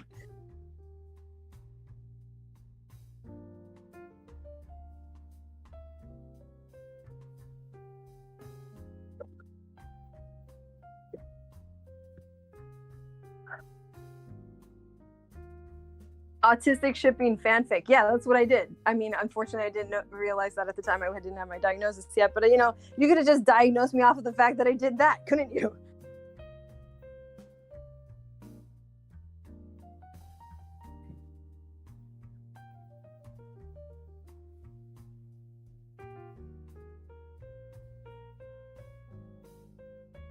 All right, let's see here. So a lot has happened in my room because of unforeseen events but that's fine. My one of my bookcases got kind of organized. Can people hear me? Yes, right? Yes. Yeah. Okay, just checking. Sometimes when there's enough silence, I'm assuming there's a technical problem. Yes. No, I'm reading an article about Einstein and his wife. Yes. Oh, yes, that's a common thing as well. This would have been pre-meeting his wife. I was gonna ship him with oh my gosh, now I'm blanking on her name. Give me a second. She was the unhappy wife of the person that ends up inventing chemical warfare. Clara, or it's Clara. I think it's Clara Immerwall or something like that. I need to learn how to pronounce her name. I think it was Immerwall. But yeah, she's cool. I got nothing. And she was a cutie too. Look up Clara Immerwall. Look up what she looked like. And she'd be like a slightly older woman at the time. Like I think she'd be like turning 30 and he was like 20 at the time. So I'm like, I'm telling you, I should make that.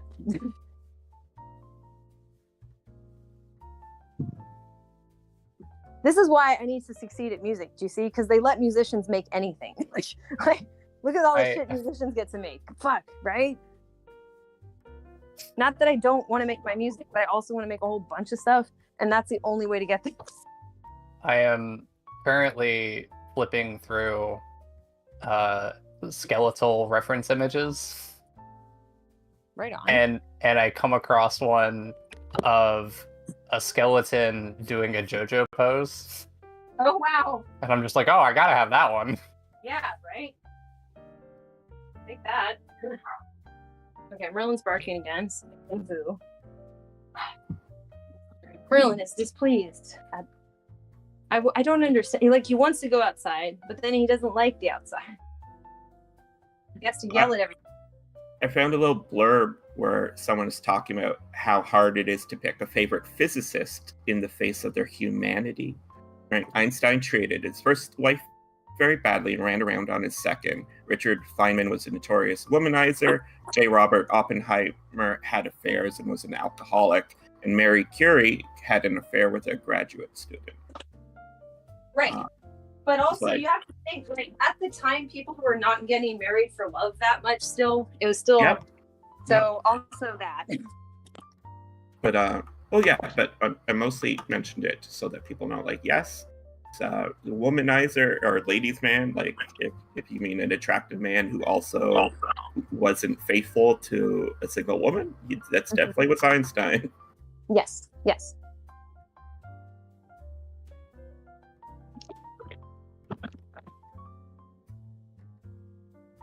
And it's possible that Einstein, there's lots of debates about how much of his first wife's work was just wholesale taken by him.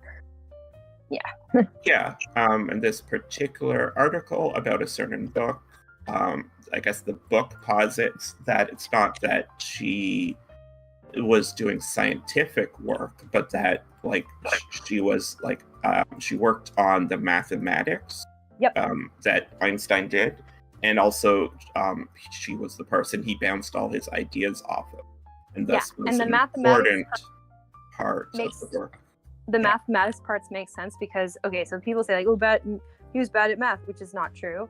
But it also wasn't true that he was this super genius at it. I think he probably had some issues. I think he may have had dyscalculia or something somewhat abnormal for somebody to have, that if you also have other compensatory things, you're fine-ish, but some of that work may have been particularly impossible for him to have done without somebody doing the math, basically developing the equations and checking the equations and all that sort of stuff. Hampelis asks if you beatbox, Jane. If I what? Beatbox? Oh, I only know the bare basics of it, like booty kitty. Boots and cats and boots and cats and boots and cats and boots. I know people that do. I've been in beatboxing, and like I've been present when people have taught beatboxing, who know what they're doing. But I don't. I maybe should take it up, but yeah, it's hard to get pretty good at it. But it would be good to learn a little bit of it, because it actually is good for like pronouncing things. It like, yeah, makes your pronunciations better. Merlin, Well, like, come here. Let me grab Merlin. isn't beatboxing one of those few things that like your physical anatomy can actually have a pretty big impact on what your capabilities You can are? do. That Yes. like if you don't have the right shaped mouth and lips and tongue, that like there are just some things you're not going to be able to do as well as others. Yes. Yeah, Yeah. that's true. But there are like lots of different techniques and stuff. So I don't know. Like, it'd be nice to mess around with it a little bit just for fun, I think. But yes, definitely. There's like certain effects I couldn't do for sure. Right.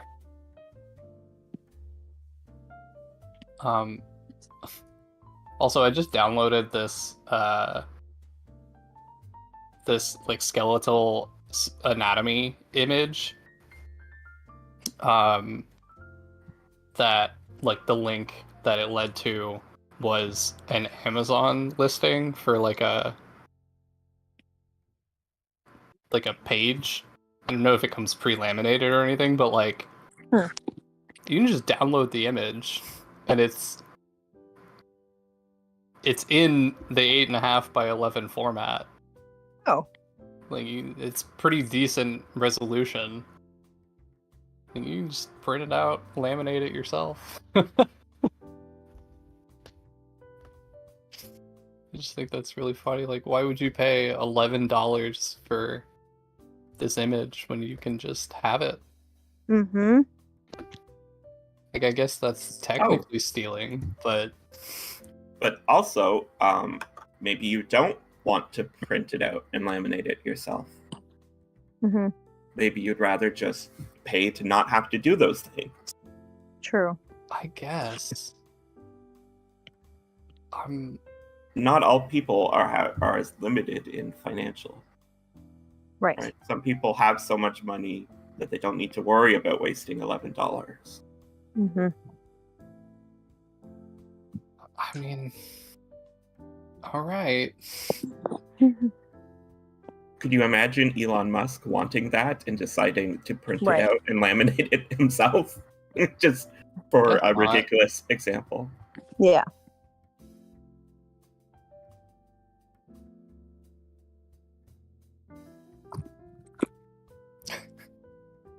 That's fair.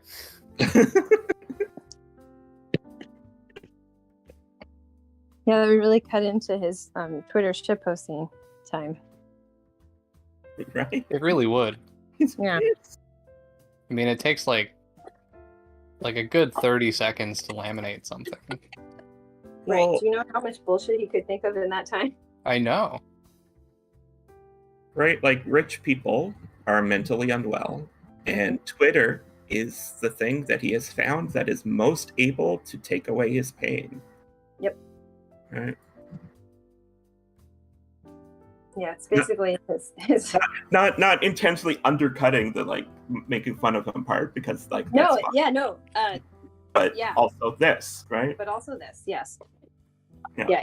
I mean, I would say that like Twitter is his like his it's his blanket. He's Linus, and that's the blanket. It is his safety blanket, and this is way more explicative of why he bought it than any other model of or lens for looking at reality. Yeah. Right? It was his best safety blanket, and it was full of people who made fun of him and bots that invalidated the positivity he got through it. He's like, Right. I'm going to buy it. I'm going to ban all those people, and I'm going to get rid of all the bots, and then I'm going to make all the people who like me there like me more by doing the things that they want. Right. with it. Exactly. Because the He's main gonna thing make all people the- talk about on Twitter is the changes they want to see on Twitter, right? Yes, exactly. exactly. Yeah. Yeah, that's very well put as well.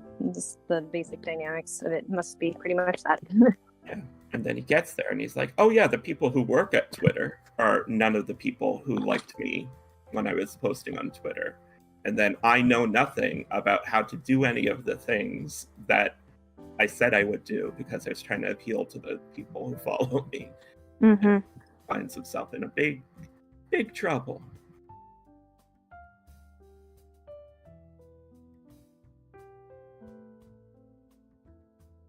Let me grab my dog. He's barking a lot.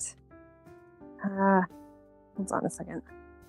And like Twitter was already having trouble in the hands of the most competent people they could get to work there. Mm-hmm. You add in a person who knows nothing about it, and if he has any expertise, it is not applicable to the business of Twitter at all. Right. Yeah, big mess. big- Big mess coming. Should make him really come inside by shaking bags, but that might have treats in them. It's the only way. Merlin! This is fascinating. What's fascinating? I downloaded like a modeling doll software sort of thing. Well, that's cool. And the way that you like set the features of the face Mhm. is that they've got like 24 different like head shapes. Some of them Cool. like unreasonable, you know, like the first one is like a super anime face. Mm. But like they have ones that are more like a sort of a standard more like human like feature for like an AFAB person or like an AMAB person, and then they've got like one that's like really strong like cheeks and jaws. They've got like a baby face. They've got like an like sort of like an android face looking thing. They've got a skeletal shape. But the way that it works is with blend ratios. So you can set the like the blending from 0 to 100 between all of the different shapes. Oh, neat. So sort of like the two-face blending that was in the character creator in Warframe. Yes. Yeah, Except but way more better because you can do all the different faces at blend ratios. Yes. That Which is very sounds cool. Super cool, yeah.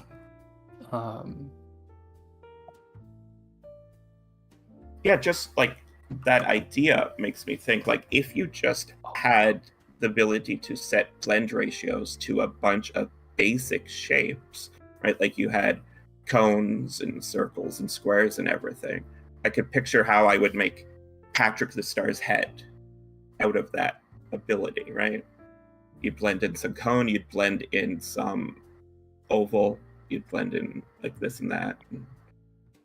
Oh, neat. It even lets you like hyperextend body that's parts. neat. And like not I'm sure you could probably figure out a way to do it in a way that's unreasonable. But like I'm playing around with like the hand positioning bit, and if you pull the joint all the way out, it hyperextends. But like not in a that would break your finger way.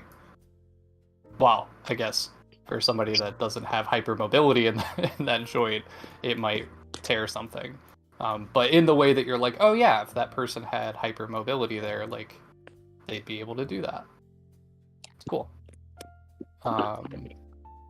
This is a neat software. That's very neat. I like that. I'd like to see that. And it like I don't know. This is I've That never would be played helpful around for with drawing one of ballet these kinds of dancers, by the way. software, and Sorry. it's cool. What? That would be helpful for drawing ballet dancers. Yeah, probably. People get that wrong all the time. Like, no, the knees and the ankles are hyperextended. And a lot of other stuff, but it's definitely the knees. But yeah, it lets you like adjust all of, like you can adjust every little piece manually. Or they have specific, oh god. They have like specific sections that you can adjust modeling and things. So you can like give specific like toe positioning. Are the toes up or down? Are they spread out? Are they close together? So a lot of science fiction works posit that if people grow up in orbit or even further out without gravity affecting them, they're going to grow into like much more elongated, taller humans.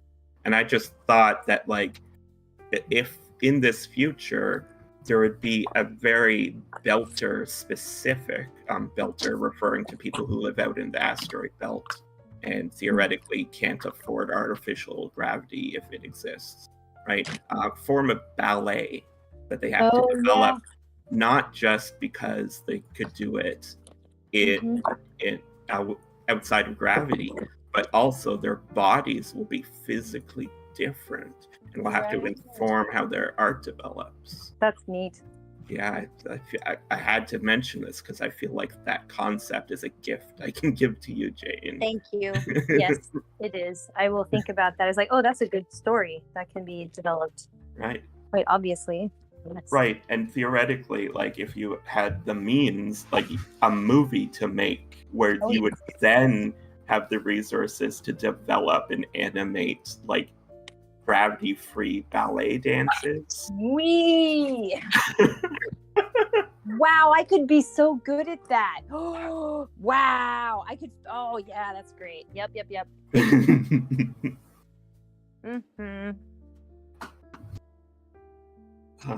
Yeah, this brings me joy to have handed this to you, because as it is, most of the interesting gravity-free ideas they explore in science fiction is like, oh, how would wars work? What kind of fight sport could we make up? Right. Yes. Merlin, please no. Or whatever. Who cares? Do whatever you want, Merlin. Would I use this here or there more often? Great question. I don't. Hi, Hokey Man. Jane is setting up a workspace where she can specifically do video calls and work on admin tasks without them accidentally being attached to other kinds of tasks. And Rowan and I are both here as well, doing a co-working space thing where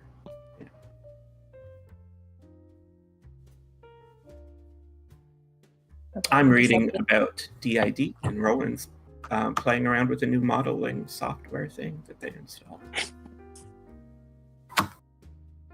Wait, no, that should be. Or wait, should it be? Yes. No? Yes. That should be.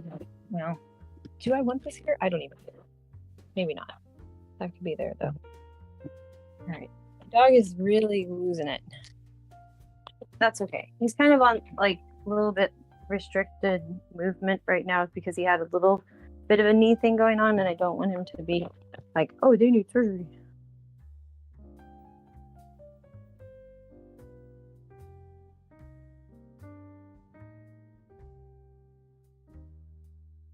Oh, this is a wonderful metaphor for how somebody with different headmates like develops. So what happens is when you're young, your brain is forming in all these ways, but also it is forming versions of yourself, right? Everyone has different parts of themselves for how they act around different people and in different spaces, right? And by the age of 9, that you usually build all of those into a whole that communicates constantly and works on shaping a singular sense of self whenever any of those parts develop new experiences. Right? So even if you're not plural, you still have, a work you, and an at-home you, and a with friends you, and in relationship you, right? And even a doing this thing by myself you that's different than the doing this other thing by yourself you. But they all communicate constantly and can affect the moods of each other to such a degree that it is absolutely easiest to look at it as a single self. Oh, I started this by saying, what a beautiful metaphor. And now I'm just explaining it without the metaphor. It's also great. I'm like, the metaphor makes more sense if you already understand the thing. Yes. Right? So with childhood trauma, all that could get interrupted because the during trauma you and the at school you realize that if they interact too much, if they try to build themselves into a single self, then at school you can't function because all you would be thinking about is what's happened to the trauma you, right? And so if what we look at it is like a bunch of base buildings growing up and then normally forming one large castle over time as you grow, right?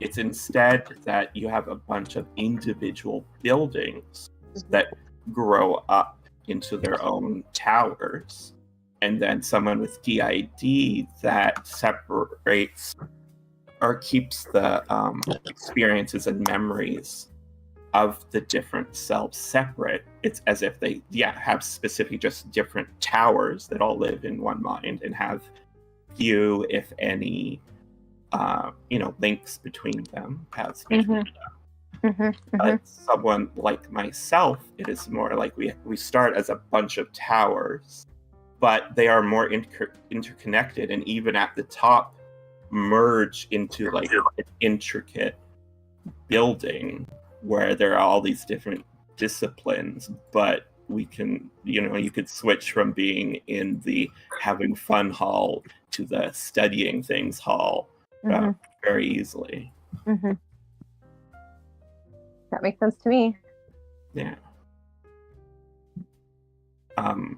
And this website I came on just emphasizes how important it is to hand this model to people who are plural, because the model that most gets talked about is the shattering model, that you were born as a single whole entity and through trauma were shattered into pieces.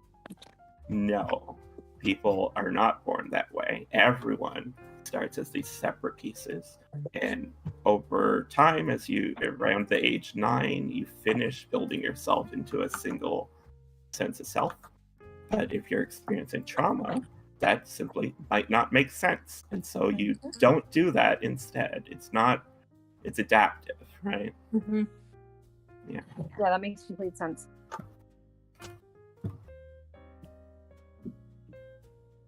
Okay, I'm just seeing how I like this.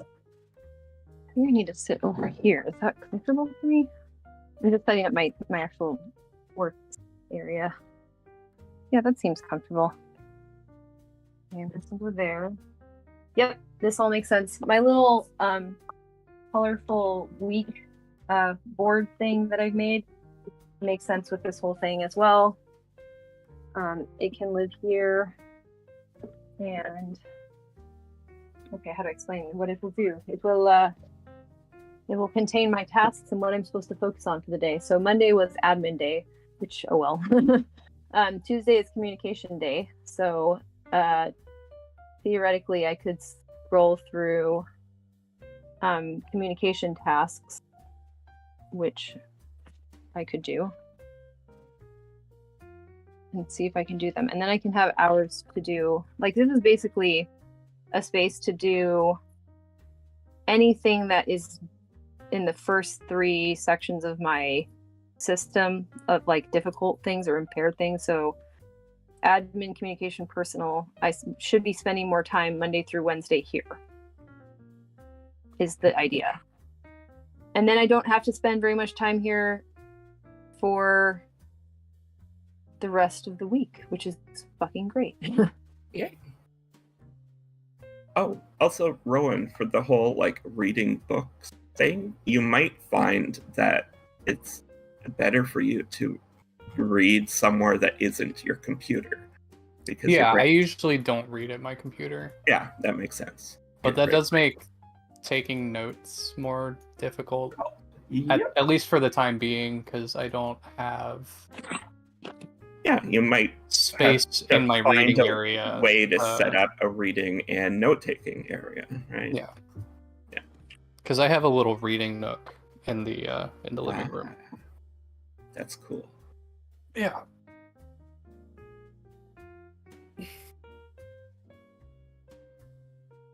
Yeah, I'm happy with this.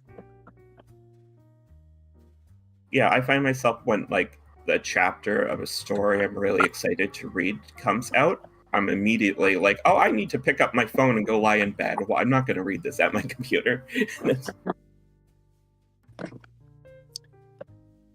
Yeah. Which is to say, like, I don't know. I don't know. That's not necessarily the case for me. I think I most often read like new chapters of manga on my tablet.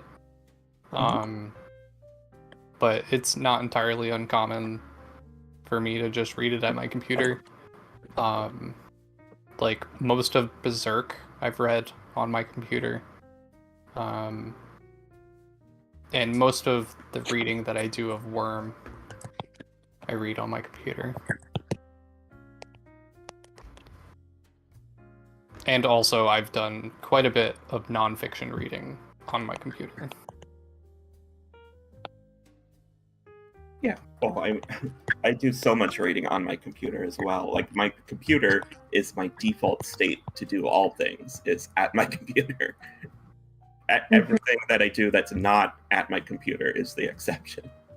Yeah, I think probably the biggest issue that I have sort of in my space right now, somewhat in response to what Squawk just said, is that like I can't really snuggle up with a book.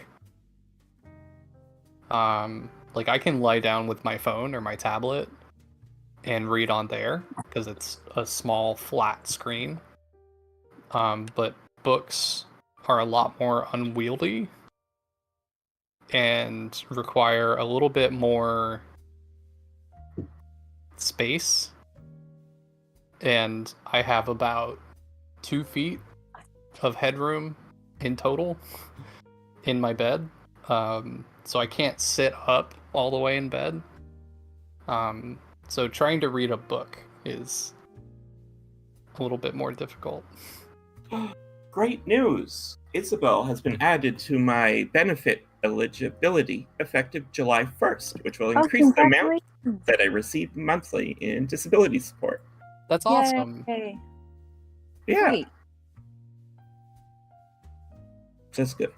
There's going to be some financial pressure lifted off of our situation. Yay. Yeah.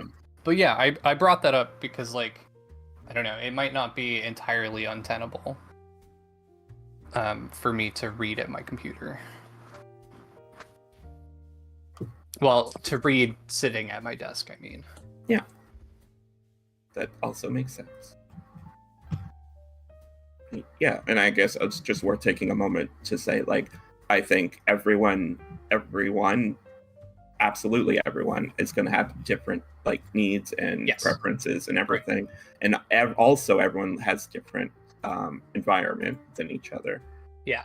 And beyond that, with autistic people specifically, I think all of our solutions and models need to be built extremely modularity focused, because we have larger differences between each other than non-autistic people have between each other, both in our interests, preferences, and environments. Exactly. The thing that needs to be more consistent is the principles that we build these on, which is arguing this object model of goals. Exactly. Right. And I just learned from the introduction into this book on logic that I'm reading that by working in an abstract space, you are able to create a stronger set of rules and principles, because every level closer to reality that you work at, the more you have to make exceptions to take into consideration the fact that reality can't work on a simple, directly logical sort of basis, right? And it gives the example: if you give a cookie to a child and then you give them another cookie, how many cookies does the child have? Possibly 0 if they ate those cookies. Right. And immediately my brain's like, right, they could actually have 3 cookies if they took a cookie that you didn't give them, right? In the physical world, all sorts of things can be happening for all kinds of different reasons. And it's not that the physical world doesn't operate on logic, but that we can't model it based on logic directly. Right. Exactly. Yeah, that's well said.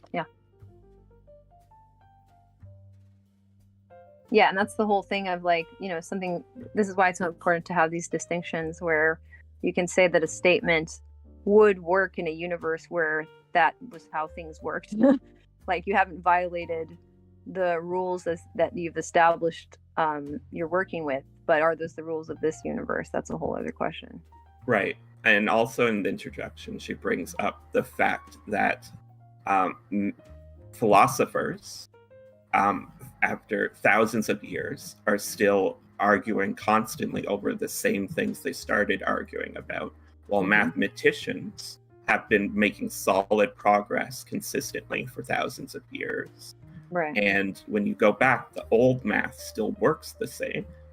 Well, if you go back and look at old science, you now only learn it in history of science, because math is the study of logical things logically, right? It is the study of abstract things in an abstract space. Science is the attempt of taking logical studies to a physical space and applying it empirically. And philosophy is an attempt to study, hopefully logically, a completely metaphysical space, right? So with math, you start with a set of rules and then you build off of them. And you don't have to change that set of rules. And if you do, you're just doing different math now. Whereas, and with physics and science, you start with the rules of reality and empiricism. And so you have to conform to that one set of rules, not the ones you're building. And that's why you have to change work that you've done, is because it's no longer applicable, because the rules that you were working under, you have found out, are not the rules of reality, right? If this was math, those old rule set would still be valid, but under physics, under empiricism, you could only work that is done with the real rules of reality is work that is valid. And then under philosophy, we have no system. Well, from the outside, and there's no real way to agree on what the rules you start with are. That's just not right. The philosophy is trying to figure out what rules you should start with. Right, and so that we haven't made much progress there. Yep.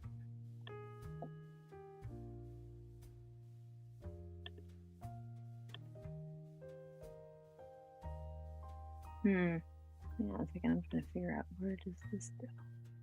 Actually, I really like that. Like, if you think we should start with different rules for philosophy, now you have a philosophical argument. If in math you think you should start with different rules, you're just doing different math. Right, exactly. Right? Exactly. Yes. And the old science that we say doesn't work is technically science that only works in a theoretical universe that isn't the one we exist in, right? All the math they've done about the heliocentric model is still correct for dealing with a heliocentric universe. Yeah, We've exactly. just discovered we're not in it. Yes, exactly. And so it's not really universe is useful for us mostly to think about that stuff anymore. Yes, universe is a really good term for people who want to noodle around with logic to have at the ready all the time, because you're proposing a universe. And then every other question, I mean, humans could propose universes we wouldn't be interested in, but we typically are just interested in ours. Like, yes. And in that category book, there's a wonderful example to think about these universes, right? So in the Euclidean universe, we know what a circle is, right? It is a line made up of all the points that are a certain equal distance from a single point, right? But in a grid-based universe, a circle is not a round thing that we look at. It is actually a bunch of points in a diamond shape, because if you posit a grid universe where you can only move either one upward or one to the side or one downward, right? Then making a circle, the circle is still all the places you can get to from a starting point that are a certain radius, a certain measurement away. But since you can only move on a grid, there's less places that can get to. Right.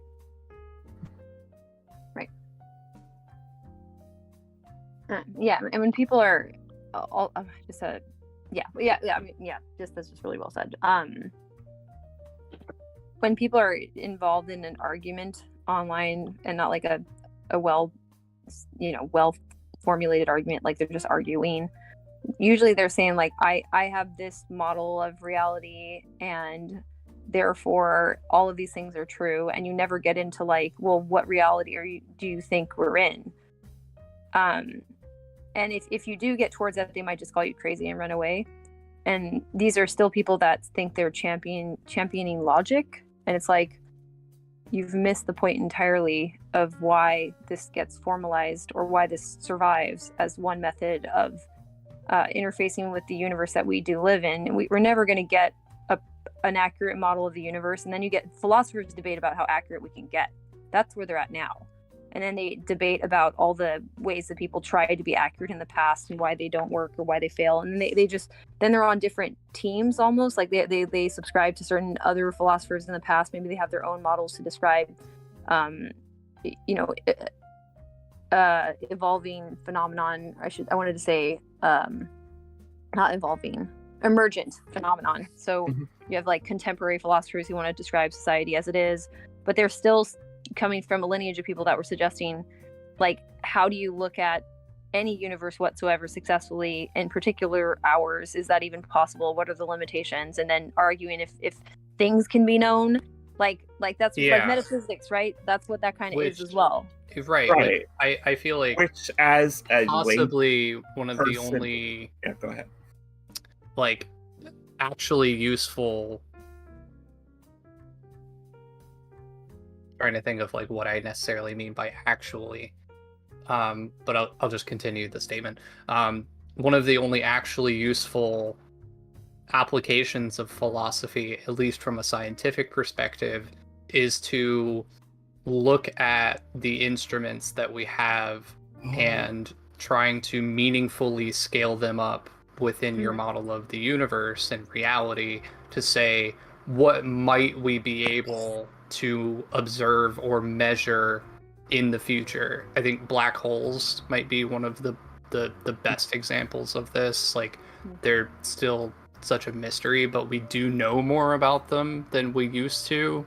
And the concept of being able to understand what a singularity is so unfathomable at this time, but you might be able to look at the instruments that we currently have and imagine a way that we could cross the event horizon, observe the singularity, and send data back. Now that might not be possible, but you can sort of make a philosophical argument about the way that we observe things and how that could extend to an actual concept rooted in reality. as opposed to what typically happens in that realm of thought, which is to just wildly speculate on a philosophical basis about what a black hole is, what a singularity is, and what that says about the nature of our universe. And that can get really wacky really fast.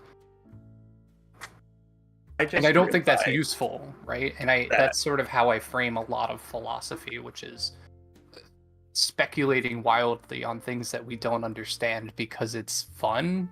Question mark. Well, it's the best we can do without any like meaningful training, and people are not trained to do this level of abstract reasoning, let alone like care enough about it, because there's no reward for it financially. If anything, you're eating into the time that you could be earning money if you try to figure this shit out. Right, and that's one of the many reasons that the capitalist system and all the systems before it that like we know about in recorded history were very bad, is because they set priorities on the wrong things, right? So that was anyway. It's good. So as a layperson, one of the big questions of philosophy that you tend to get stuck on is like, are we capable of knowing things? And I just realized that this framing of the question is very importantly flawed, because the real question you're asking when you ask that, in the way that I have looked at, is, are we capable of knowing things outside of context or without context? Right. To which the answer is a very clear, immediate no. No, right. Yeah. And right. Because like knowledge of things is in fact knowledge of relationships, right? Exactly. And so to know a relationship without having multiple things, aka context, that's not possible, right? How can you know a single thing without building relationships off it? You also can't.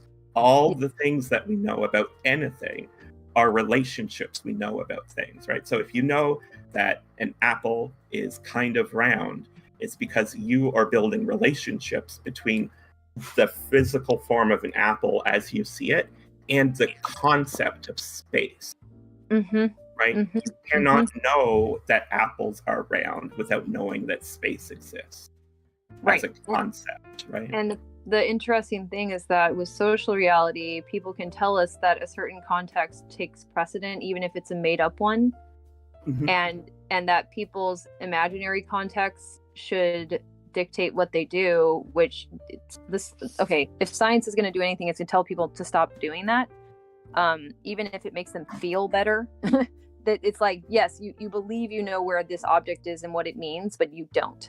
The belief that you know what it means and what it does and how it relates to things is not sufficient to keep you from reality.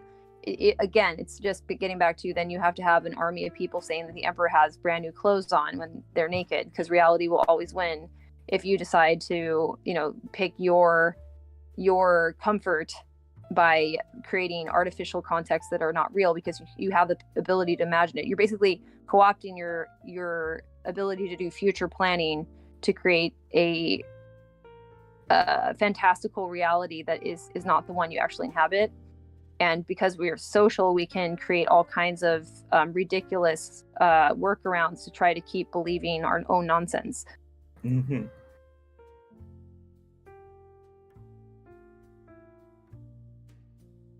So the pursuit of the truth ultimately is like just to know. Again, that's why I think it's the most profound question in the English language. Where am I? It's so simple. I think that with what's fascinating for me is like with autism, I think I'm more directly asking not where am I in relationship to a line of things that I've done. I'm asking like, I am there's the me object and there's other objects, and like what objects are around me that I know about, and what do they mean based on how they fit into an object that they could also be considered to be traits of. And that works better for me, but that's closer to this sort of like abstract reasoning way of being able to zoom in and zoom out and put things into go ahead. Well, and like I'm thinking about the question, where am I in relation to the things that we've sort of been processing about the differences between declarative and non-declarative memory, and how for and I always get the two mixed up because I haven't fully internalized my model of non-declarative and declarative memory. Non-declarative is semantic and episodic, right? Do I have that backwards? Declarative is semantic and episodic because Okay, I had them I backwards. think you have to declare these things about it. Sure. Thank you. So I think when it comes to those that don't have a non-declarative memory impairment, we've sort of established that they are sort of pinging themselves in time on sort of a regular basis, and they sort of have this this awareness of this sort of linear timeline of their experiences, and Yes. each ping along that line, that like that entire linear experience is one big where am I? Yeah. And each ping they might stop and sort of revisit that question. Yes. But it's sort of a more elongated representation of that idea, where they don't need to necessarily ask the where part of where am I at all times, because they have all of this linear context to sort of know where they've been and where they're going. Right, exactly. And we don't. Right. So And we are constantly at all times literally asking where am I? Right. And we are Like, what is my incapable position, of doing and what what is they're around doing me, because and of what our is disability. me doing? And this is why the question of like, what have you been up to, throws us for such a loop, because it asks us not only to look at our historical data of what we've been doing, which we're disabled in, but it also requires us to define where am I robustly to be able to then reference it to that historical data. Right. Yes. So it triggers us trying to answer the biggest, hardest question we ask ourselves all the time. Right. And also look at historical data that we don't hold. And the thing that I think is important, I think the clearest definition of how I believe neurotypical or holistic people are using the idea of context, and why they would say we have context blindness, which doesn't really make sense, is really you should think of it as foreground, background. And anytime that they're speaking, even in dualities, what they initially were trying to talk about is foreground, background, because they're moving through space and are hyper aware of how they're moving through space and because of where they were. So if something's in the foreground, it means it's closest to you because you've arrived there. So they're saying I can't see the things in the background because they're too far away from what I am looking at, which is the closest thing to me. I have a video that my Discord downloaded to let me watch from you, Jane, where you are holding the camera pointing at the part of the door that extends from the knob. Right. Because you realize that you automatically sort of look at the closest thing to you. Right. And it makes sense to me, or this is just, a thought to think about, is like, what if they, holistics, automatically look at what's closest to their goal?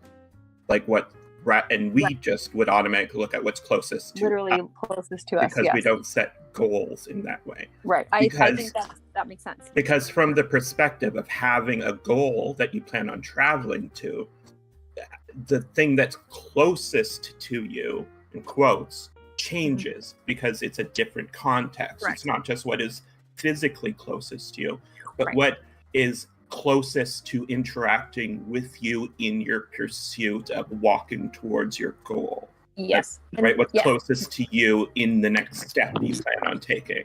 And this is why they do so much goal setting when they try to resolve somebody being stuck who's holistic. They need to have if they fail to clearly define their goal, they have problems. If they don't know what their next step is, if they don't know what their goal is, they don't know what to look at. Right.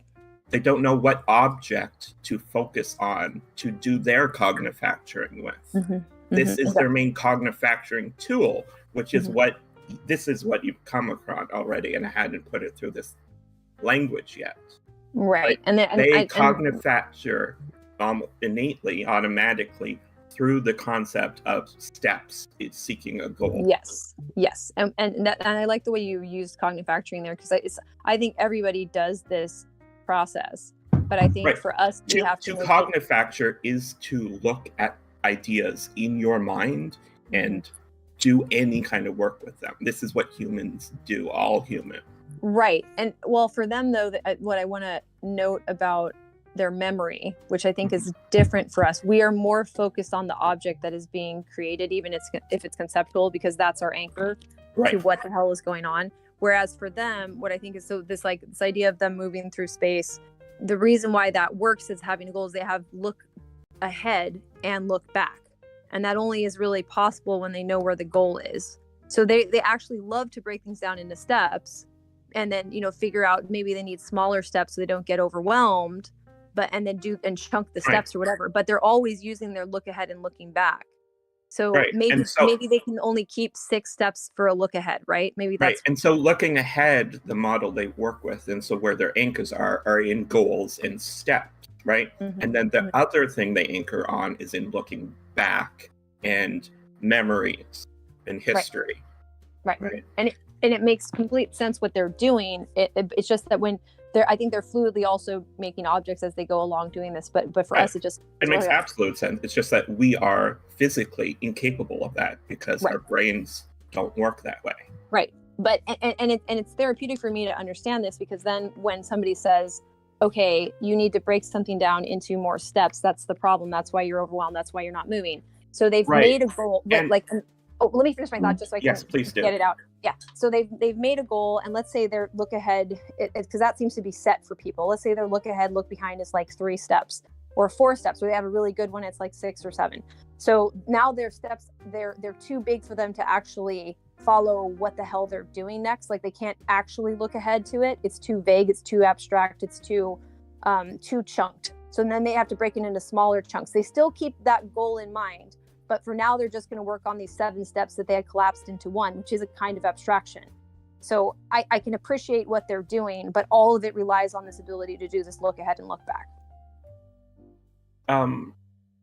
What's the term you came up with for like a quick measurement that you make when you don't have proper tools? Eyeballing? Right.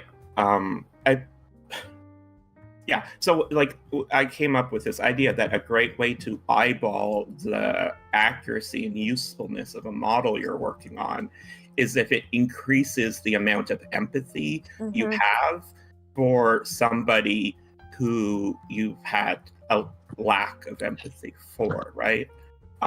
And so I wanted to highlight in this moment talking about why they use their goal system, how they anchor it and stuff like that has made me vastly increase my empathy for how holistic people traverse the world, right? Because the difference between empathy and sympathy is that if to be sympathetic of someone, you're just like, oh, it sucks that you're in a situation. To be empathetic, you have to be able to model the situation they're in and what it would be like for you to be in that, and then say, oh, that sucks. And it's easier because I've heard them explain it kind of over and over and over, and because I'm the type of person that did all the self-help like I've also seen it try to be broken down. And it's like, I'm like, dude, this never makes any sense for me. But now I can be like, oh, if you have this look ahead, look back thing, duh, that now it makes sense. I can understand why that works. I can even say that if I had the capability to do that, I would. Yeah. Right. Seems and awesome. there's this huge thing that I think is part of the autistic experience. It comes from like frustration with how holistics do things, and this sense that everything they try to do makes no sense and is dumb. And why are they doing that? The way that we autistics do things makes sense. Why aren't you doing it our way? And that feeling is valid where it comes from. But through understanding this, it makes me realize like, oh, those thoughts and feelings I have are only valid because I'm disabled, because I am incapable of doing the things they are doing. Right. And you may have some resentment for the way you've been treated of course, as well. Around doing things your way, which they also can do some of.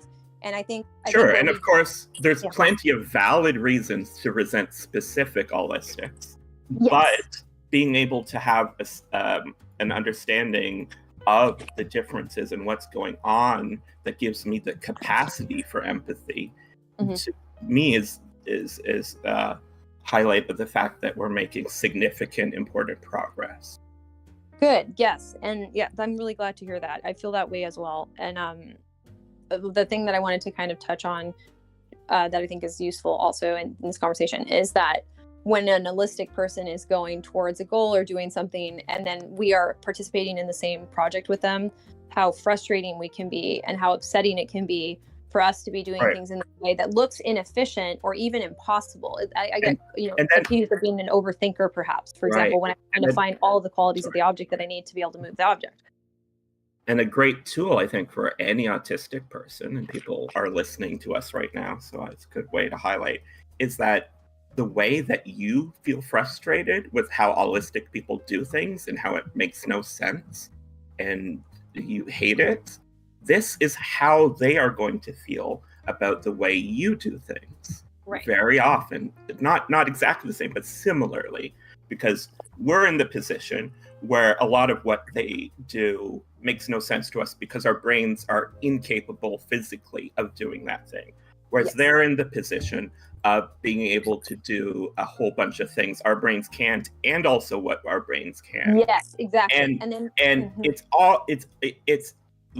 almost never, to the point of being basically literally never, more appropriate to only use half of the brain things options compared to mixing them to some degree, right? So basically every time an autistic person is doing brain things, it would make more sense to use both brain parts, the ones we have and the ones we don't have.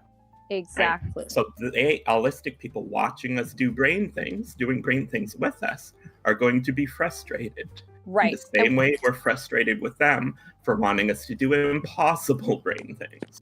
What would improve their empathy, that I think, and even trust in us, which is very important for doing a project together, is if we can get to the point where we have this lined out and explained well enough, where we can say to them, right, so what's going on here is I have certain abilities that I've been honing since I was a child. They're not even a child, sorry, since I was a baby, since I was an infant, because I do not have this other stuff available to me. So while it seems a bit absurd for me to be doing it this way, I do not move if I do not. And don't worry, you don't have to do it the way I do. But in order for me to participate in this activity, I'm going to have to exclusively do the way that I've been doing, basically mental push-ups my whole life to be able to do. This is not hard for me. But that doesn't mean that you not doing it is like inferior, or I'm not making a statement about that. Right. And that's ridiculous. So one of the tools that you and I need to focus on developing, Jane, is getting this explanation of this difference that we're just talking about between us and them into a linguistic package that is most quickly able to replicate from our minds into an holistic person's mind successfully, right?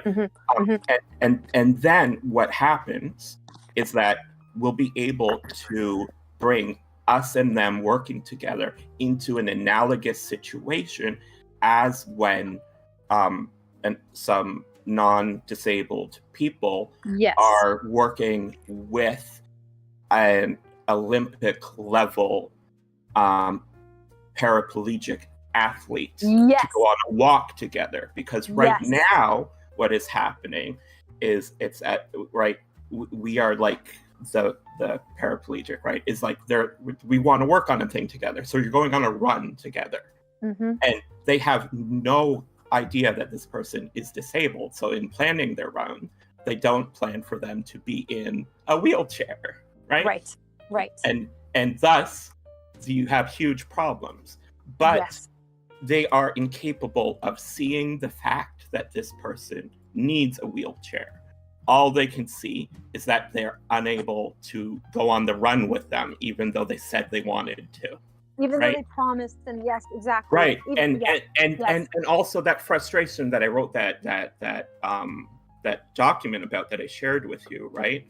the way they get incredulous and upset when you try to explain to them that you have this disability, right? Is because it's analogous to looking at the person and being physically unable to see or touch a wheelchair. Yes.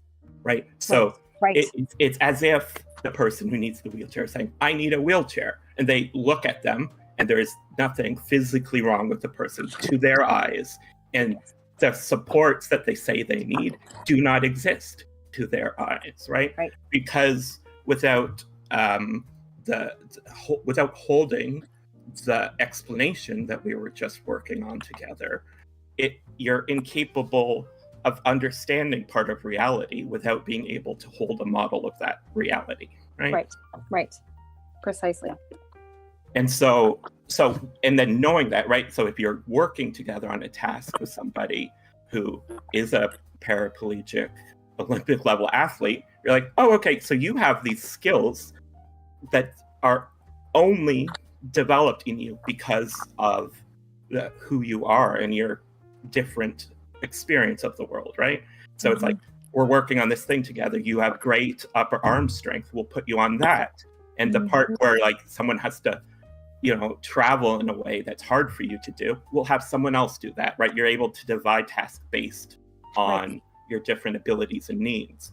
But first, they have to be able to understand that difference in abilities and needs.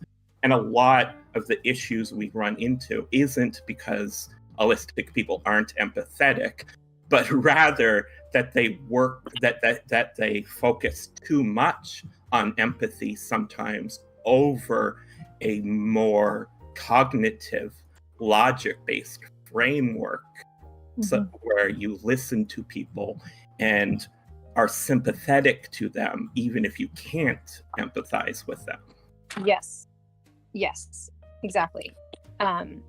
Yeah, this makes sense to me. Just like sort of taking in that idea of, I don't know, comparing it to a wheelchair. And I mean, this is often like, a lot of neurodevelopmental disabilities are often referred to as invisible disabilities, right? Like, you don't need to have a pre-existing model of paraplegia to see someone in a wheelchair and understand at least on a basic level what's going on, right? You see someone in a wheelchair, you can quickly assess this person needs some external mode of locomotion in order to move, and to just in their quickly environment. Bring in memetics, the ability to successfully build in a person a model of a person needing a wheelchair is a much simpler memeplex, a more simpler idea, and a more easily built idea than other disabilities and the needs that come with them, right? The idea that your legs don't work like mine, right? Using legs is one of the things we know the most about, right? And so people are, like you're saying, have no idea about disability at all, no models of this. In moments, even without talking to someone, can build on their own a model of not being able to walk, right? And also it's worth mentioning, because it's worth paying attention to other people's experiences. Those models are wholly inadequate compared to the actual lived reality in actual models about what it's like to be a paraplegic that paraplegics are going to have, right? And it's worth highlighting this, right? Unless you have put yourself in depth into learning about what the struggles and lived experience of paraplegics is like, there is no way that you have a strong and good model about that lived experience. So if you ever encounter one of these people, you should, through that knowledge, realize that you need to center what they say about their lived experience as being more important to consider than whatever you're bringing with you already. Right. And that's another understanding that people generally don't have. right? And one of the issues that people who use wheelchairs run into is that not everyone who uses a wheelchair is a paraplegic, but that doesn't mean that they don't need a wheelchair, right? Right. And Right. people, because people don't model that correctly, you'll have people who are park in a handicapped space, and then like when they get to their car, they get out of their wheelchair, put it in the car, and then go sit in the front seat, right? Because they're able to stand and walk a little bit. And that's the easiest method for them to do stuff. But they will get harassed by people thinking that they're not disabled and shouldn't have used the disabled parking space. Right. And this is a misfire of people who genuinely want to help disabled people accidentally berating and hurting disabled people because they're trying to protect the disabled person's set aside resources from people misusing those who don't need them. But instead, they harm someone who they set them aside for in the first place. Mm-hmm.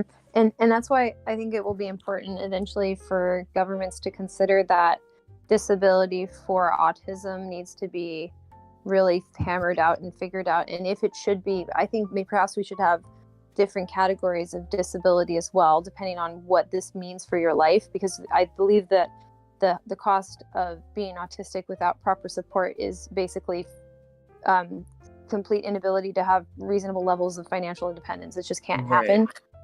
So that's a serious problem in our society. And now that may be true for many disabilities, but with a hidden disability, having that high of a cost invariably seems to be, we cannot even figure out how people are not having that be the case. Really, it's just all mythology.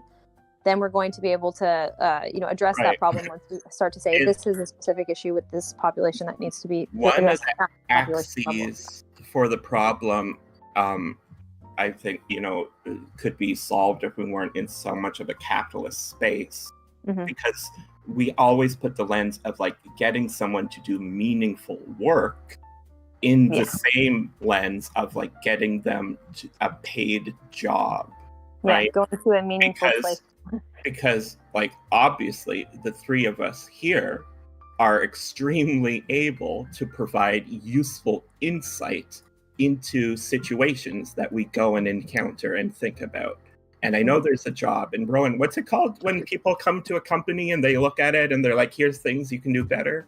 A consultant? Right. So like we would all be extremely useful to companies as a consultant, or to anything as a consultant, right? Yeah.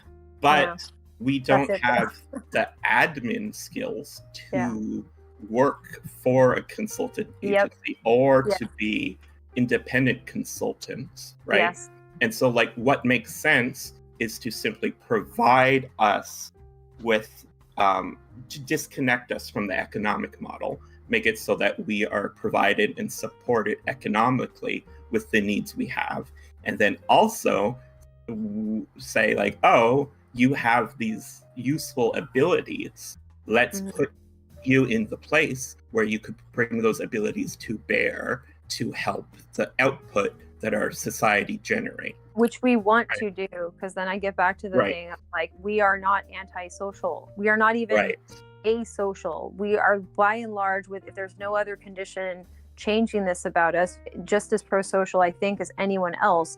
We just cannot develop the social skills that come from this. Like, and in fact, Jane, every autistic person I've ever interacted with or heard about is so social and pro-social that we keep getting hurt because we want to be social more than we want to avoid the various traumatic experiences that we get when we try to interact socially with non-autistic and other autistic people, right? It is worth highlighting as well that as far as autistic people go, people like the three of us specifically, who are both twice exceptional and highly functioning, and mostly are able at this moment in time to work through our trauma and have developed useful skills and have focused those skills in a high enough level of social skills, are probably extremely rare in a very small minority, right? And Right. there are a lot of autistic people not like us who had more difficulty with those skills, and we Or won't have that same easy time talking to them that we do each other, right? Right. And we have to make sure to avoid the innate human bias towards tribalism, right? To simply assume that all autistic people are Right. like us, and Right. if we encounter them, we will know and they will do similar things to how we do them. Yeah, Right. and I think that's important, and I think like what contribution I want to make is this idea that I would say it is worth giving all autistics the opportunity to learn to use some of these models and ways of thinking at whatever level they can understand it, because Right. what's happening is the people without autism, the holistics, are breaking things down to a simpler and simpler level of the thing they are impaired at. You are never going to help them that way. Right. So I also please, realized that yeah. to some degree, on some axis, like you and I, Jane, and some degree Rowan, but I think specifically you and I, Jane, are some of the like least disabled autistic people along certain axes. Yes, sure. Yeah. And that despite this, our disability is so severe that I am completely infunctional in our society along the lenses of our society.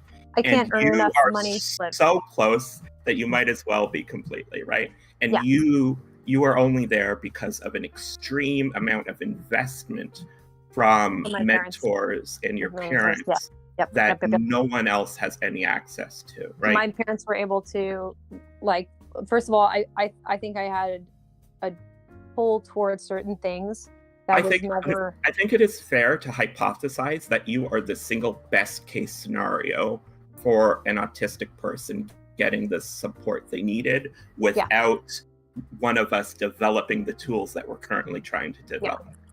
Yeah, and I think I just got really lucky based on, like, I'm absolutely positive both my parents are on the spectrum. Like both of them have autism. To be not be euphemistic, both of them do. And to go back to just talking about Rowan, like I don't think like Rowan has a slower processing speed than we do when it comes to words and ideas, right, Rowan? This is just a fact. Yes. But I think a larger part than that in the differences between the three of us, which we talk about, right? I think the fact that you had less of the needed support than either of Jane and I is a bigger factor in some of the differences that we see and talk about between us, and that you sometimes, have to deal with, psychological fallout from, to put words to it. But you know what I mean, right, Rowan? Does that part? I think so. Because I just I had a greater chance to flourish than you did, to put it in a much more easy to understand way, is what I think happened, right? You did not have the level of support I did to not have to find financial success on my own, right? And Jane had an even bigger lack of need to find financial success on her own, as well as a bunch of resources that neither of us were able to get access to. Right. And like to sort of expand on that for context to my situation, like my at-home living situation was not as financially burdensome, but was fundamentally the same as if I lived on my own. Like both of my parents, as I've lived with them separately at different times, had the same expectations of me that a landlord would. Right. Even if they were not expecting as much financial input from me as a landlord would. So it was logically sensible to me that if this is going to be the circumstances I'm in, I might as well do it in a space that I can call my own. Which certainly did go on to feed a lot, more stress and a lack of support to allow me to flourish in the areas that I am now at a point that, like, I find far more important than anything else. Whereas I lived with my parents until my 20s, and the only times I've had a job, it is a job that my parents got for me and then arranged my transportation to and from. Right. Yep. And then after that, I got on disability income support. Right. So the only reason I've not had a full financial struggle where I am facing living or being homeless is because of support through first my parents and then luckily the state to some degree. I think my parents gradually just sort of gave up on the idea that I could live independently without putting that so much in words. Like I remember there was some pressure at one point. And my parents do not realize that like I can't live independently. And Rowan's parents have always thought that they should be living independently or paying their own way in their house. Just to differentiate the three different states. Which, to amend that, I am quite confident that if things fall out here, as is absolutely still a reasonable possibility. Right. My mom's house is not a definite solution. Right. Even if I have a paying job and I'm pulling my fair share, she will put enough pressure on me eventually to move out of her house. So, and I want to comment on this. So I think the death knell of like kind of that pressure that was on me, and again, I think it may be easier for my parents to let go because I think both of them are autistic and can look back at like how much support they actually spent, with their parents. So like my mom's, I won't get into it, but but the point being is like when we had the autism diagnosis, that just seemed to slowly just fall away. I don't feel that anymore. And I mean, some of this may be some of my perception and how I'm communicating and all these other things, but there was this thing of like, like this failure to launch. I really didn't feel much pressure, but I think everyone's now at an understanding that that's just not even appropriate in this case, which I would still have to defend myself in most we have been people working under this failure to watch paradigm, and what has happened after you got your diagnosis is all of you, including yourself, have slowly realized that you are not a spaceship. Yeah. Right? And you're like, oh, no wonder she failed to launch. She's not a thing that launches. Right. Right? Right. And to make myself as useful as I can becomes more understandable at that point. And this sorry to interrupt, this specific analogy is useful because Rowan, even if you needed support to live and you did go live with your mom, she would still expect you at some point to become a working spaceship again and to then launch again.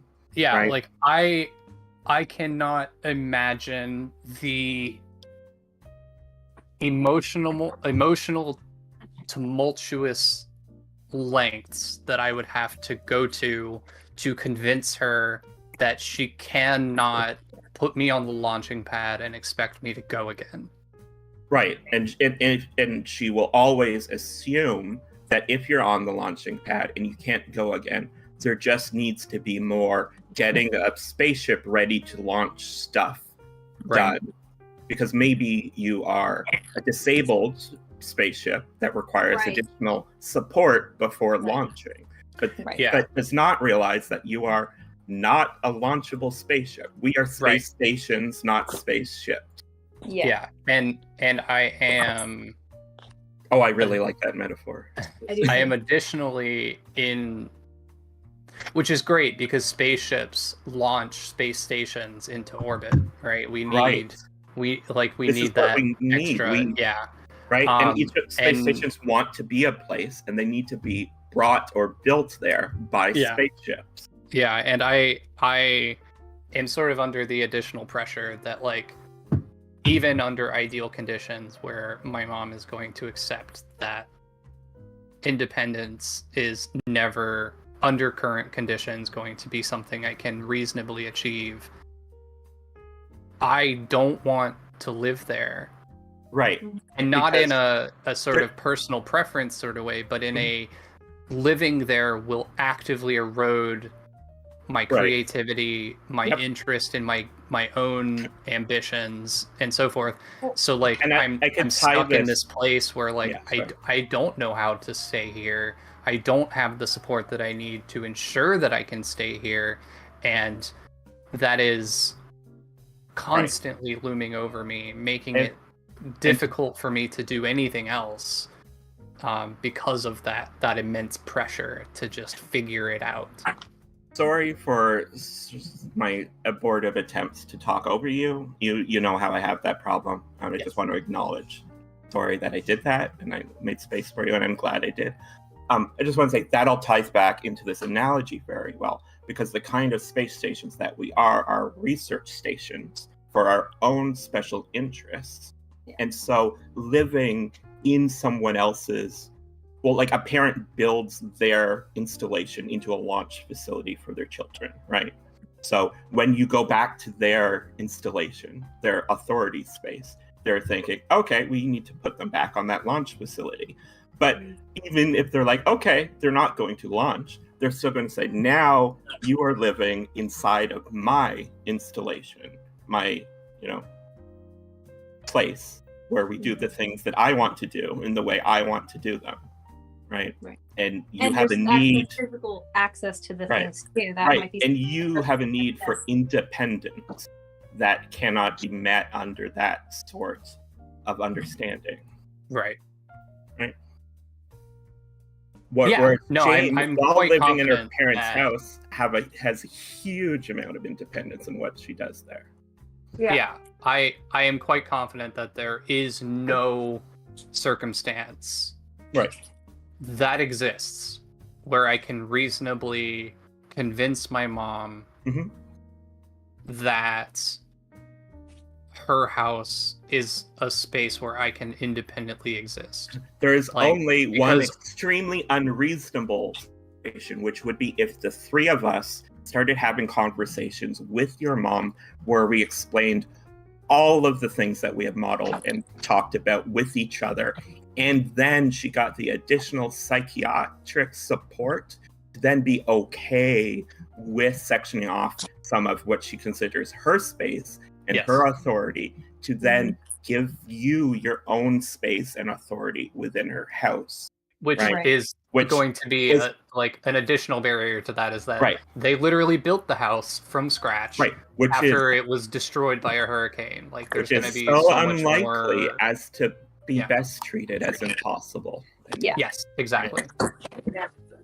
I just, you know who I am, and so I was like, look, this is technically a theoretically attainable goal, but even if we put all the resources into it successfully, and your mom was on board, it's not even necessary with her on board that she would be able to do that thing. Yeah, and this is also compounded by, and I want to preface this by saying that, like, this is not me pointing a finger of blame at her for not taking responsibility for something. Because, first of all, she didn't even know that it was something she would need to take responsibility for. And I'll hand it back. It's important to model people accurately. This does not imply any blame for who people are when you model them accurately. Right. I guess I was sort of speaking broadly. Like, I don't know. I just wanted to get in front of the idea that that this is coming from a place of resentment. Right. No. Yeah. Oh, that's why I explained it the way I did. Right? She did because I also think that this is just a common thing. I think this is what parents do when they have holistic children that are reasonably independent and successful, that after myself and my sibling moved away, she got on with her life. Right. She was like, cool, now I can pursue my goals. Right. So now, if, just as a hypothetical, which is also an unreasonable thing, I think, even under other conditions of her life, if I was like, hey, I need you to just like perpetually provide me with like rent support. She can't do that now because she just spent the last 5 years of her life building a house Right. It's not So a she doesn't thing have any money. It's not a thing she expected to need to do, and thus her plans didn't incorporate having that capacity. Exactly. Also, we're not getting parents to expect this, by the way, like, or caretakers to expect this for any of the autistics that are quote unquote like higher functioning or whatever the fuck we're gonna call it in the future. But Right. any of us, they are not being told this kid will probably never move out of your house. Like, Right, and in that fact, is not being told, and they should be told that. Like, for a lot of unless us, things they change. get told your child is precocious or gifted, Yes. and is Yes. thus likely to have an early launch or an Right. extra successful launch. So not only are they not told ahead to expect the likelihood of a disinterest and complete inability to launch, but they are put in the other direction with their Right. expectations. Right, exactly. And then for me, it's like I used to feel all kinds of way about living at home. I make jokes about it a lot of times because that makes people laugh and it like cuts the tension.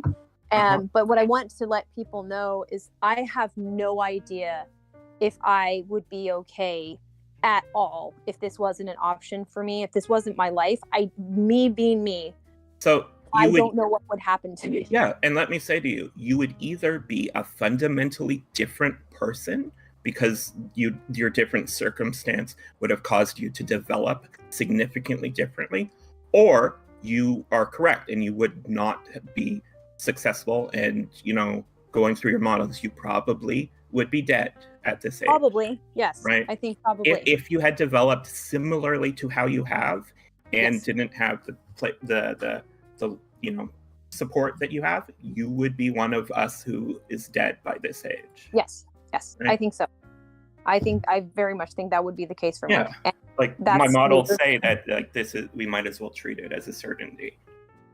Right. I'm nowhere near being dead because of many No, things. but But there are Rowan, some people Rowan like you who are not alive. I and Lauren can all attest that the ways in which autistic people are sometimes able to make ourselves somewhat successful financially in society all involve self-cannibalism. Right. Oh, P.S. Useful thing to say. I need to go to work very soon, so I'm teaching a true. class. I thought it was 2:30, but it's at 2. So I'm gonna go. Okay. I'm gonna have to end the stream. But that's Yeah. okay. Thanks everyone who's Um, listening. Thanks, Squawk. I'm just gonna end it right now. Bye. Okay. Yeah. Sorry, I'm still here. But And yeah. and I mean,